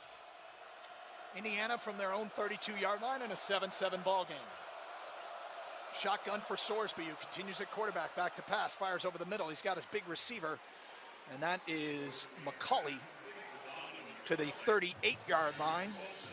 I was told by Jenny that Indiana's going to sub between both quarterbacks. They're going to go with the hot hand. No one is the starter. They're going to go with the hot hand. All right, well, right now that man is Sorsby, who got 6 yards on that first down to McCauley, the man with the touchdown pass. The former quarterback turned wide receiver. 4 wide for the Hoosiers here on 2nd and 4. Ball in the middle of the field from their own 38-yard line. They go handoff. It's Howland up the middle, and he's got some room, and he'll get the first down out to the 37-yard line. Indiana's offense right now is in really good rhythm. Quick passes, and then just attacking the center of that defensive line. That run wall is going to have to stand up. 1st and 10. Sorsby goes quarterback draw. The Wolverines collapse the pocket. Sorsby bounces out to his left. He's got some room to the 45 and knocked out of bounds as he gets to the 50-yard line by Makari Page. Wow, that didn't look like it was going anywhere, and a good job by Sorsby to get outside and create something out of nothing. Give him 6 yards on first down. Yeah, again, first down has to be better by this Michigan defense. You can't allow a 7-yard pass, a 6-yard run.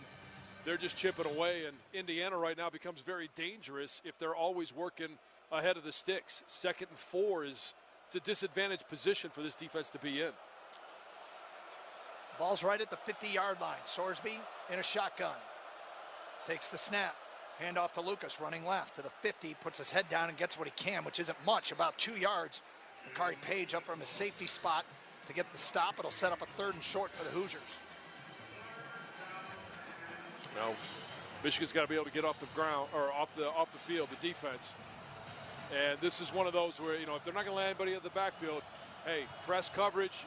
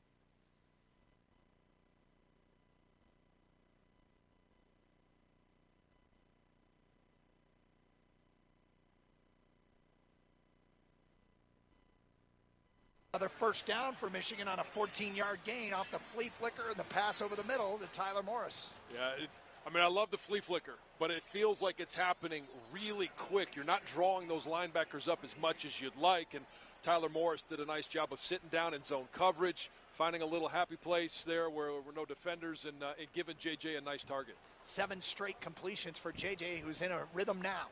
Michigan from the Indiana 28-yard line in a 7-7 game. 5:22 to go first half. And we get a whistle, and it's going to be Jim Harbaugh taking a timeout there. Charge timeout, Michigan. Timeout on the field. Hey, Jason, what's the wind like down on the field? It's whipping a little bit, but it's not too bad. It's not affecting the passing game. You can tell how the ball is coming out, but there is a little wind. You can see the flags going a little bit. 7-7 here in Ann Arbor. Michigan on the move. This is Michigan football from Learfield. Let's talk numbers. The money you pay to keep your home warm in cooler weather, and the money you can save with a new heat pump from your local Ruud dealer. Give them a call and ask about the benefits of an energy-efficient, climate and budget-friendly heat pump system. Your family will stay comfortable, and the numbers will look good when your utility bill arrives. Stay warm for less. Visit Ruud.com. That's RUUD.com to find a dealer near you. Ruud. Rely on Ruud. There's the old way to shake your moneymaker. And there's the new way. Hi, one 500 times moneymaker ticket, please. 500 times moneymaker, the new $50 instant game from the Michigan Lottery, has everyone doing a happy dance. How about this for a two-step?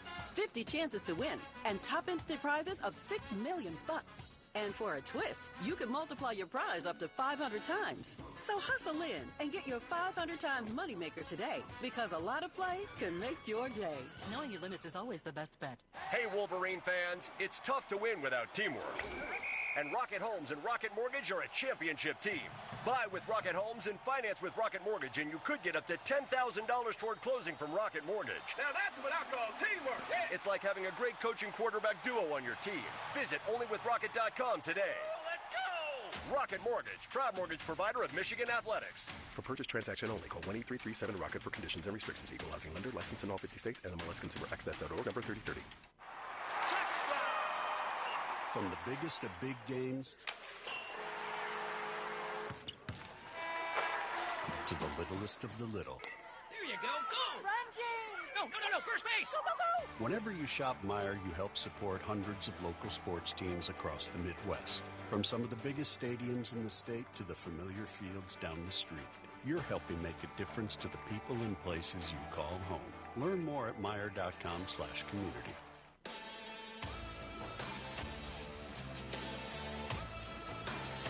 Michigan football is brought to you by your Metro Detroit Chevy dealers. Put it in D and see why Chevy drives the Motor City. J.J. McCarthy today has passed Rick Leach in career passing yards at Michigan into the number 12 spot all time. Number 11, Brian Griese. How far is he behind O'Brien? 18 yards. Yeah, so that'll happen here, possibly by halftime, maybe on this drive. Wolverines have it, 1st and 10 from the Indiana 28-yard line. We're tied at 7 here with 5:19 to go in the first half. Out of the timeout, Wolverines go 4 wide. Donovan Edwards back in there. He's off the left hip of J.J. McCarthy in a shotgun. J.J. points to a suspicious blitzer. Now back to pass is J.J. Looking downfield, he's going to fire, and A.J. Barner's got it inside the 15. Steps out of bounds at the 11-yard line. Now, when you're 6'5", and somebody throws you a back shoulder throw, that was well done by both. Nice route by A.J. Barner pressing the DB upfield, and then that back shoulder throw it's almost impossible to defend. And John, that was for 18 yards, tying him with Brian Griese now, career passing yardage. Indiana got away with a pass interference right there. Great job of those two. I formation. It's Donovan Edwards in the backfield. J.J. under center. Takes the snap. Hands it to Edwards running left. And he's got some room inside the 10 down to the 8-yard line, and that's where he's knocked down. Yeah, just keep chipping away. I know he's going to break one sooner or later, and obviously here you can break one for 10 yards and put you in the end zone. But there was some room there, and it was a nice play by Aaron Casey, taking on Max Bredesen. Wrong shouldered him, stayed on the inside, and that's right where Donovan went. Now the Wolverines go empty. Samaj Morgan in the game, 5 wide, and Tom Allen's going to take a timeout, the Indiana head coach, with 4:13 to go here. Yeah, he showed good speed. Charge timeout, Indiana. Their first of the half. It will be 30 seconds in length. Tom Allen sprinting down the sideline there. Yeah. 7-7, Michigan and Indiana. The Wolverines have it, 2nd and goal from the IU 8-yard line. Well, I like the fact that this Michigan team has shored up some of the pass protection. When you mentioned JJ was pointing out a blitzer, they brought a linebacker and a corner on that, and the offensive line did a very nice job of shuffling out, picking up all the blitzers, running back field, allowing JJ to get rid of the ball. When you blitz and you could pick it up as an offense, it's going to allow you some big plays down the field. Following the Hoosier timeout, Wolverines now with a different look offensively. As Corum's back in the game. Bunch formation to the right. 3 receivers there. Cornelius Johnson split out to the left. JJ back to pass, looking Cornelius' way. Throws it over his head in the end zone, incomplete. JJ just missed him. Well, it felt like coming out of his break there, Cornelius might have slipped just a little bit. Well, it'll be 3rd down and 8. Michigan well within field goal range, obviously. Philip Dunham, the man in coverage there for IU. Yeah, it was an underneath flat defender, and JJ felt like he had to elevate the throw but couldn't get it down enough. Yeah, just kind of sailed a little bit on him. So we'll see here, 3rd down. They've been effective in the red zone for the most part, and you got A.J. Barner and you got Colston Loveland lined up on one side. That's a huge advantage. 4 wide for Michigan. JJ in a shotgun. Back to pass. Pump fakes. Now he's going to bail out of there. Rolling to his left. Looking downfield. JJ thinking about running. And he's going to give it a shot. And he's going to get knocked out of bounds inside the 5-yard line by Linnell Carr Jr. They're going to mark him at the 2. And now, Doug, do you take the points or you go for it? In a tie game. I know that the fans want. Obviously, we can hear that. They want him to go for it. It looks like Jim Harbaugh is going to. Oh, big play here. He leaves the offense on the field. Indiana goes with wholesale defensive substitutions on this 4th and 2. The ball, the nose of the ball right at the Indiana 2-yard line on the left hash. JJ in a shotgun. He's got Blake Corum off his left hip. A.J. Barner's in there. He shifts from left to right. JJ claps his hands. Back to pass. JJ looking, fires back of the end zone. Touchdown! Roman Wilson came wide open, and the Wolverines take the lead 13-7. The 9th touchdown reception of the year for the senior from Honolulu.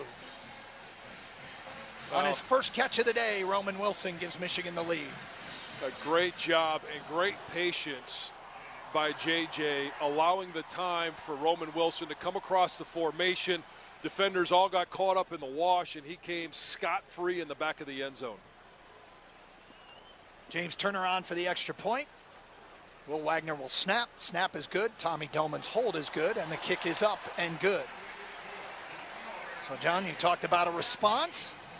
And the Wolverines have responded to a slow start. Back-to-back long touchdown drives.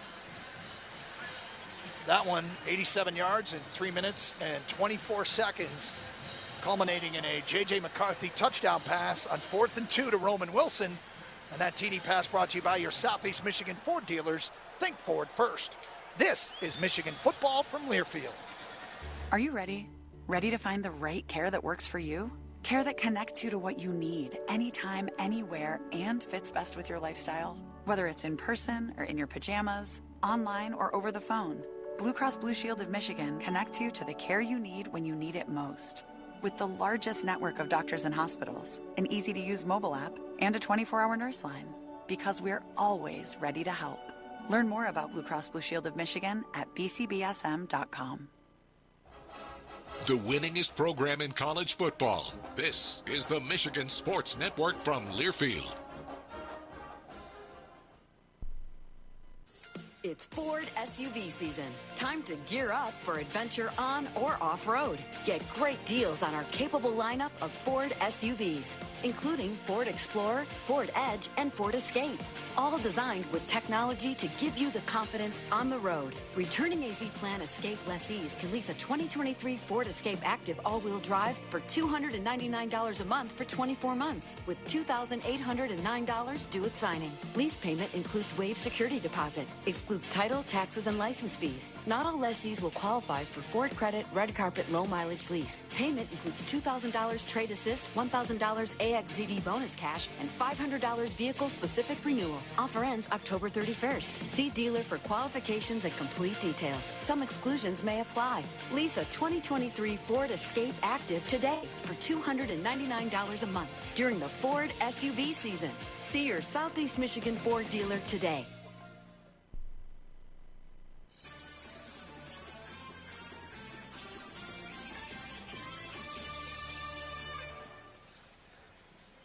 Doug Karst, John Jansen, Jason Avant back at the Big House. Michigan leading 14-7 here in Ann Arbor.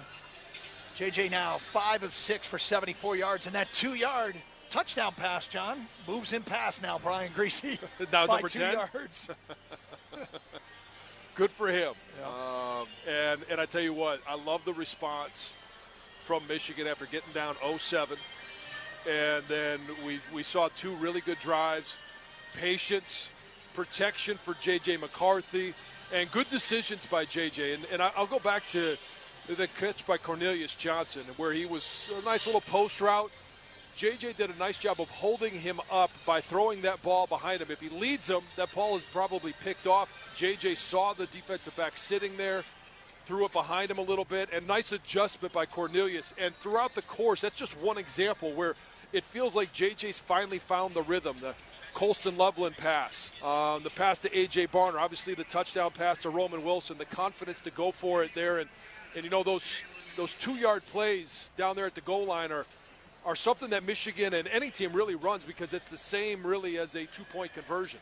The dangerous Jalen Lucas is deep as Tommy Bowman kicking into the wind. Tommy Doman, rather, will put this one into the end zone. And a subtle part of the game that actually is pretty big, keeping the ball out of Lucas's hands. Good job, Tommy Doman, and Indiana will take over at the 25-yard line. Now here's what I want to see from the defense. First down. Don't give up anything more than 2 yards. Force them into 2nd and 8. Force them into making, at some point, their receivers to get downfield to pick up first downs. You got to try and get away from allowing them those quick hitters and those easy runs, between the tackles. 3:24 to go, first half. Michigan on top, 14-7. Sorsby continues at quarterback, and he's back to pass. Fires out of the backfield to Lucas, who is going to get strung out, and before he gets to the line of scrimmage will step out of bounds. Good job by Ernest Hausman out there. Rod Moore stringing that play out, not allowing Lucas to turn the corner. They're going to give him right back to the line of scrimmage at the 25-yard line. No gain, 2nd and 10. You want to talk about when Ernest Hausman transferred in from Nebraska, adding speed to that linebacker position. It was on full display there, going sideline to sideline. Sorsby back to pass on 2nd and 10, looking downfield. He's going to let it go deep. He's got a man out there. Oh, boy, and it's caught inside the Michigan 40-yard line. Donovan McCulley, but we got a flag in the backfield. And it looks like Cam Good, he's arguing. He's saying it's against. Holding. Is it coming back? There is a penalty. Personal foul. Hands to the face. Up to 50. Wow. 15-yard penalty. Wow. Half the distance to the goal from the previous spot. Cam Good was arguing. I think when they saw a personal foul, he thought might get a roughing penalty, but it's Zach Carpenter, the Michigan transfer. Did Cam Good just try and give the referee a fist bump? Did he? I think he did. Yes, he did. He's a character. Cam Good's a character. Oh, man. Just watch him up and down the sideline. He's always emphatic saying something. That wipes out a 37-yard gain for Indiana. Yeah, just after I said force them into throwing the ball long, they go long and complete it. 2nd and 22 now for the Hoosiers.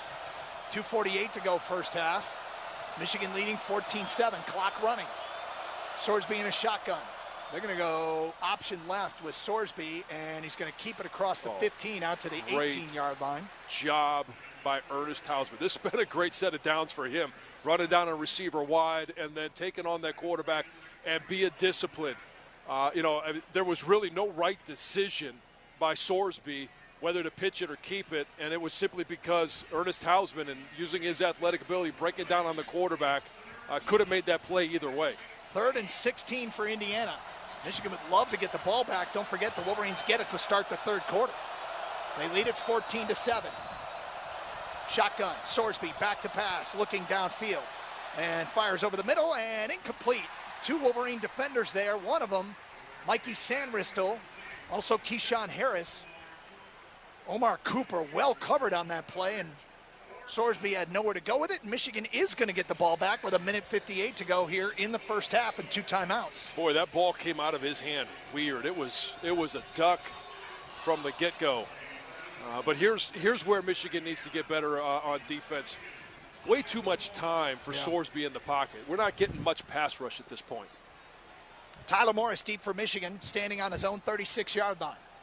James Evans, the Auckland, New Zealand native, has the snap, and he'll put his right foot into it. And this one will bounce in front of Morris and over his head, and he'll feel it running backwards. Back to the 20. Splits a pair of defenders to the 30. Tyler Morris to the 40. Towards the near sideline, waiting for a block, and he gets it from Barner and then is knocked out of bounds in Indiana territory as A.J. Barner buried a Hoosier. And Michigan will be set up with great field position here with 1:40 to go in the first half. And don't think that one wasn't personal for A.J. Barner. He used to share a room with that guy, Aaron Steinfeld. Did he really? Tight end for Indiana, so they spent a lot of time together. And now A.J. Barner, and here's where he did a great job. He kept his feet moving. He was going to be at the point of attack, and if he gets his hands outside, doesn't move his feet, could have been called for holding, but just buried him. That was a no-doubter. Nice job in a lot of different aspects on that return. Michigan from the Indiana 46. J.J. in a shotgun. Wolverines go 4 wide. J.J. takes the snap. Quarterback keeper rolling to his right and turns upfield inside the 45 down to the 43-yard line, and we get a late flag coming in, and it looks like IU is going to get tagged with a personal foul. A late hit on J.J. McCarthy. I believe it was Marcus Burris Jr. Yep. Tom Mallon came off the sidelines to get his own guy. Frustrated with the fact that 15 yards is going to put him in. Personal foul, late hit. Defense number 92. The 15-yard penalty is added to the end of the run. Automatic first down. Really wasn't worth it. I mean, he had him on the ground. Yeah. They were laying on the ground, and he just kind of rolled JJ over one more time, and I don't know why. And if you're going to hit somebody late, usually you hit them, but that was an odd play. Yeah, I'm taking a look at it right here. Well, yeah, it was unnecessary. I was going to say it kind of looked like the continuation of the play, but it was unnecessary. But, hey, field goal range and a free 15. Ball down to the 28-yard line of the Hoosiers. 4 wide. JJ in a shotgun. Handoff. Donovan Edwards. Donovan Edwards to the 25-yard line. Give him 3 yards on first down. 1:15 to go here in the half. Clock running. Michigan still has 2 timeouts. Wolverines hustle to the line of scrimmage. They'll go no huddle. JJ in a shotgun. 2nd and 7. Back to pass. Looking downfield. Fires over the middle. He's got Roman Wilson inside the 20. Down close to the first down at the 18-yard line. They're going to stop the clock to move the chains inside of 2 minutes. Yep. And Michigan knocking on the door with 58 seconds to go in the first half. Nice job by Roman Wilson getting the first down yardage, knowing that if he gets it, it's going to stop the clock. 1st and 10 from the Hoosier 18. JJ in a shotgun. Back to pass. Looking downfield. Steps up in the pocket. Makes one man miss. JJ rolling to his left. Now he's going to flip it to Donovan Edwards at the 10. Donovan Edwards puts his head down. Gets it down to the 2-yard line. That was Jim Harbaugh in 1985 at Iowa. For people who remember that, a touchdown pass to Gerald White. Same thing. Now the Wolverines go quickly. Edwards in the backfield. Handoff. Donovan Edwards puts his head down. Does he get to the end zone? He does not. With 30 seconds to go in the half and the clock running, the Wolverines will be looking at 2nd and goal. Jim Harbaugh is choosing not to use a timeout here, but to get lined up. 20 seconds to go. Clock running. JJ. Taking him too long to get lined up. Oh, man. And now they take a timeout with 14 seconds left. Michigan has called their second charge timeout of the half. It will be 30 seconds.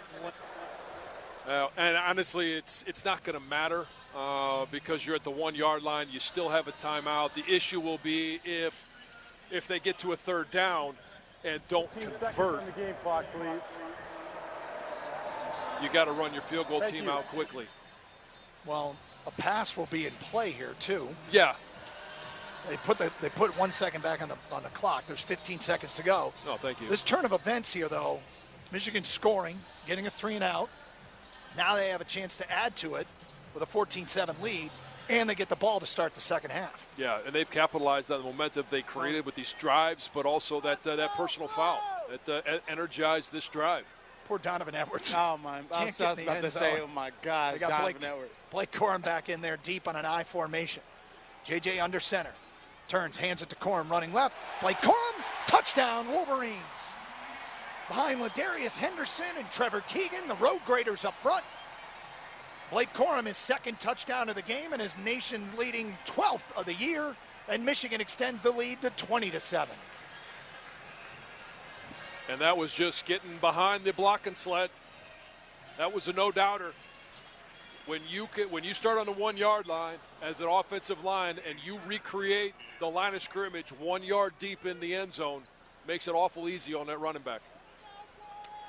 James Turner on for the extra point out of Tommy Doman's hold, and Will Wagner will snap it. Snap is perfect. Hold is also good, and the kick is up and good. And Michigan extends the lead to 21-7. On my way down to give my man Donovan Edwards a hug. Well, there's two things. One is he got it down to the 2 yard line for the second time, I believe, in as many weeks. Yeah. And before they called that timeout, Blake Corum started to come on the field on 1st and goal from the 2, and Donovan waved him off. Exactly. He hasn't scored a touchdown this year, and Blake has 12. I seen Coach Mike Hart waving for him, and Donovan's like, "No, dude, I want to score this touchdown." Yeah. Took him out. Yeah, but I tell you what, how about that playmaking ability by JJ and the awareness? I mean, you don't see that. And Jim talked about that after the Bowling Green game, and the interceptions that JJ threw. He said, "Hey, I don't want to take the gunslinger out of him. I want to coach that up. I want to make him, and coach him into making good decisions. But I love the fact that he's willing to go out there and make plays." That 1 yard Blake Corum touchdown run brought to you by your Southeast Michigan Ford dealers. Think Ford first. Tommy Doman will kick off. Jalen Lucas is deep for the Hoosiers. And this one, he'll have a chance to return from the 4 yard line, running to his right. Lucas tries to turn the corner out at the 20 and gets knocked out of bounds as a flag flies with 5 seconds to go in the first half. That should be holding. Yeah. Michigan's done a terrific job. Anytime Lucas has had the ball in his hands, they have done a good job of staying in their lanes, being disciplined, knowing the threat that he presents. During the return, holding return team number 86. 10-yard penalty from the spot of the foul. First down. On the other side of the tempered glass to our left is the visiting coaches. Somebody just threw something over there. Peeking over there, are you? Well, I heard it first. Yes, I know, I did too. A little frustration going on over there. They were excited to be out to that 7-0 lead. They had some things going offensively, some good rhythm. Defensively, they were making some stops, but Michigan has turned the tables. Possession of the ball. That ruling is under further review. What is under review? The ball came out. Oh, at the end of the run there? Yeah, the ball came out at the end of the run, and so that's under review. Can you imagine if that was a fumble and then get a field goal or shot in the end zone? Wow. Well, you got one timeout, 5 seconds if Michigan gets the ball. Hey, Jason, let me ask you this. If they get the ball at the 21-yard line, does a receiver have enough time to get into the end zone? No, you got to kick a field goal, John. Okay. I just wondered. I mean, it's not. It's the enough risk time. Reward is not the greatest from the 20. Okay. Yeah. Caden Colasar was the man who forced him out of bounds, but I didn't see the ball come out. I didn't either on the replay there. But Jason, you saw it live? No. That's what the official said. Yeah, the official said. But this close shave replay review is brought to you by Barbasol. Feeling great starts with a great shave, and great shaves start with Barbasol shaving cream. For whatever your day brings, choose Barbasol. It's a can of Can Do. Boy, this is taking a long time. The longer. Yeah, I was going to ask you if this takes long enough. You think they're working on where this? Oh, was his knee down? Is that what they're asking? They might be saying when Jalen Lucas fielded the football, his right knee was it down? Might have touched the ground. After reviewing the play, the ruling on the field of the runner's knee up stands as called. First down after application of the holding penalty. Okay, so it wasn't a fumble. All right. I gave you guys wrong information. Sorry about that. That's all right. That's all right. No worries. Indiana looks like they will take a knee. They'll line up in a victory formation from their own 11-yard line for the final play of the first half. Sorsby takes a knee, and we will go to the locker rooms. Michigan trailed at 7-0, but have ripped off 3 touchdowns in their last 3 possessions, and they will take a 14-point lead to the locker room, and of course, they will receive the ball to start the second half. Yeah, and hopefully when they come out, they start with the same rhythm offensively. Defensively, I'm really hoping that they find a way to win some of those matchups up front. Michigan should be able to create pressure no matter who the quarterback is, whether it's Jackson or Sorsby, but we've got to find a way to put more pressure on the Indiana quarterback. Lots to do at halftime, including updating you on scores from around the country. Interesting slate of games at noon. Rivals in action. Tell you how they're doing. Have analysis from Jack Miller. Jason Avant will have thoughts from the Michigan locker room before we get to second half play underway here at the Big House in Ann Arbor on a gray day, and the Wolverines leading 21-7 at the break. You're listening to Michigan football from Learfield. Hi, I'm Rick Germain, and at Germain Lexus of Ann Arbor, we're giving you 2,500 reasons to choose Lexus. Right now, get up to $2,500 off MSRP on a new NX, RX, or ES, all in stock and available today. Come experience amazing at Germain Lexus of Ann Arbor, proud partner of Michigan Athletics, or get started at lexusofannarbor.com. Exclusions apply. See dealer for details. Available to qualified customers on approved credit.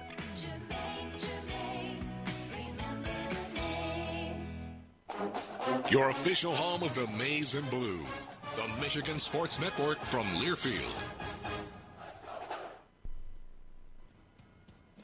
Just like your favorite sports team, you need a solid defense to protect your home and family. Whether you're tackling unexpected accidents, fouls, or fumbles, Heartland Insurance Agency and Michigan-based Frankenmuth Insurance are on your team. Visit Heartland Insurance Agency today at www.heartlandinsurance.com.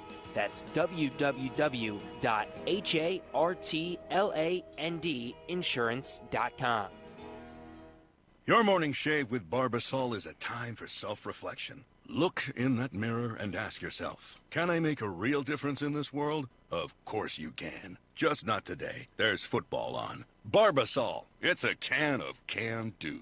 Ever just want to start over? Take a mulligan in life? With a smooth, clean Barbasol shave, every day is a clean slate. So who cares if you put all your money in crypto and called your boss an idiot? Start fresh with Barbasol. It's a can of Can Do.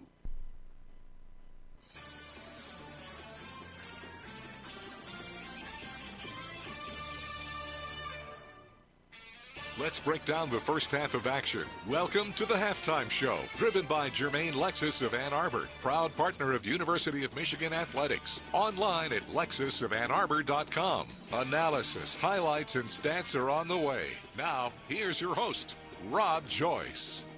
Sluggish start for the Maize and Blue, but Michigan with a 21-7 halftime lead against Indiana through 30 minutes. Time to recap the first half with the highlights. Wolverines won the toss, elected to defer. It was a slow start for both teams. Matching 3 and outs to open the game. Then the Hoosiers got it going on their second drive. A slow progression into the red zone, a long drive, but ultimately it would end in disaster for Indiana. Jackson in a shotgun, back to pass. Triggers far side, it's tipped and intercepted. Going the other direction is Rod Moore. He's got open field in front of him, 30, 35, 40, and he's dragged down at the 41-yard line. Rod Moore with the pick off the tip from Mikey Samristel, and Michigan's defense comes up with the big-time stop. A 12-play drive goes for naught thanks to the Rod Moore interception, but the offense couldn't do anything with it. 2 drives, 2 3-and-outs for Michigan. Indiana gets it back late in the first quarter, uses some trickeration to open the scoring. Indiana goes 5 wide. Michigan showing blitz. Sorsby fires to McCulley. Looks like a double pass. He's going to go deep. He's got a man wide open, and it's Jalen Lucas, and he's got it inside the 5. And that's an Indiana touchdown on the double pass from the former quarterback, Donovan McCulley, who actually started against Michigan here at the Big House at quarterback 2 years ago. He's a wide receiver now. And the Hoosiers capitalize as they strike first on the wide receiver pass to Lucas for 39 yards and an IU touchdown. Caps a 7-play, 77-yard drive. End of one quarter, it's 7-0 Indiana. First quarter yardage, 141 for IU, 17 for Michigan. But Wolverines were driving to open the second. A couple of intermediate passes, a Blake Corum run to the 5, fast forward to the 1. You know what happens next. From the Indiana 1-yard line, second down and goal. Wolverines trailing 7-0. Handoff, Corum running right into the end zone. Touchdown, Wolverines. Got behind Ladarius, or check that, Carson Barnhart and Zach Zinner. And smooth sailing into the blue from there. 11th score of the year already for Corum. It ties the game early second. Defense gets a stop midway through the frame, immediately puts the offense back to work. Another extended drive into the red zone, puts the ball inside the 2 when Jim Harbaugh has a decision to make. 4th and goal from the 2. He opts to keep the offense on the field. He goes for it, and it pays off. JJ in a shotgun. He's got Blake Corum off his left hip. A.J. Barner's in there. He shifts from left to right. JJ claps his hands. Back to pass. JJ looking, fires back of the end zone. Touchdown! Roman Wilson came wide open, and the Wolverines take the lead 13-7. An 11-play, 87-yard drive. Michigan takes its first lead of the day, 14-7, 3.5 left. But it's not done yet. A stop on defense, a good Tyler Morris punt return into plus territory. Donovan Edwards would eventually get stopped shy of the goal line a couple of times. He'll get his first touchdown of the year. It's coming. Blake Corum, though, he has a couple, and he has one more. JJ under center. Turns, hands it to Corum, running left. Blake Corum, touchdown, Wolverines. Behind Ladarius Henderson and Trevor Keegan, the road graders up front. Blake Corum, his second touchdown of the game and his nation-leading 12th of the year, and Michigan extends the lead to 20-7. Second score of the half for Corum, and it's 21-7. Wolverines at the break. 3 possessions, 3 touchdowns to close the half for the Maize and Blue. Today's halftime show driven by Jermaine Lexus of Ann Arbor, proud partner of University of Michigan Athletics. Check out lexusofannarbor.com. We'll take a time out, tell you what else is going on around the Big Ten and Top 25 next. You're listening to Michigan Football from Learfield. Bank like a victor with the University of Michigan Credit Union. When life calls an audible, we are here to help you stay on top of your game with local low-rate loans to meet all your financial needs. Access your account with our conveniently located branches and ATMs, 24/7 online banking, and our mobile app. To learn more about our services or find a branch near you, visit umcu.org. UMCU is a proud partner of Michigan Athletics. The University of Michigan Credit Union is federally insured by NCUA. The excitement, the passion, the tradition. A spectacular 92-yard punt return for a touchdown! This is Michigan football from Learfield. Introducing Celsius, the essential energy you need to fuel your passion for Michigan football. Pop open a can of Celsius and experience better-for-you energy with 0 sugar and 7 essential vitamins, helping you keep up with every play and celebration. Whether you're here in the big house or cheering from your couch, Celsius will help keep you energized for every quarter. Celsius, essential energy to help you live fit. Go Blue. Find Celsius at a retailer near you or at Celsius.com. Diversify your concert portfolio this October at Motor City Casino Soundboard. Start your journey with the hard rock Zepp covers of Get the Let Out on the 15th. Slow down your roll to an R&B tempo with the iconic Genuine on the 25th. And expand your musical horizons with the psychedelic covers of experimental tribute band Floyd Nation on the 29th. Get your tickets at Ticketmaster.com today.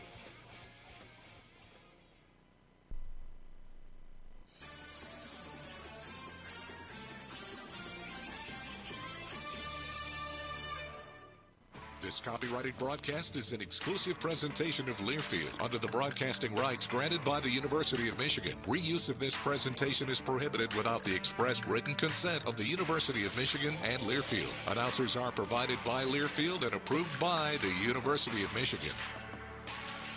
At the half, Michigan leads Indiana by a score of 21-7. Time for another check of the out-of-town scoreboard. Two other games in progress in the Big Ten. We'll start West Lafayette, where number 3 Ohio State all over Purdue at the half, 20-0. Couple of touchdown passes in the first half for Kyle McCord.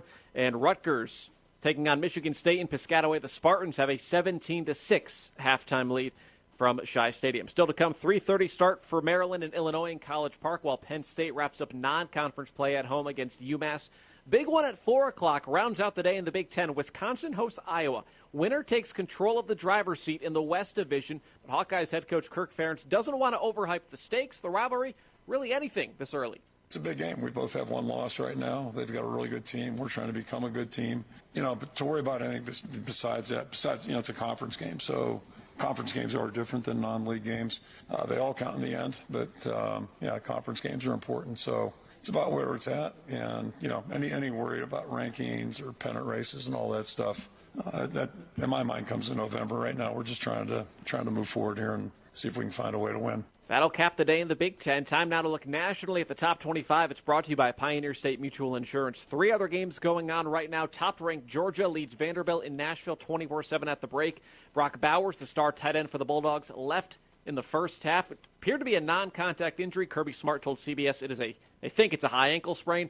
Number 4, Florida State up on Syracuse at the break, 17-3. And then early third quarter in Tuscaloosa, it's number 11, Alabama, with a 21-6 lead against Arkansas. Precursor to a pretty loaded day in college football. 4 ranked-on-ranked matchups coming later this afternoon or this evening, highlighted by the first ever top 10 meeting in the long rivalry of Washington and Oregon. Huskies and Ducks meet at 3:30 in Seattle. Another rivalry matchup, 7:30 in South Bend. Number 21 Notre Dame welcomes in 10th-ranked USC. Same start time, 7:30 for number 12 North Carolina and 25th-ranked Miami. A Tar Heel win will give the program its first 6-0 start since 1997. Then 8 o'clock tonight, an important Pac-12 game in Corvallis pits number 15 Oregon State against 18th-ranked UCLA.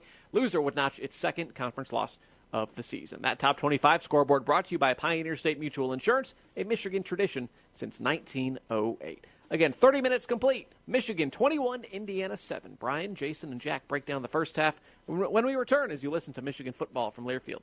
Michigan football season is here, and the MDIN, the official retailer of Michigan Athletics, is ready to help you suit up in officially licensed gear from brands like Nike, Jordan, and Lululemon. We have everything you need to rep the maize and blue. Shop the largest selection of Michigan gear online at MDIN.com or visit the MDIN location nearest you today. The MDIN on State Street, on Main Street, or at Briarwood Mall in Ann Arbor. The MDIN at 12 Oaks Mall in Novi, or the MDIN in Detroit on Columbia Street. Get your game on with gear at the MDIN. Go Blue! The excitement, the passion, the tradition. Haskins scores untouched from the 4-yard line. This is Michigan football from Learfield. Fogut Financial Group is a proud wealth management partner of Michigan Athletics. The second annual Night Out at the Big House on October 12th has officially sold out. But due to increased demand, another date is scheduled for Thursday, November 9th. Learn strategies for managing the risks of retirement and enjoy complimentary dinner and drinks, door prizes, and get exclusive access to tour Michigan Stadium. Just go to mgoblue.com/bighouse to sign up. That's mgoblue.com/bighouse. Limited seats are available. Hi, I'm Gina. And I'm Todd. And this is our TimberTech story. We have a 200-year-old home. When we did the wood deck, we thought this is not what we wanted at all. I want an easier life of maintenance-free. And then when we decided to transform it, it was a complete transformation. We chose TimberTech because of the maintenance-free aspect of the product and the real look of wood. It's a forever home and a forever deck. Order your free samples at timbertech.com.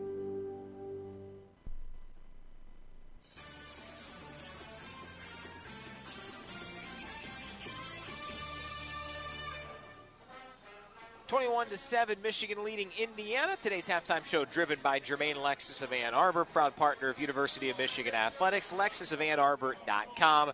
Brian Bush, Jack Miller back high atop Michigan Stadium. Jason Avant down on the sidelines. Tale of two quarters, guys. I mean, Indiana up 7-0 after the first, outgaining Michigan 141-17 in the process, and it could have been more lopsided scoreboard-wise, but that big Rod Moore interception on the second drive. Then the Wolverines outscoring the Hoosiers 21-0 in the second quarter, outgaining them 170-25. Jason Avant, what changed in that second quarter? Well, we started to get a few stops, but the offense started to get it going when it comes to J.J. McCarthy completing passes and also some big third down conversions. That's always one of those stats that have an outcome in the game is converting on third down. You saw it with Cornelius Johnson over the middle. You saw a few plays, A.J. Barner, different guys making plays. So I think that the biggest difference was them converting on third down and also taking what the defense gives you rather than pressing the issue like they were trying to make a play down the field at the beginning.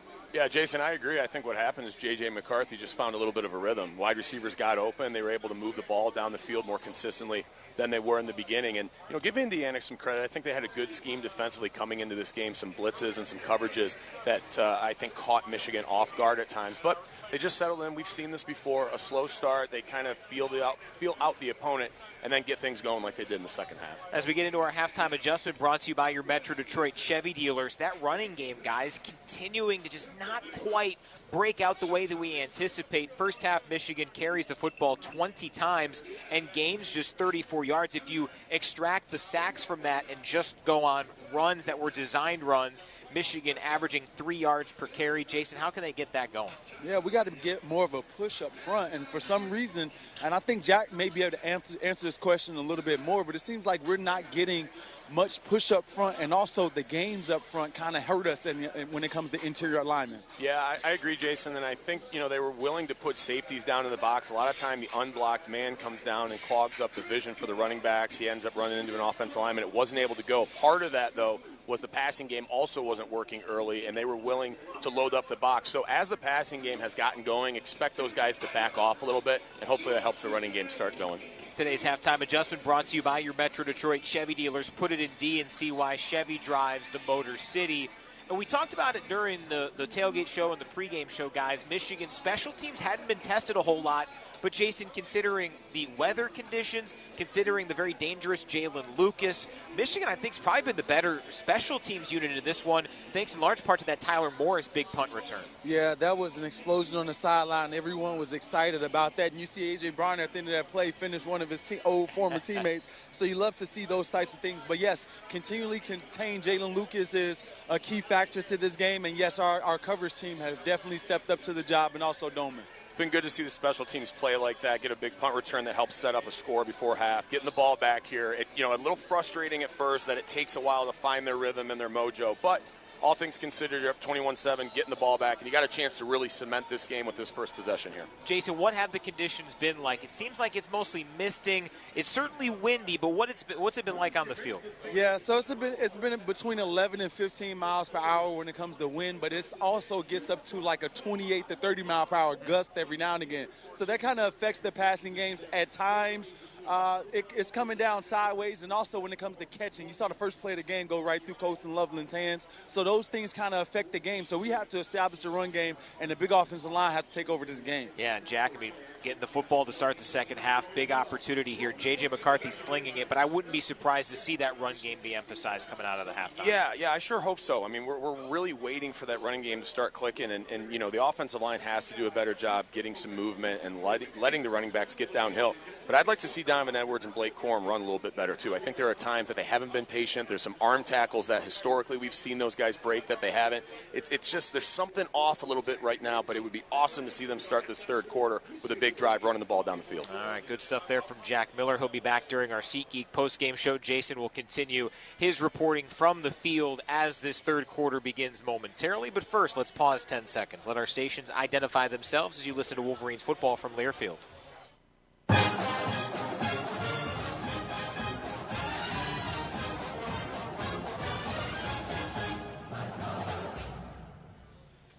That'll do it for today's halftime show, driven by Germain Lexus of Ann Arbor, proud partner of University of Michigan Athletics, lexusofannarbor.com. Again, at the half, it's the Wolverines in front of Indiana, 21-7. Stay tuned. Doug Karsh, John Jansen, and Jason Avant will bring you the second half play-by-play when we come back as you listen to Wolverines football from Learfield.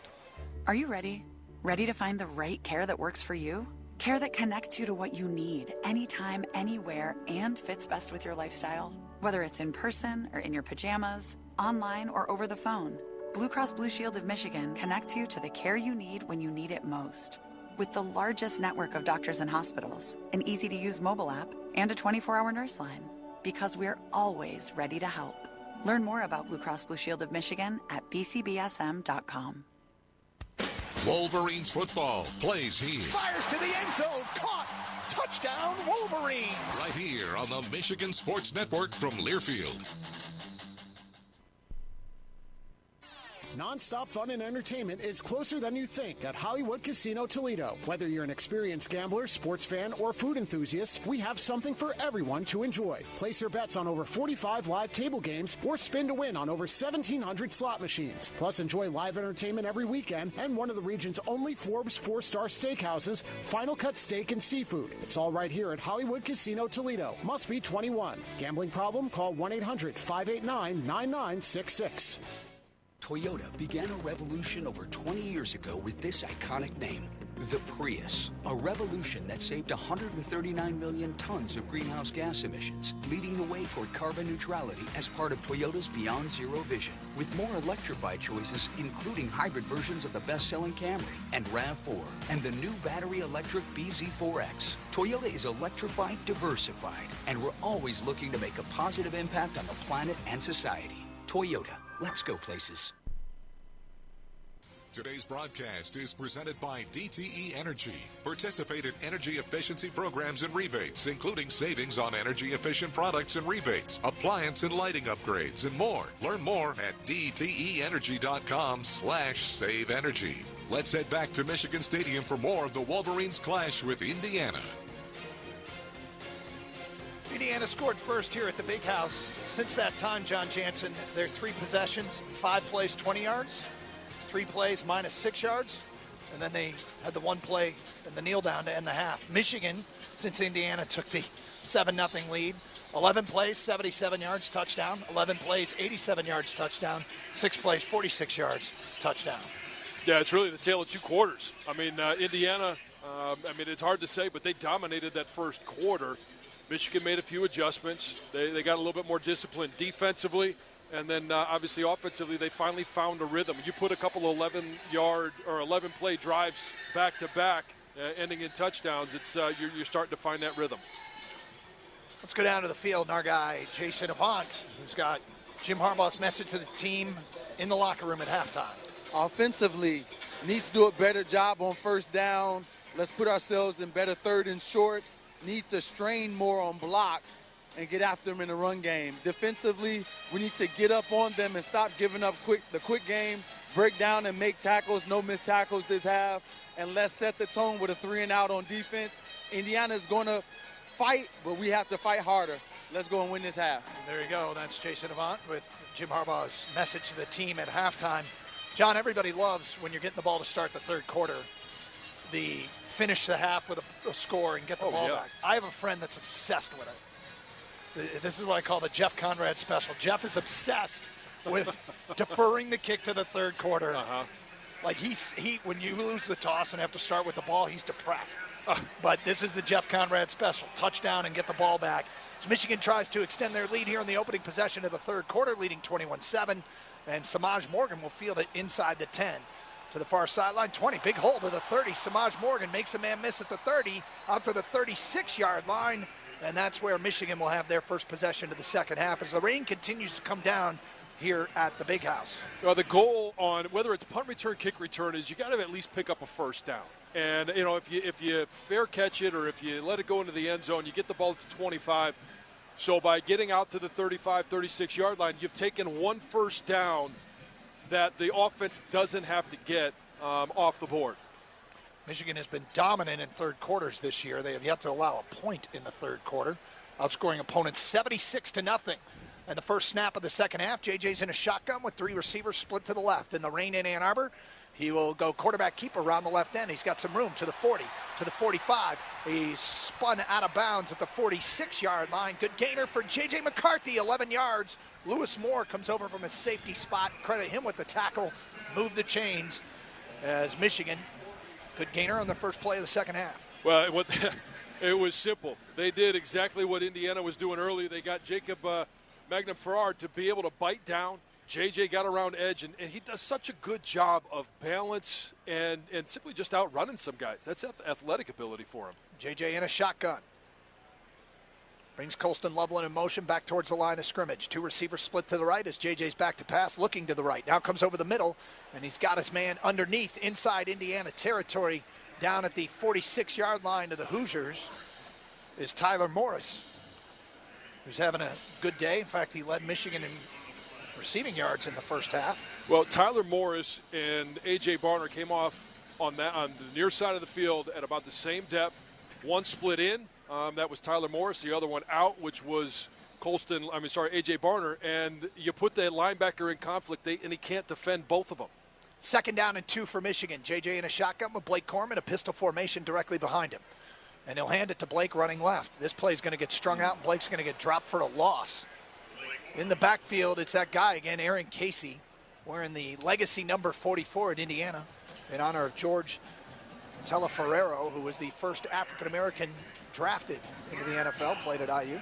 Yeah, and he did a nice job of taking on Trevor Keegan and running through his shoulder, cutting that run off. 3rd down and 5 for Michigan following that TFL. Wolverines with 3 receivers to the right, 1 to the left is Cornelius Johnson. Hoosiers showing blitz, and the Wolverines jump on the far side. Is that Tyler Morris out there? Yeah. False start. Offense number 8. 5-yard penalty, 3rd down. He's the furthest man from the ball. Split wide right on the far sideline. That's a typical number 8. At least he sprinted 5 yards down the field. He did. Hey, he came off. He got his money's worth. I've been waiting for that all season long. I can tell. So it's going to be 3rd and 10 now for Michigan following the 5-yard penalty. Donovan Edwards in the backfield off of JJ's left hip. Bunch formation to the right. Ball's on the left hash. JJ claps his hands, back to pass. Hoosiers blitz. JJ bails out of there to the right, looking downfield. He's going to find Colston Loveland wide open at the 30, to the 25, to the 20. Cuts back inside at the 10, to the end zone. Touchdown, Colston Loveland. As JJ makes something happen with his feet, directs his receiver to cut off his route and go deep. Touchdown, Colston Loveland, 54 yards. It's that scramble drill again. Hey, if you're short, you go deep, and that's what Colston Loveland did. And when he was in the open field, that's something we haven't had a chance to see too much yet this year, is Colston Loveland in the open field. And he's got really good speed, and he just ran away from everybody there. Nice job cutting it back inside. Great blocking downfield. James Turner on for the extra point out of the hold of Tommy Doman. And the snap is good, the kick is up, and the kick is good. And Michigan has scored touchdowns on 4 consecutive drives, and they perfectly execute the Jeff Conrad special. I was gonna say. Touchdown, halftime, touchdown. And Michigan leads 28-7 here at the Big House. That 54-yard touchdown pass brought to you by your Southeast Michigan Ford dealers. Think Ford first. This is Michigan football from Learfield. Sports betting can be fun, just like football. There's excitement, winning. But imagine that sports betting is a 300-pound lineman coming straight at you. For tips that will help keep you on your feet, go to don'tregretthebet.org. A message from the Michigan Gaming Control Board. Have a gambling problem? Call the Problem Gambling Helpline at 1-800-270-7117. What am I going to watch? What food am I going to order? Who am I going to unfollow? The internet is full of tough choices, but picking an internet provider isn't one of them. You gotta have good internet. Like super fast, extra reliable internet 1 gig from WOW for just $50 a month. Choose your perfect plan today at Wowway.com. And for a limited time, get a free modem for a year and $200 on us. Limited to new customers with auto-pay and paperless billing. Subject to change. Terms and data limits apply. Taxes and fees extra. Aw, shucks. The game's on TV, but I can't listen to the call of my favorite team broadcasters. Never fear. Sync My Game is here. Sync My Game? Yes, Sync My Game. If you have a DVR and streaming device, head to syncmygame.com from Learfield. It's never been easier to hear the impassioned voices of your favorite radio crew synced with the TV. Wow, thank you, Mr. Just remember, syncmygame.com. Two superstars. The Tonight Show's Jay Leno. The economy is so bad, I turned on The Biggest Loser, saw my 401k. And special guest Arsenio Hall. The shaving head is all new. Eventually, you don't choose your haircut choose you. Friday, December 8th at Soaring Eagle Casino and Resort.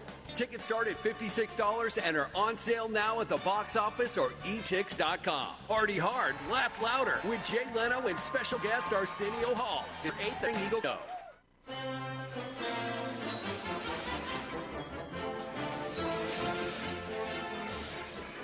Four plays, 65 yards. Michigan extends their lead to 28-7 on the 54-yard touchdown pass from J.J. McCarthy to Colston Loveland, and the Wolverines lead at 28-7. Looking for some serious green?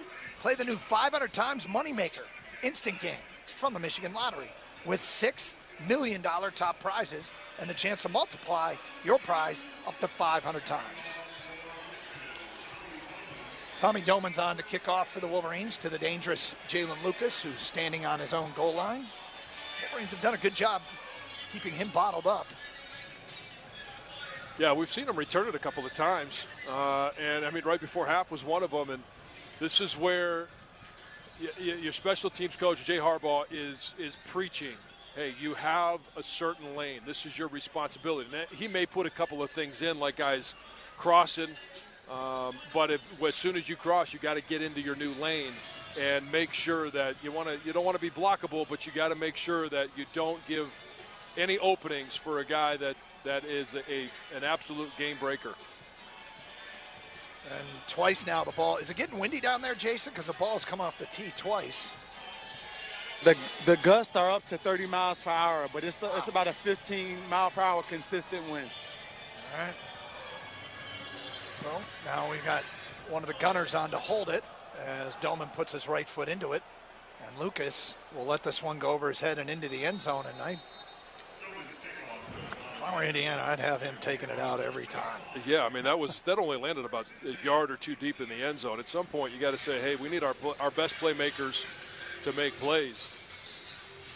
So Indiana will take over at the 25-yard line. They're going to put the ball on the left hash. And they'll get their first play of the second half, down 28-7. Yeah, down 3 scores. You know they're going to start airing the ball out a little bit. They're probably going to play with high tempo, so Michigan needs to, if they're going to substitute, got to get it in and out, but be alert and play good coverage downfield. Taven Jackson will continue at quarterback, or check that. Sorsby will continue at quarterback, and he'll keep it on a zone read, and Mason Graham, the man in the backfield, to drop Sorsby as he gets back to the line of scrimmage. No gain. Well, I tell you what, if you want a guy that's going to make a statement, Mason Graham defeated a one-on-one block there, got knocked down, and then gets up and makes that play for no gain. I mean, the desire along with just his sheer physical dominance. One of the pillars of the defense, block destruction. He has to lead the team in block destruction. Sorsby back to pass, under duress, fires downfield, incomplete. He got buried as he let it go, looking for Jalen Lucas down the far sideline. Or check that, McCulley. Yeah, it's just a game up front. Mason Graham came around on a little loop and unabated to the quarterback. Nice job of putting a hit on him, but then not falling on him. We know if he had followed through on that one and fell down on him, might have gotten a roughing the quarterback call. 3rd and 10 for the Hoosiers. Sorsby in a shotgun. Back to pass, looking downfield. Wolverines blitz. Sorsby bails out of there. He's got nowhere to go. And down he goes. Jalen Harrell. John, did they sauce it up front like he likes to say? Oh, yeah, they sauced it up front, and it was a great job of coverage downfield. Sorsby had absolutely nowhere to go with the ball, and at that point, when you're rushing 6 and you got another game coming on the outside, it was Josiah Stewart that came, picked off the tackle, and coming around on the long road was Jalen Harrell. Senior out of Tampa, 13-yard loss, and Indiana will be forced to punt. Evans standing in his own end zone. Jake Thaw at the Michigan 43-yard line as Evans, under duress, just gets that one off. Thaw will back up and field it at his own 38 to the 40, to the 45, and chop down at the 48-yard line, and that's where Michigan will take over with their second possession here in the second half. Well, I think that, what's that Australian kicking school? What do you call it? Pro Kick Australia. Pro Kick Australia. They need to work on acting because that was another terrible job. We've seen that 2 weeks in a row now. Wolverines lead it 28-7. You're listening to Michigan football from Learfield. From the biggest of big games to the littlest of the little. There you go. Go! Run, James! No, first base! Go, go, go! Whenever you shop Meijer, you help support hundreds of local sports teams across the Midwest. From some of the biggest stadiums in the state to the familiar fields down the street. You're helping make a difference to the people and places you call home. Learn more at Meijer.com/community. The excitement, the passion, the tradition. Greasy bootleg right, firing deep for Tooman. Touchdown, Michigan! This is Michigan football from Learfield. Your Metro Detroit Chevy dealers are changing the game with the bold design and amazing strength of the Chevy Silverado. With 9 models to choose from, Silverado is the perfect tool for all your jobs. If life takes you off-road, there's the first ever ZR2 Silverado. Add in features like the available multi-flex tailgate or 8 available cameras, and you'll be Silverado strong whatever road you travel. Put it in D and see why Chevy drives the Motor City. Visit ChevyDetroit.com. Bank like a victor with the University of Michigan Credit Union. When life calls an audible, we are here to help you stay on top of your game with local low-rate loans to meet all your financial needs. Access your account with our conveniently located branches and ATMs, 24/7 online banking, and our mobile app. To learn more about our services or find a branch near you, visit umcu.org. UMCU is a proud partner of Michigan Athletics. The University of Michigan Credit Union is federally insured by NCUA.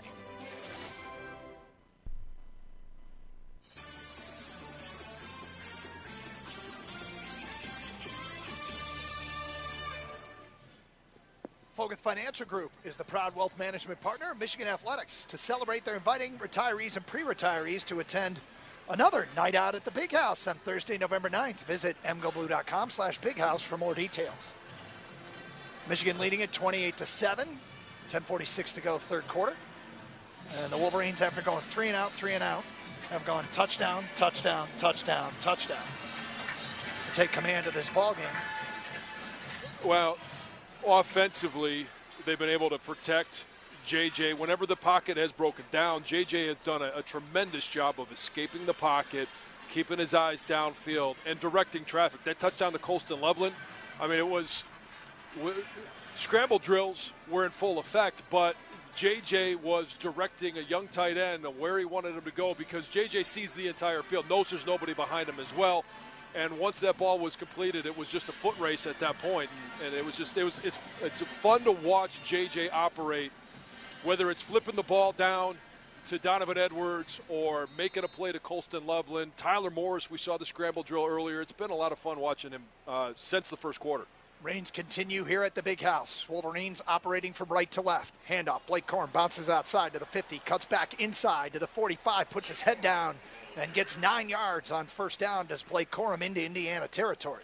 I think Blake really enjoys running behind Zach Zinter. Zach Zinter did a nice job of getting around, pulling from that right guard position, getting his shoulders square, and Blake gets in right behind him. Sometimes it looks like he even disappears behind him. 2nd down and 1. JJ, handoff to Blake Corum. Blake Corum making people miss. Blake Corum inside the 35, down to the 32-yard line. Shifty, the senior running back. Miles Jackson on the tackle for the Hoosiers. Yeah, Aaron Casey. We've talked about him a lot. He was one of them that just totally whiffed. There was about 3 or 4 different players for Indiana that whiffed on Blake Corum on that run. From the Indiana 32-yard line, rains continuing here in Ann Arbor. Poor Jason.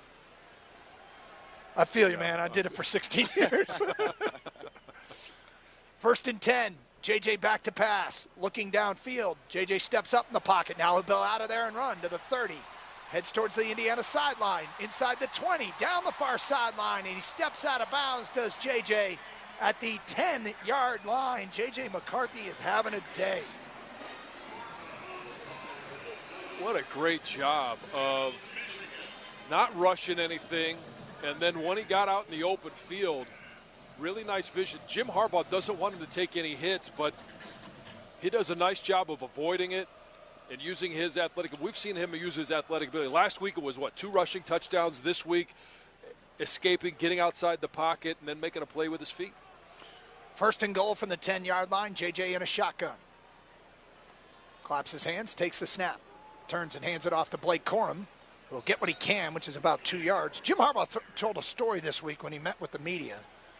So that touchdown at Nebraska, where J.J. bailed out of it, ran halfway through downtown Lincoln, and then completed it to Roman in the back of the end zone. He said he was screaming at J.J., no, no, no, yes. When he saw him cock his arm to throw it. J.J. let it go, turned and looked directly at Coach. Coach said, yes. Yes, that's what I meant. 2nd and goal from the 8. Quick pass far side, Samaj Morgan. Dancing around out there and puts his head down, runs a runner over, a tackler over, and gets to the end zone. Touchdown. How did he do that? You got a ball player right there. There was nothing there. Samaj Morgan's 2nd touchdown reception of the year from 8 yards out on a wide receiver screen. And Michigan's lead is 34-7, and I'm going to have to look at a replay. He was hemmed in. Yeah, he was hemmed in. It looked like he ran about 30 yards in a 5-yard box. How about that? He ran a guy over. That's a football player right there. You like that one, huh? Oh, my gosh. That's what you expect from receivers that wear double digits. Yeah, throwbacks. James Turner on for the extra point. Snap is good, hold is good, the kick is up and also good. Kobe Minor was the player, the defensive back, that Samaj ran over.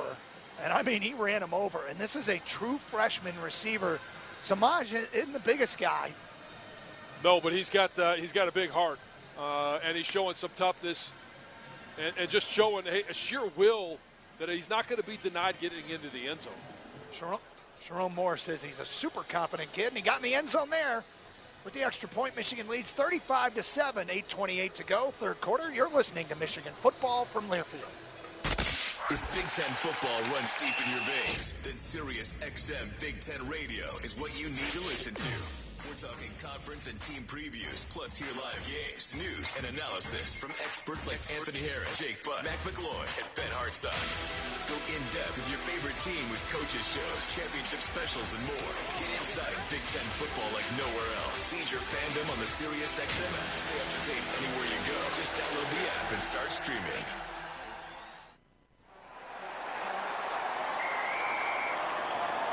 SeatGeek's the ticketing app for fans like the sideline shot caller. Come on, boys, pick up the pace. SeatGeek got him a great deal on seats right near the action, so when he yells, "What are you doing? Block him!" he can be absolutely sure the players heard him. SeatGeek handles the tickets to sports, concerts, and more, so fans can fan. Experiencing a Wolverines game is a lot like life. We honor traditions. We shed tears for a loss, but also for a win. And every time we step on the field, it's a chance for greatness. Farm Bureau Insurance sees the connection and is a proud sponsor of University of Michigan athletics. From financial security to a helping hand, Farm Bureau understands the experience matters. Find an agent who can protect what matters to you. For over a century, Michigan Medicine has been on a mission to bring Michigan answers to patients and families across Michigan and beyond. It's why University of Michigan Health is honored to have been named Michigan's #1 hospital once again by U.S. News & World Report, and to have been named year after year to the prestigious honor roll of the nation's top hospitals. If you need a Michigan answer in your life, think Michigan Medicine and visit MichiganAnswers.com. The Wolverines are back at the Big House. Michigan has welcomed the Indiana Hoosiers to town. And today's broadcast is presented by DTE Energy. Participate in energy efficiency programs and rebates, including savings on energy-efficient products and rebates, appliance and lighting upgrades, and more. Learn more at dteenergy.com/saveenergy. That 7-yard touchdown reception by Samaj Morgan, brought to you by your Southeast Michigan Ford dealers. Think Ford first. J.J. McCarthy's 14th touchdown pass of the season. He's got 3 rushing touchdowns as well. To 3 interceptions, J.J., all in the one game. As Tommy Doman kicks it off, it'll go out of the back of the end zone. Meanwhile, I can't get over Samaj Morgan. We've watched that replay multiple times. Mikey Sainristil said earlier this year that Samaj uses his lack of size to his advantage, but he's tough. Yeah, well, I mean, it's tough to get a hold of, but on that play, I mean, obviously a great single effort by him, but you had Zinter out there, you had Nugent out there, Keegan was out there to help him at the goal line. I mean, there was a lot of bodies flying around. Colston Loveland came flying in at the end. Sorsby continues at quarterback for Indiana. You got Taven Jackson back in there. They put Taven Jackson. Thank you, Jason. And Jackson in a shotgun with 3 wide, 2 to the right, 1 to the left. They go handoff. Running to his right is Howland, and he tries to bounce it outside. And he's going to get buried by a bunch of Wolverine tacklers. Give him a yard, and that was actually Christian Turner, the former Wolverine.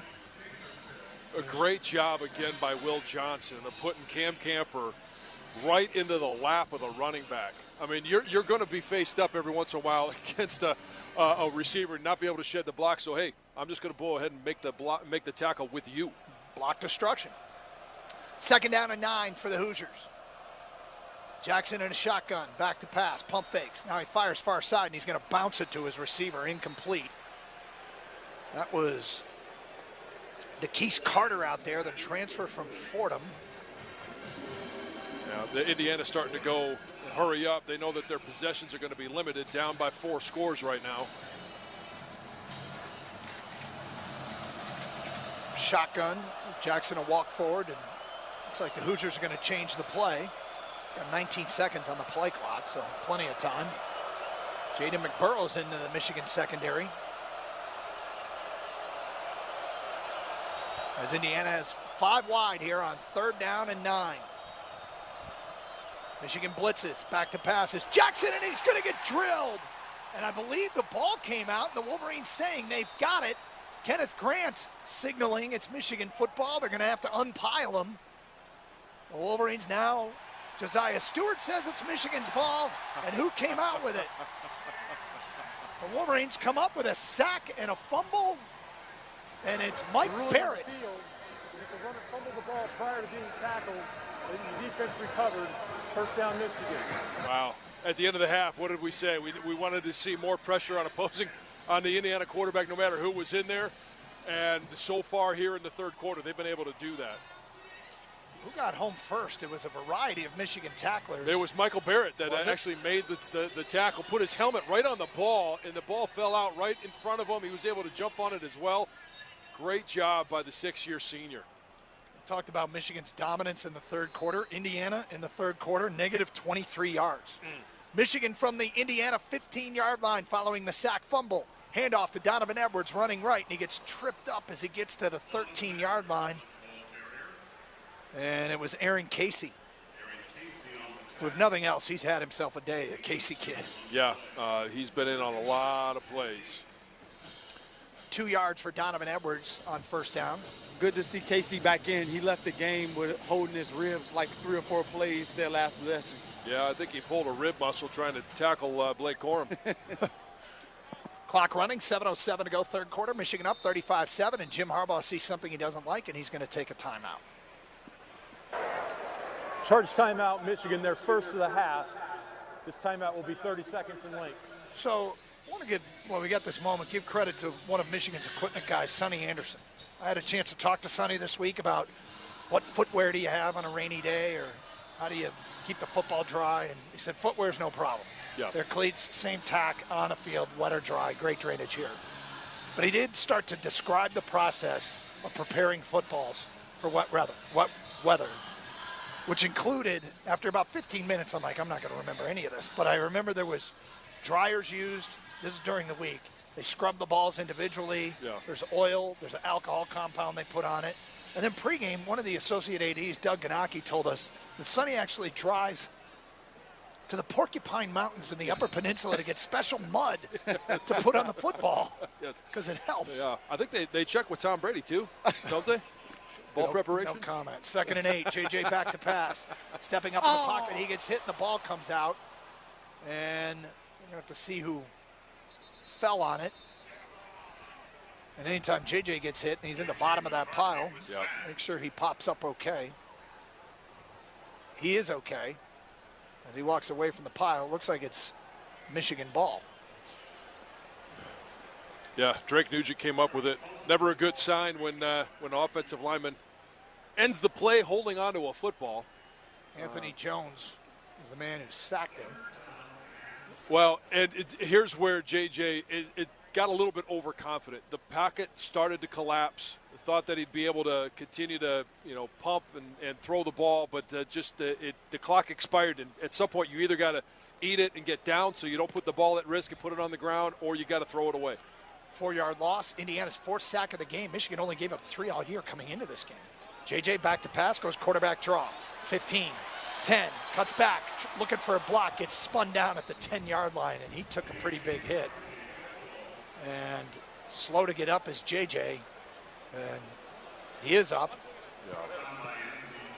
Making his way off the field. Yeah, I think. I don't love that play call. Well, I don't want to get J.J. hit. No, I don't want to get him hit. And again, you talk about the confidence that he's playing with. You start spinning around as a quarterback, and you're going to take some shots. That's kind of one of those where I'm sure Jim Harbaugh is saying, hey, get what you can and get down. James Turner on, 27-yard field goal attempt. Ball in the middle of the field. Snap is good. Hold is good. The kick is up, and the kick is good. And Michigan's lead moves to 38-7 here with 5:18 to go in quarter number 3. As the Wolverines have scored every drive since their initial 3 and outs, 2 of them to start the ball game. Let's get some scores from out of town as we go to the update desk and Rob Joyce. Rob? Thanks, Doug. This Big Ten scoreboard update brought to you by Abso Pure Water, celebrating 35 years as the official bottled water of Michigan athletics. Not a whole lot of close games to tell you about.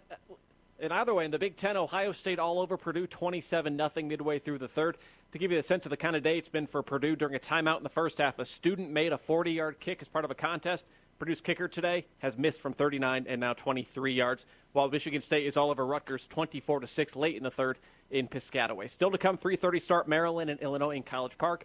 Penn State at home wrapping up non-conference play against UMass. Big one at 4 in the West Division. Wisconsin hosts Iowa. The winner will take control of the driver's seat to win the West. Nationally, a couple of games in the second half amongst top 5 teams, all blowouts. Number 1, Georgia leads Vanderbilt 27-7 midway through the third. Number 4, Florida State all over Syracuse 24-3 late in the third in Tallahassee. Ton of top 25 matchups later on today. We'll preview those, get to the highlights of our game, get post-game reaction, all on the SeatGeek post-game show. For now, Doug, John. Thank you, Rob. And Michigan's third quarter dominance continues as they have outscored Indiana 17-0. And I asked Jim Harbaugh and Jesse Minter about that, and they say they get together as a staff at halftime. They can make a lot of adjustments on the fly, but the bigger ones they make in the second half. Cam Good described the halftime locker room as, quote, where the magic happens. Michigan now outscoring opponents 93-0 in quarter number 3 this year. Well, we've seen them come out, and whether it's, hey, the offense gets the ball, they go down and score, or defense, I mean, it's always been somebody defensively. Jalen Harrell a couple of times has been able to come out, sack fumble earlier in the season to start the second half. Here you come out with 2 sacks. Mike Barrett with the sack fumble. Disappointed that you don't get more out of that sack fumble, you come away with the field goal. And obviously you want to come away with points, but they were at a good position to be able to take a shot at the end zone. And it was a sack. It was quarterback under pressure. Quarterback took an unnecessary hit because he's dancing around and spinning. I love the fact that JJ wants to make some plays. But what I don't love is when he takes big-time hits, and that was a big-time hit. Yeah, he was very slow getting up right there, John. And like you said, he has to get down. That's that overzealous player that wants to make a play, a home run every time. You have to get down and know how valuable you are to the team. Yeah, it's third down there, and you're probably thinking you want to score, but. Well, and a lot of times when he has gotten outside the pocket or he's kept it, he's made a number of guys miss. That's been something. How many times have we seen an opposing quarterback do exactly what JJ's done today? And it's frustrating as hell. Now he's on our sidelines. It's great, but it also provides some risk. Credit Kirk Campbell as well, who JJ referred to earlier this year as a wizard. Doing a great job as Tommy Doman will kick this one out of the back of the end zone, and Indiana will once again take over at the 25-yard line, trailing 38-7 here at the Big House. Now the defense has got to generate that same energy, that same momentum. Even though they're up 38-7 right now, you got to find a way to keep going along the same ways. And here's the advantage the defense has right now is, Indiana, I don't know if they pull the plug on making a comeback. If they are, they're going to be dropping back edge rushers. Hey, pin your ears back, go get them. But you just got to be alert to what's going on. A couple of young guys in at corner now, DJ Waller, freshman, and Amarion Walker, as Indiana goes inside handoff from the 25-yard line out to the 29, where Cam Good brings down Lucas. Gain of 4 on first down. Of course, Amarion Walker was a position switch from the wide receiving room, now playing cornerback. And boy, do they love DJ Waller. Freshman, true freshman, great size, 6'3", 195 out of Youngstown, Ohio. Yeah, they've got some really good size at corner right now. 2nd and 6, shotgun for Sorsby, back in at quarterback. Back to pass. Sorsby steps up in the pocket. Now he's going to fire it out the flat to Lucas. 30. Tripped up as he gets towards the 35-yard line. It's going to depend on the spot. They're going to give him a 36 and a first down. Boy, he gets in the open field. He's quick. Hey, John, going back and forth between quarterbacks, do you love this idea by Indiana? No, I don't. I understand wanting to find the hot hand, but the cadences can be different. The communication at the line of scrimmage is different. You got a different skill set at quarterback. As a lineman, I'd rather have one guy and know exactly what's going on every single time. Sorsby's going to keep it on a zone read, and he's going to get dropped for a loss. Amarion Walker back there to tackle the Indiana quarterback for a 3-yard loss on first down. Just think of the progress that Amarion Walker has made at the end of spring ball. We saw him right here in the Big House in the spring game, and there was a lot of growth that still needed to happen. He looks like a completely different player now through the summer and fall camp and through obviously half the season. 2nd and 13, quick pass from Sorsby out to Lucas, and he drops it incomplete. Wolverines jump on it, as that was close to being a backwards pass, but it was not. Ernest Hausman, yet again, right there. The linebacker position, being able to get out and cover receivers in the slot, swing passes. Junior Colson is lined up on Christian Turner a couple of times. And, you'd normally think, hey, you don't necessarily want your linebackers in that position, but when you've got the athletic ability that this group has, it's a good matchup. 3rd and 13 for Indiana. 3:32 to go, third quarter, clock stop. Michigan on top, 38-7. Indiana's got 3 wideouts, 2 to the left, 1 to the right. Sorsby takes the snap, back to pass. Michigan blitzing. Sorsby gets it off, and it is caught right in front of the Michigan bench. And is he inbounds or out of bounds? Quentin Johnson with a big-time hit there on Donovan McCulley. They're giving him that catch. Wow, he got upended, did a somersault at the 50-yard line. Oh, yeah. I guess his face landed in bounds. Omar Cooper, not McCulley.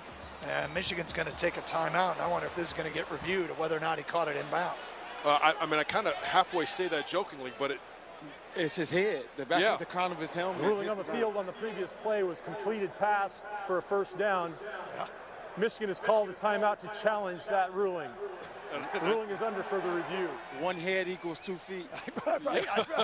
No, I think his face literally was the first thing to touch the ground. It was definitely, he got, Quentin Johnson undercut him as he went high at the 50-yard line and pulled it in on 3rd down and long. And we're going to get a replay as they're going to take a look. Hey, Doug. Yes. You didn't tell me that it was like this during the rain down here on the sideline. I think Indiana and myself are ready to go home now. So here's the deal.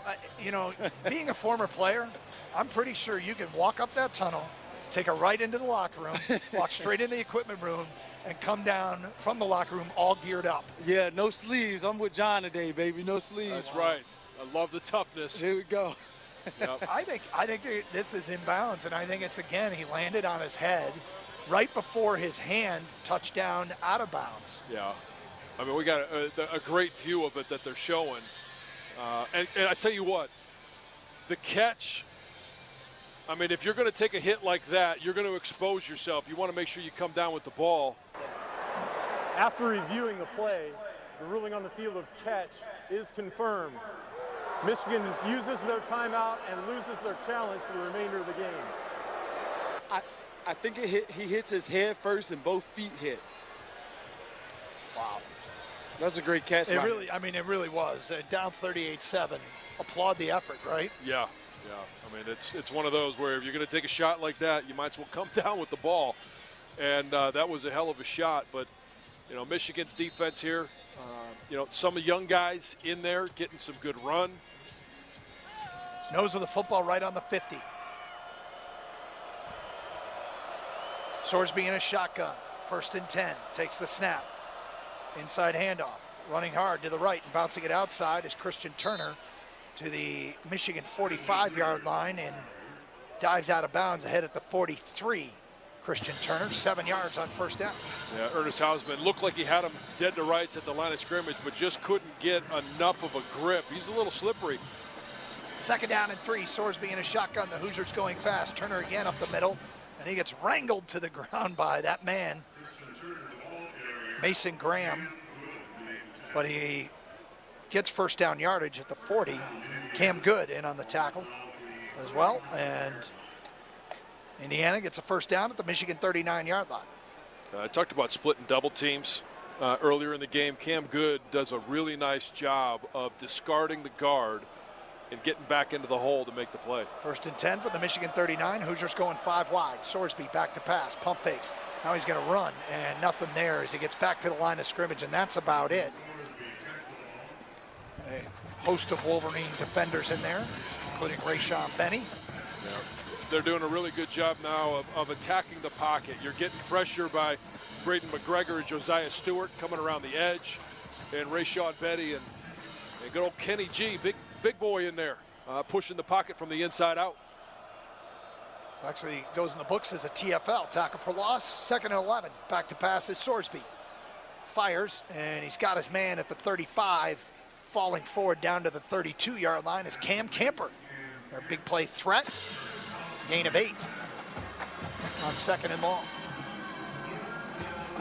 Yeah, they're going back to that quick pass game, just trying to pick up a few 1st downs. 3rd and 3 for the Hoosiers. 1:20 to go, 3rd quarter. Michigan up 38-7. Sorsby barking commands. 2 receivers split to the right, 1 to the left. Ball's on the right hash. Got Howland in the backfield. Sorsby back to pass, looking to his right. Here comes the pass rush, and now he's going to have to throw it away as Sorsby on 3rd and 3. And they're kind of in no man's land. I wouldn't be surprised if Coach Tom Allen decides to go for it here. Yeah, I'm a little surprised at the play call. If you know you're going to go for it on 4th down, not a lot of options.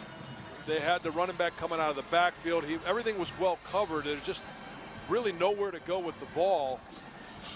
But there's also no option on that one for the quarterback to be able to tuck it and run it when you only got 5 blockers. 4th and 3 for the Hoosiers. And Tom Allen's going to take a timeout. Charge timeout, Indiana. Their first of the half.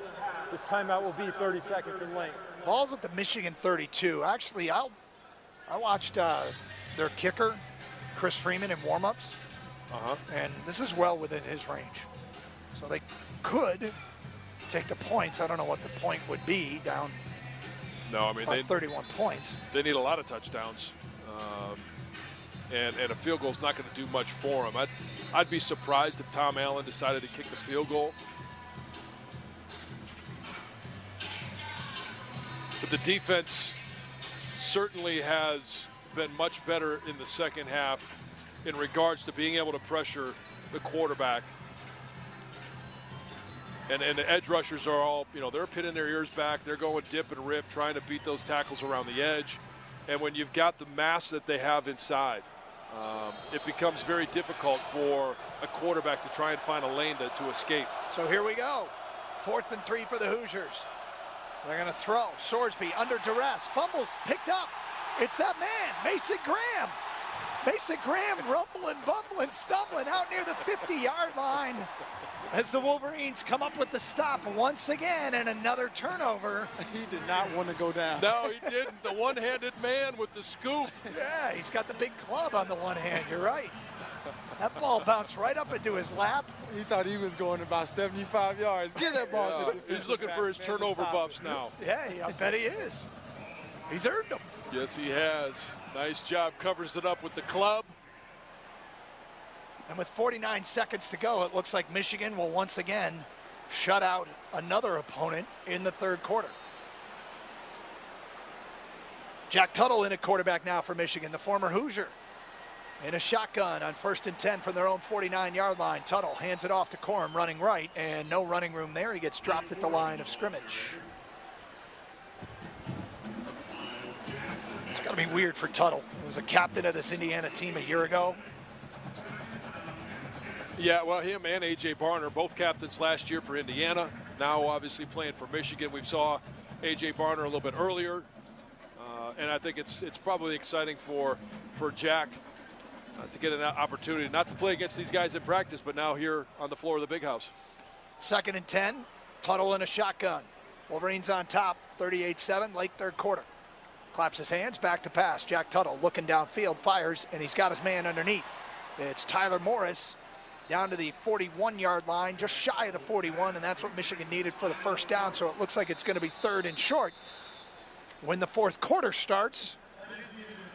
After this short break, Michigan on top of the Indiana Hoosiers 38-7 from here at the Big House. This is Michigan football from Learfield. Are you ready? Ready to find the right care that works for you?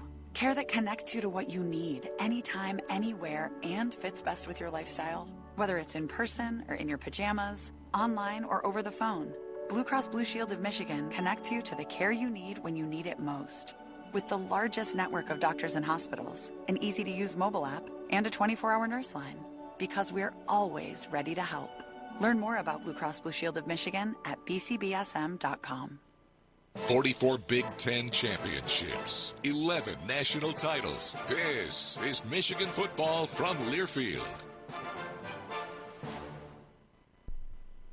For 46 years straight, more of you have trusted Ford F-Series trucks to help save the day. Stretch the weekend, haul or tow just about anything, anywhere. And it's why Ford F-Series are America's best-selling trucks 46 years straight. Returning AZ Plan F-150 lessees can lease a 2023 F-150 Super Crew XLT 4x4 for $299 a month for 24 months, with $3,809 due at signing. Lease payment includes waived security deposit, excludes title, taxes, and license fees. Not all lessees will qualify for Ford Credit Red Carpet Low Mileage Lease. Payment includes $2,000 Trade Assist, $1,000 AXCD Bonus Cash, $1,000 AZ Bonus Cash, and $500 Vehicle Specific Renewal. Offer ends October 31st. See dealer for qualifications and complete details. Some exclusions may apply based on 1977 to 2022 CY total sales. Lease a 2023 Ford F-150 XLT today for $299 a month. Think Ford first.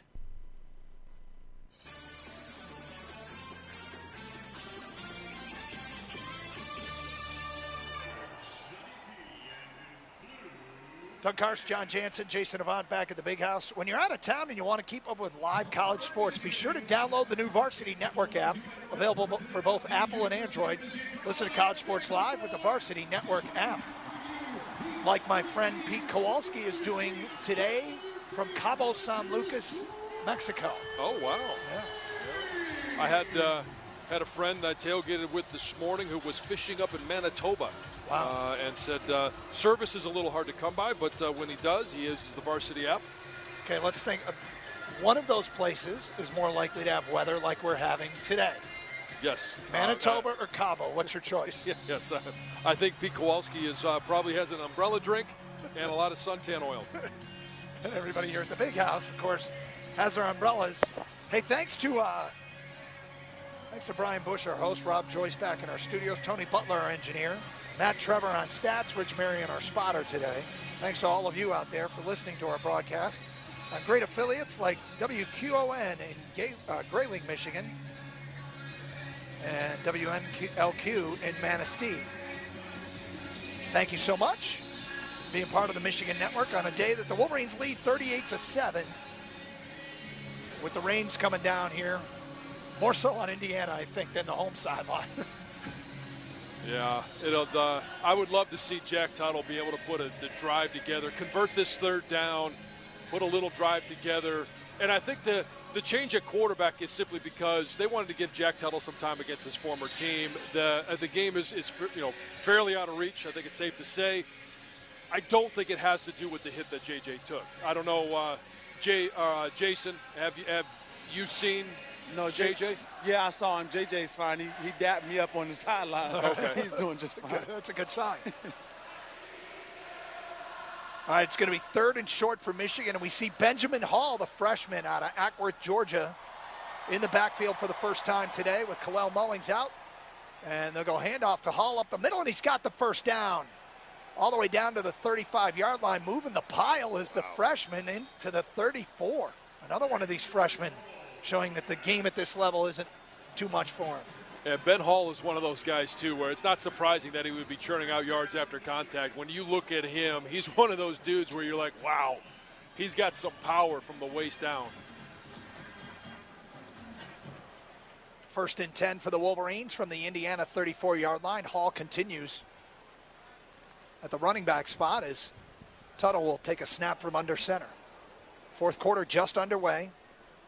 And the Wolverines are going to boot Tuttle out to the right. He fires to Roman Wilson at the 30, who can't escape the tackler Jamari Sharp. But a gain of 5 yards on first down to Roman Wilson. Yeah, and I love Jack being able to roll outside, get his head around quick, and find Roman Wilson. Everybody else was fairly well covered. They were attacking all 3 levels of the defense. They had Cornelius deep. They had A.J. Barner in the mid area, and then obviously being able to hit Roman Wilson there for a pickup of 5. The 2 freshmen are split out wide to the left, Carmelo English and Fred Moore. Tuttle will operate from a shotgun on 2nd and 5. And they'll go inside handoff to Benjamin Hall, who's got some room. Bouncing it outside at the 20. Turns the corner at the 15 and gets knocked out of bounds inside the 10-yard line. Benjamin Hall with a gain of 20 yards. And the Wolverines are looking at a 1st and goal situation. Good blocking downfield from Fred Moore. Yeah, and Fred Moore and Carmelo English. Great job by Ben Hall of seeing and being aware once he got to that 2nd level. Hey, where are my receivers? And everybody had a body on a body. And bumping it outside behind his receivers. We need a Tuttle Barner touchdown here. Yes. 1st and goal from the 10. Tuttle takes the snap. Hands it off to Hall. Up the middle. Makes one man miss in the backfield and then puts his head down and gets what he can down to the 7-yard line. He lost his bonnet. He'll have to come out for a play, but a nice job of hey, he got stopped initially at the line of scrimmage, reset his feet, gained his balance, and was able to pick up another, 4 yards after contact. Philip Bleedy is down for the Hoosiers, and we're going to get a whistle and a timeout as the trainers come on the field to attend to him with Michigan on top, 38-7 here at the Big House, looking at a 2nd and goal situation. This is Michigan football from Learfield.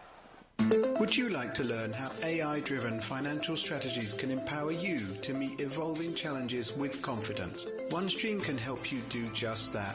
It's the next generation intelligent finance platform that streamlines corporate performance management processes such as planning, forecasting, financial close, and consolidation. Choose the smarter option. Choose OneStream. Go to onestream.com/AI and streamline your business today.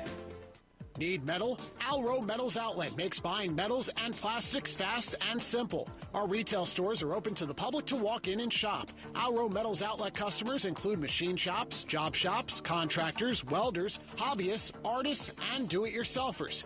We offer saw cutting and shearing while you wait. Michigan locations include Ann Arbor, Livonia, Troy, Warren, Jackson, Lansing, and Kalamazoo. Visit us today or learn more at alro.com. You can afford to go blue. The University of Michigan's generous Go Blue Guarantee financial aid offer provides free tuition for in-state families who meet the income, asset, and academic requirements, keeping a world-class education affordable for Michigan residents. Learn if you qualify at goblueguarantee.umich.edu. That's goblueguarantee.umich.edu. And we're back with the action. Coke Zero Sugar might be the best Coke ever. That's right, Jim. With an irresistible taste and zero sugar, Coke Zero Sugar is a must-try for any sports fan. So make sure you... Wait, Jim, I didn't mean try it right now. We're still on the air. Best Coke ever? Take a taste, Jen. Really? No, not right now, Jen. We got a game to call.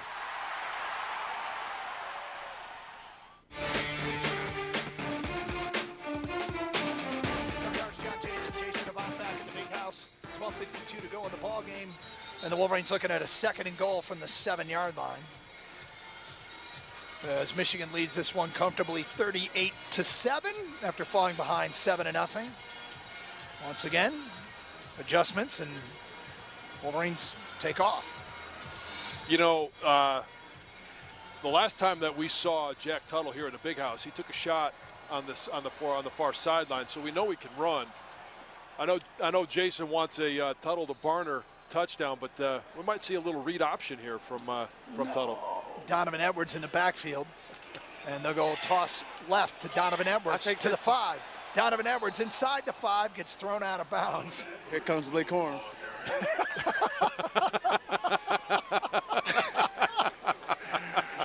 No, they are leaving Donovan in there. Yep, leaving Dono in there. They're going to bring in Trente Jones, an extra offensive lineman.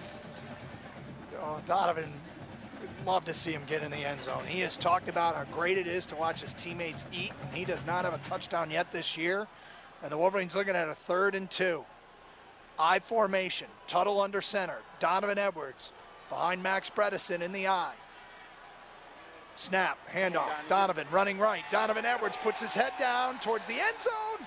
Touchdown, Donovan Edwards. And Blake Corum comes off the bench to celebrate.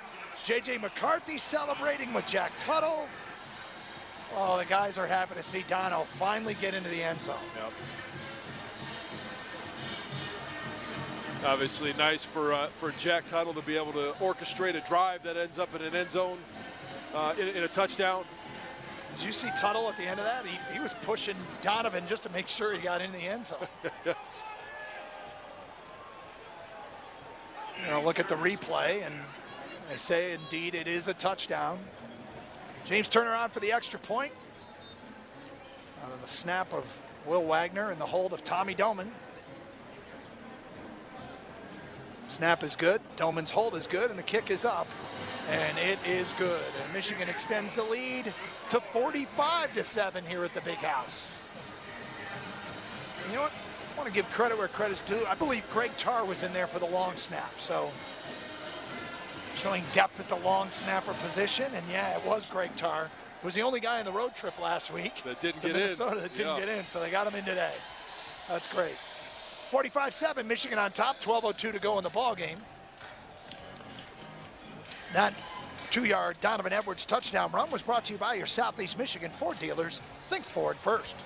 Let's pause 10 seconds for station identification. This is Michigan football from Learfield.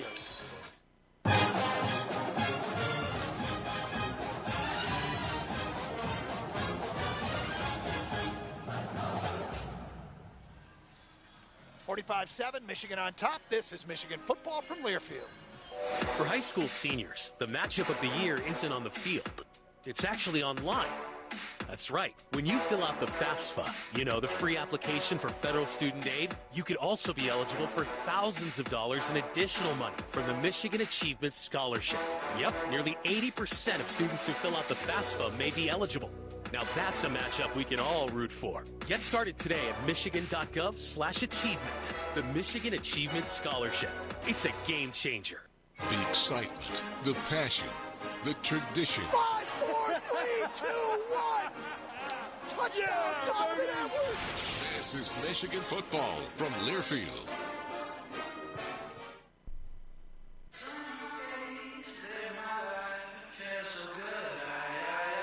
Feel the sun on your face and enjoy the ride in a brand new Silverado from your Metro Detroit Chevy dealers. With 9 models to choose from, Silverado is the perfect tool for all your jobs. And with features like the most functional bed of any pickup or the available multi-flex tailgate, you'll always be Silverado strong. Whatever road you choose to travel, Silverado will take you there. Put it in D and see why Chevy drives the Motor City. Visit ChevyDetroit.com. From the biggest of big games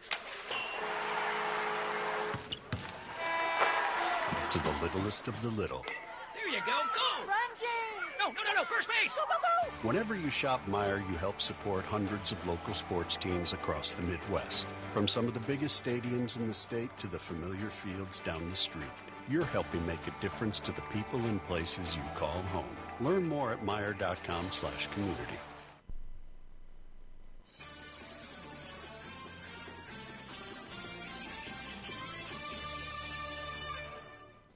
Doug Karsh, John Jansen, Jason Avant back at the Big House. Michigan on top of Indiana 45-7. Oh, we have a moment here before the Hoosiers get the football back. I want to welcome in Mark Snyder, who he teamed with Nick Baumgartner to put together the book Mountaintop, the inside story of the 1997 national title climb, which, John Jansen, that was your team, your national championship. It was, and I tell you what, it was a lot of fun watching the process. Had no idea what it took to write a book, and these guys, I'll tell you what, they put in. How, was it 2 years? Yes, it was 2 years from when you approached us, yeah. 2 years, and it was an unbelievable amount of work and personal sacrifice that these guys put in. It was fun, though, actually, John, because we got to talk to so many of you and your teammates, and guys were so, because it had been so much distance from time, guys were very open, and they shared things that really they hadn't before. Kickoff will sail into the end zone, and Indiana will take over at the 25-yard line.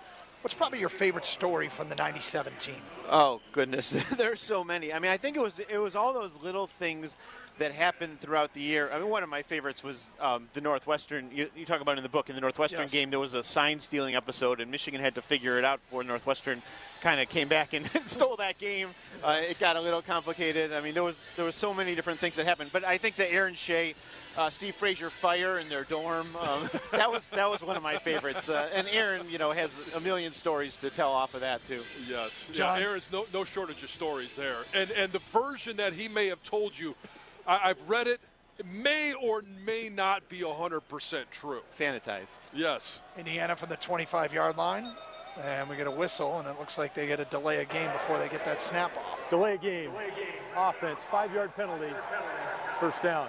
So have you ever shared your story meeting with Lloyd Carr? Did you share that story for the book about after the fire? Yeah, I did, about being in his office, and he had his back turned to me, and I thought I was going to get ripped just like Aaron and Frazier had been ripped, and he turned around and was kind of laughing, and he just said, I can't believe how unlucky these guys were.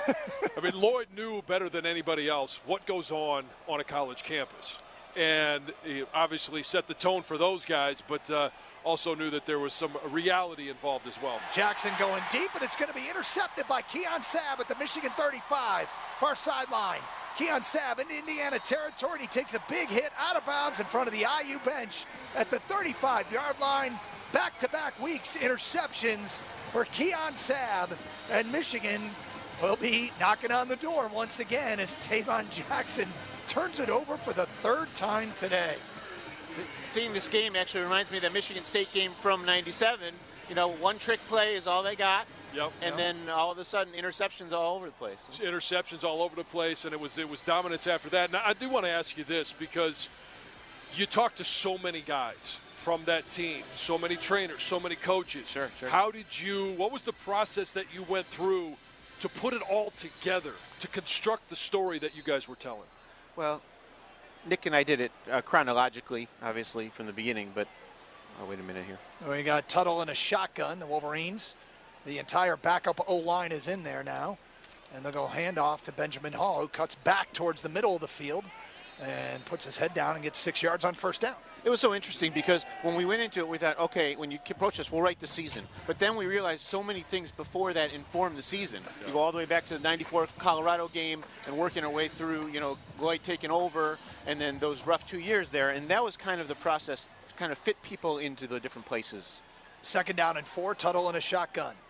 Hall off his left hip, 2 receivers split to the right. The 2 freshmen, Morgan and Moore. English, the other freshman, split to the left.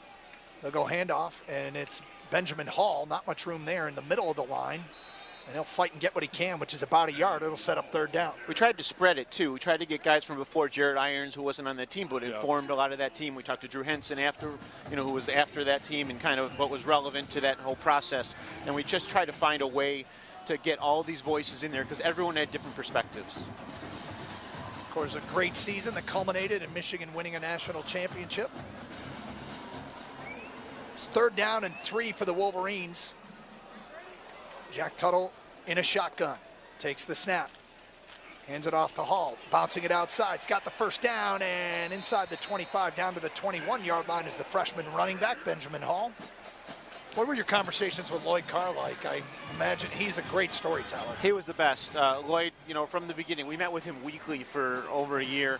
And every week he just had more things to remember. He gave us these notes, and when you read the book, you'll see that he did these recordings at every practice and everything, and he gave us those notes, and we were able to kind of get into his mindset then and then have him think about it now. John, you're giggling. Oh, yeah. I mean, you listen to those recordings, and you'd hear a lot of nothing for a little while, and then all of a sudden would be, you know, got to find a replacement for Jansen. 1st and 10. Tuttle's going to throw a pass out into the left flat to Benjamin Hall, who gets chopped down as he gets back to the line of scrimmage. Those also were sanitized a little bit. You talk to some of the guys. Steve Connolly, who works at Michigan, was one of the first recorders of those, and he said that, you know, at the beginning he went to the staff and they said, well, you can't print everything that he said into this tape recorder because that's not all for air. Even though it was private, it still was a little bit. He didn't want it in written form. 4 wide on 2nd and 10. Tuttle in a shotgun.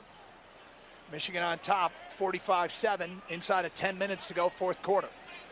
Jack Tuttle getting some snaps here with J.J. McCarthy. His day is done. They go inside handoff. Benjamin Hall to the 15. Benjamin Hall inside the 10, and that's where he's brought down at the 9-yard line. And Michigan is looking at another 1st and goal.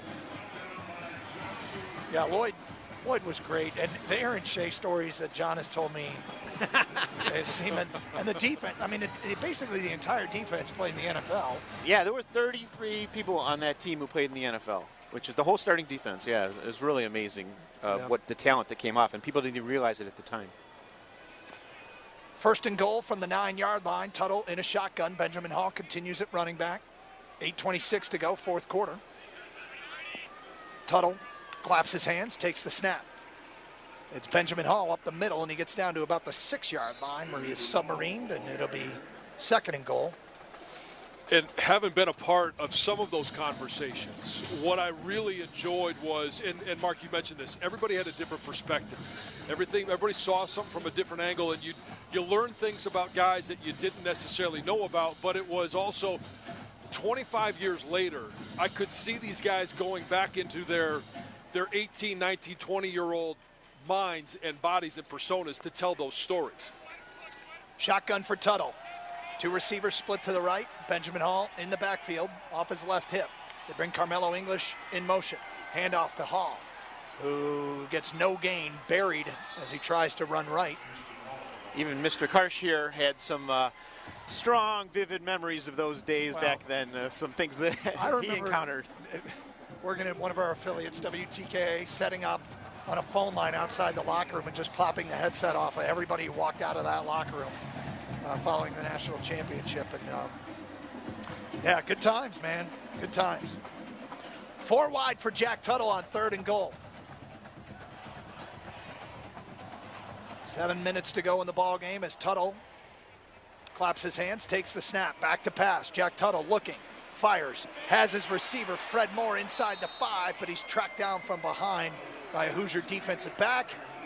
And short of the goal line, it'll be 4th down. You know, Mark, Doug tells that story about handing the headset to all these different guys. I think I remember walking out of that locker room, and I thought he was going to hand me the headset. I'm like, I'm finally going to get a chance to talk to Doug Karsh.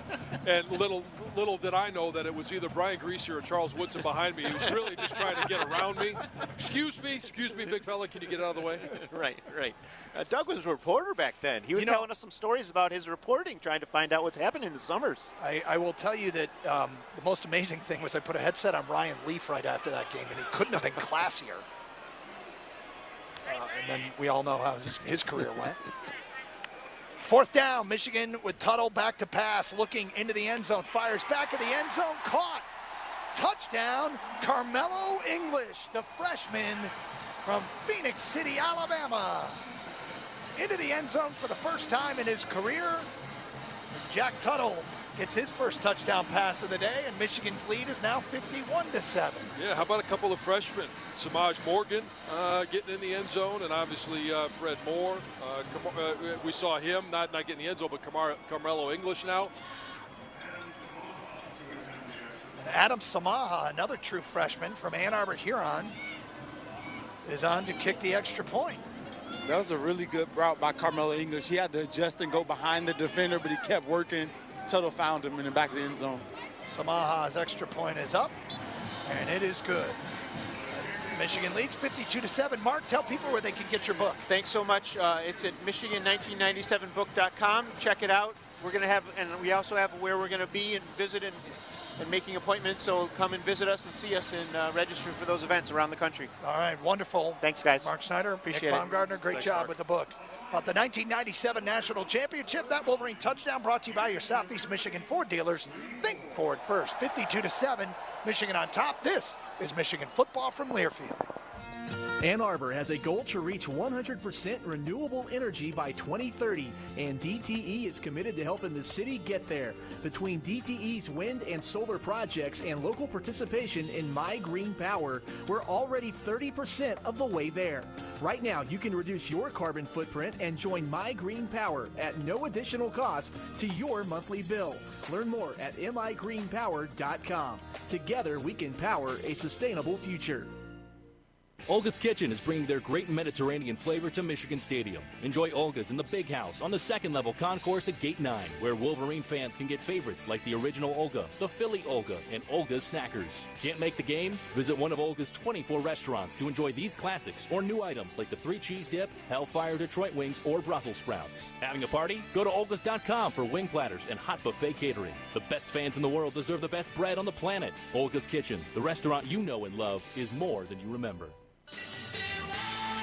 Imagine this, winning big at Soaring Eagle. Get more bang for the buck and win an outdoor adventure. Saturdays in October from 5 to 11 p.m., one winner every hour nabs up to $2,000. On the 28th, one lucky guest wins a 3-day hunting trip along with a 2023 Polaris UTV. It's bang for the buck, only at Soaring Eagle Casino and Resort. Your getaway reimagined. Visit SoaringEagleCasino.com for complete rules and details. Champion Circle is the preeminent name, image, and likeness collective supporting University of Michigan student athletes. Champion Circle's mission is to empower Wolverine student athletes through NIL and ensure Michigan remains at the forefront of college athletics. Visit championscircleufm.com to learn about exciting upcoming events or to contribute to Michigan student athletes' NIL platforms. That's championscircleufm.com. Champions Circle, proud partner of University of Michigan Athletics. Today's broadcast is presented by DTE Energy. Participate in energy efficiency programs and rebates, including savings on energy-efficient products and rebates, appliance and lighting upgrades, and more. Learn more at dteenergy.com/save-energy. The Maize and Blue against the Cream and Crimson. We're live from Michigan and Indiana. For more, let's return to Doug and John. Doug Karst, John Jansen back at the big house, 52-7. Indiana forced 2 3-and-outs for Michigan to start the game. The Wolverines have scored on every possession since. They lead at 52-7. Here at the big house as Tommy Doman will kick off, and Indiana's going to bring it back to the 10, to the 15, out to the 18-yard line. That was not Jalen Lucas. We'll have to circle back and see who it was, but Indiana will take over there with 5:57 to go in the ball game. Josh Beetham on the tackle. Hey, it's time to spotlight today's best in the game, brought to you by Old Dominion Freight Line. Old Dominion Freight Line works hard to be the best in the game and is proud to be Wolverines. And John Jansen? This one, it's really tough to come by. You think about what they were able to do in the backfield, and I'm going to have to go with J.J. McCarthy. Didn't start off great, and the numbers aren't eye-popping, but what he was able to do on the ground, 10 carries, 27 yards, being able to extend plays with his feet, and be able to make some plays downfield, and directing traffic. We saw it to, obviously the touchdown is what I'm trying to say there, that we saw to Colston Loveland, and Samaj Morgan, Tyler Morris we saw earlier on that scramble drill. I thought he had really good composure, and he showed really good leadership after not starting off in those 2 3-and-outs of directing this offense the rest of the day. Trent Hallam with 1 carry to the right gets a first down, and now they're going to run him again, and he goes for 12 more yards. 2 plays, 2 first downs for Indiana here, with 5:16 to go in the ball game and the clock running, and Michigan on top 52-7. Ball on the 41-yard line. Michigan has forced 4 turnovers in this game. The last time they did that, 2019 against Iowa. Handoff, it's Howland running right, and he gets met in the backfield by Rayshon Benny and thrown to the ground. TFL there. Sorsby back in at quarterback, incidentally, for Indiana. Yeah, and you think about Michigan getting down the depth chart on their defensive line, and you still got a guy like Rayshon Benny because he needs to get his reps in there. This is such a deep team, especially on that defensive front. Second down and 11 for Indiana. 4:27 to go in the ball game. Shotgun for Sorsby, takes the snap. They're going to run option left. Sorsby makes Jaden Hood miss across the 45 out to the 47-yard line, where he's knocked to the ground by TJ Guy. Gain of 6. Yeah, I mean, they should have had him down at the line of scrimmage, and they're going hustle. Hoosiers, third down and 4, excuse me. They lined up quickly, and then they get the call from the sideline. 3:51 to go in the ball game. 52-7, Michigan on top. Empty backfield for Sorsby. Claps his hands, takes the snap. They go inside handoff and getting across the 50 into Michigan territory for the Hoosiers. That is David Hollerman. Give him a first down. Hollerman, he was the man that returned that kickoff for anybody who wanted me to circle back and tell you who it was. Yeah, getting on the roster on both sides here. Ball at the Michigan 48-yard line with 3:09 to go in the ball game. Sorsby in a shotgun. Holloman in the backfield. And they'll hand it off to Holloman, who's got nothing up the middle, tries to bounce outside. There's nothing there. And Keyshawn Bennett, the man that brought him down as he got back to the line of scrimmage. Yep, nice job of staying home, setting the edge for Keyshawn Bennett, shedding the block and making a play. Now they go toss sweep to Holloman running left, and it's Keyshawn Bennett again who corrals him and throws him to the ground after a 1-yard gain. Well, they're really excited about Bennett's athleticism, and he showed it there. He's got some power to take on a tackle, and he's also got the speed to get outside and be able to make plays outside the numbers. 3rd down and 9 for the Hoosiers. 2:19 to go in the ball game. Sorsby in a shotgun. Claps his hands. Now they'll stop and look to the sideline. Now they change the play. Sorsby. He's got 9 seconds on the play clock. Takes the snap, back to pass. Looking downfield. Here comes the pass rush. He's going to bail out of there and run. And Jaden Hood lights him up and the ball's out. And it's rolling around. And do the Hoosiers get back on top of it? There were 4 Wolverines there. Oh, man. That ball moved. When Sorsby got hit, the ball went forward for about 5 yards. And, yeah, there were 4 Michigan players around it. It bounced back towards Indiana. It looks like one of their linemen got on top of it. Mike Caddick. Who had that hit? Jaden Hood, right? Yeah. Oh, it's going to be 4th and 2 for Indiana. Minute 22 to go in the ball game. Shotgun for Sorsby. Back to pass. Michigan blitzing. He's going to run. And he spins out of a tackle, dives forward. Does he get the first down? This is going to be awfully close. It might be a mercy spot. I think they're going to give him the first down.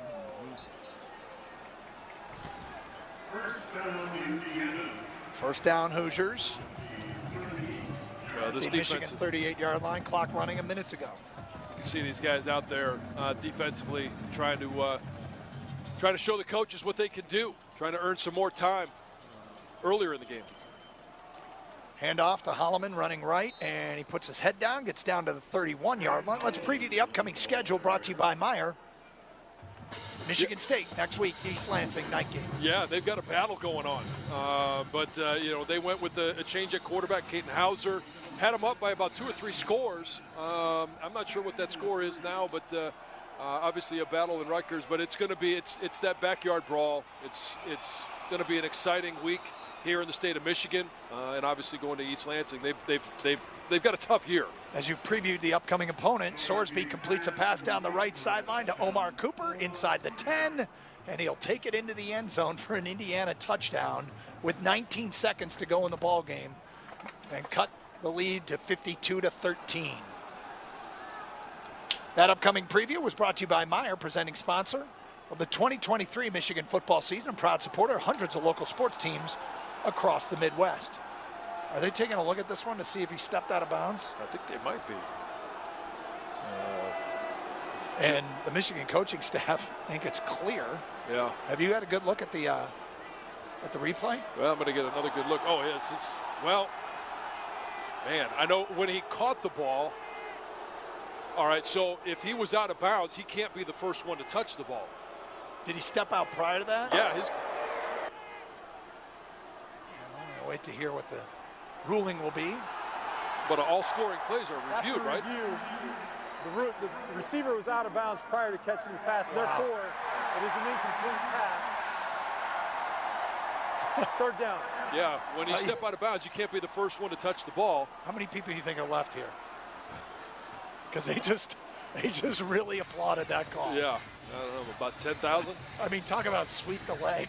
Yeah. There's no mercy. Take away the touchdown that they had since their first quarter. Wow.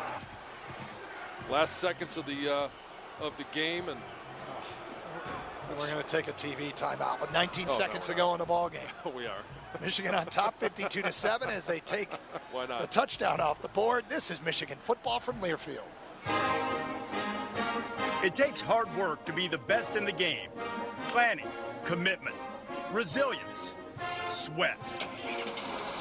That's why Old Dominion Freight Line, the #1 national LTL carrier for quality, works hard to be the best in the game and is proud to support those striving to be the best in theirs. Old Dominion Freight Line, exclusive freight partner of Michigan Athletics, helping the world keep promises. Are you ready? Ready to find the right care that works for you? Care that connects you to what you need, anytime, anywhere, and fits best with your lifestyle? Whether it's in person or in your pajamas, online or over the phone, Blue Cross Blue Shield of Michigan connects you to the care you need when you need it most. With the largest network of doctors and hospitals, an easy-to-use mobile app, and a 24-hour nurse line. Because we're always ready to help. Learn more about Blue Cross Blue Shield of Michigan at bcbsm.com. John Jansen here. We cover all things Michigan athletics on our podcast channel, MGO Blue Podcasts with John Jansen. In the Trenches, presented by Meyer, focuses on all things Michigan football, including exclusive interviews, game previews, and post-game episodes. Defend the Block highlights both men's and women's basketball programs, and Conquering Heroes keeps you in the loop on every team in Ann Arbor. Search MGO Blue Podcasts with John Jansen wherever you get your podcast. That's MGO Blue Podcasts with John Jansen. Hey, Michigan fans, make game day memorable with your Buddies. Buddies, the original Detroit-style pizza since 1946, with its iconic square shape and crispy, crunchy corners, is now a proud partner of Michigan athletics. Handcrafted daily with Wisconsin brick cheese, fresh toppings, and sauce on top, Buddies, the award-winning pizza you know and love, can be your game day tradition. Whether you're cheering on the Wolverines at the Big House or watching the action at home, make Buddies your official taste of game day. Order now at buddiespizza.com.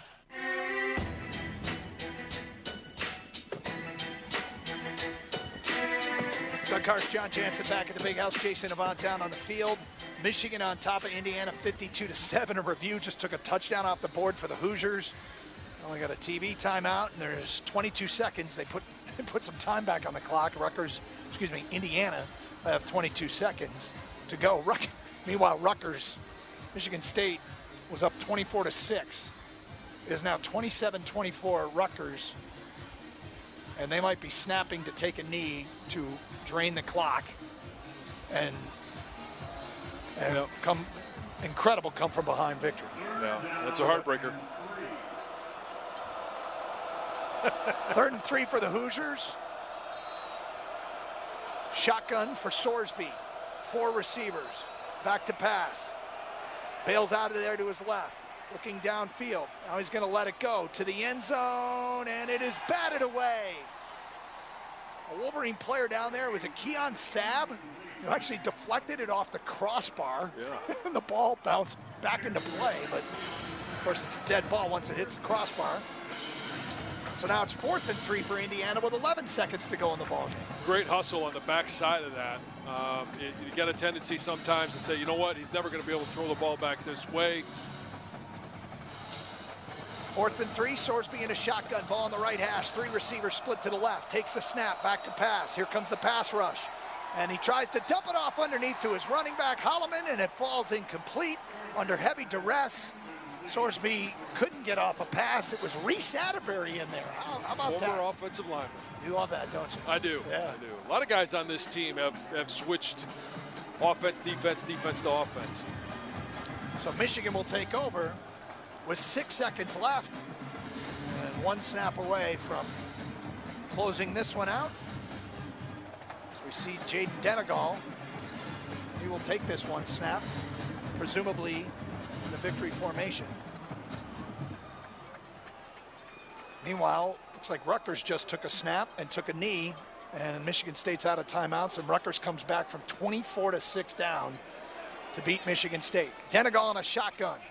Turns and hands it to Danny Hughes, who gets what he can, about 7 yards there, and that'll do it. Michigan beats Indiana 52-7. The Wolverines have now won 20 straight games at Michigan Stadium. They've won 10 straight games, 10 straight games with 30-plus points. One of the guys that did a great job for Michigan is downstairs with our Jason Avant. Jason? I'm down on the field where Rod Moore had one of the best plays in the game, one of the players of the game. Rod, describe that interception from Mikey Samuel with the tip. Oh, man. I mean, we knew they were going to pass in the red zone. Give big credit to Mikey on that tip. Seeing the ball get tipped out just when he made the play. Do you think you would have caught the ball if Mikey didn't tip it? I don't know. I really don't know. But that's why I said big credit to Mikey. You know, he got me a pick, so. Now, when it comes to Indiana, normally they play you guys tough here at home. Like, how did you guys focus and put the effort in to win 52-7? I mean, we prepare for them like we prepare for everybody else. We knew they were going to come in here and give us their best shot like every team does, but like every game, we just take it to them. And we knew they had a new offensive coordinator, so we really didn't know what they were going to do, but we just attacked everything they did and converted. Now, when it comes to a player like Jalen Lucas, like, what's the focus throughout the week to try to contain him? Just effort angles to the ball, great angles on him, because we knew how he was with the ball. He's an electric player, the most electric player on their offense. So we knew we had to shut him down. That's what we did. Well, congratulations on a great win. Thank you. Jason, thank you. You got work to do in the Michigan locker room. We look forward to hearing from you as you sit down with some Wolverine players. Also, John Jansen will talk to the head coach of the Wolverines, Jim Harbaugh, after this one goes final 52-7. Michigan over Indiana. Win 996 in program history. The program conference winning streak advances to 19 games. Lots to do here on the post-game show, including analysis from Jack Miller. More from Jason Avant, John Jansen, Jim Harbaugh. Scores from around the country and a preview of next week's game against the Michigan State Spartans. Michigan improves to 7-0 on the year here on a rainy day in Ann Arbor. You're listening to Michigan Football from Learfield.